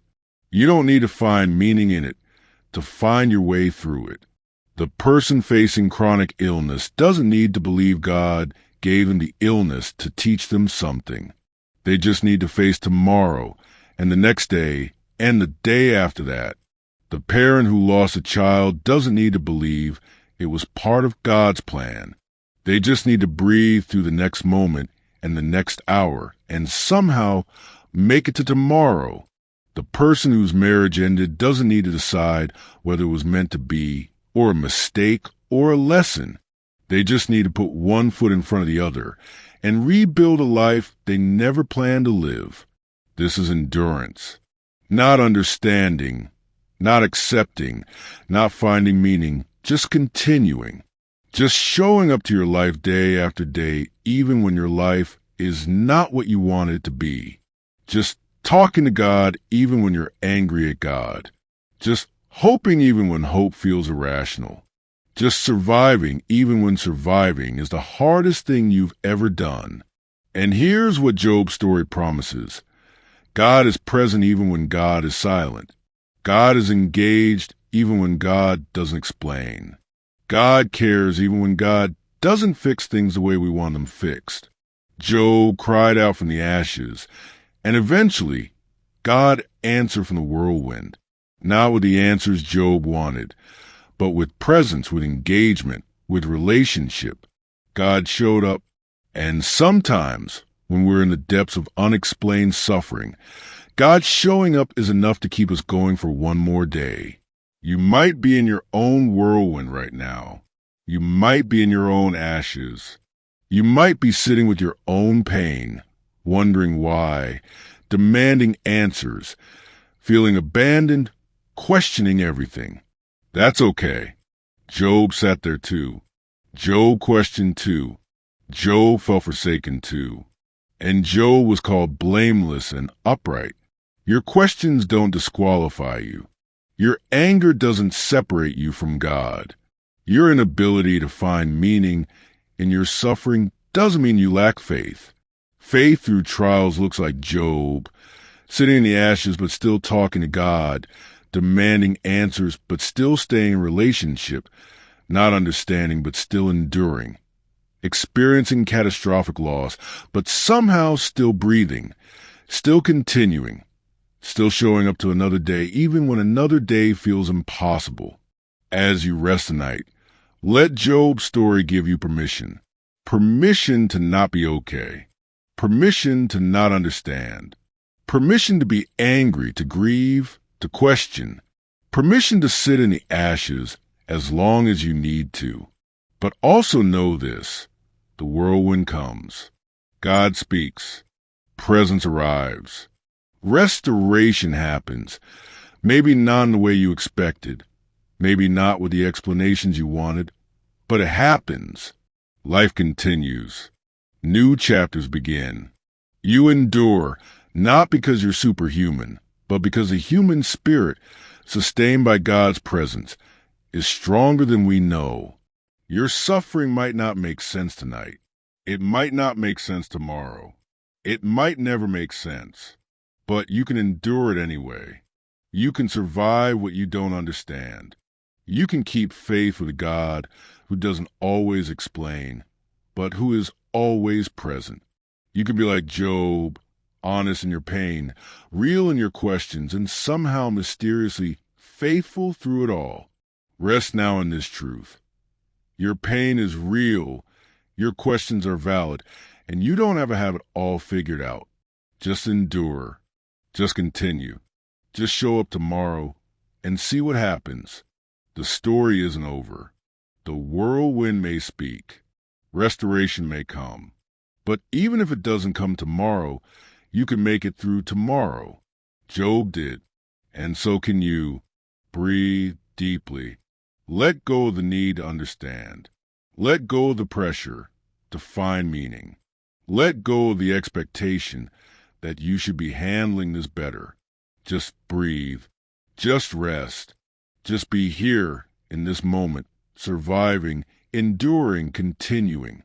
That's enough. You're enough. Your faith is enough. Questions and all. Sleep now, knowing that the God who met Job in the whirlwind meets you in your storm too, not always with answers, but always with presence. And sometimes in the darkest nights of unexplained suffering, presence is everything. So as we come to the end of our journey, take a slow, deep breath, sink fully into rest. Let your mind grow quiet and still.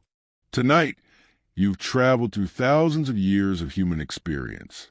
You walk with Noah and learn that renewal is always possible, that second chances exist even after devastation. You stood at Babel's tower and recognized that true connection requires humility. You sat with Abraham and remembered that hospitality to strangers is a sacred calling. You journeyed with Joseph and discovered that betrayal doesn't have to define you, that resilience carries you through. You stood with Moses against oppression and learned what it takes to fight for justice.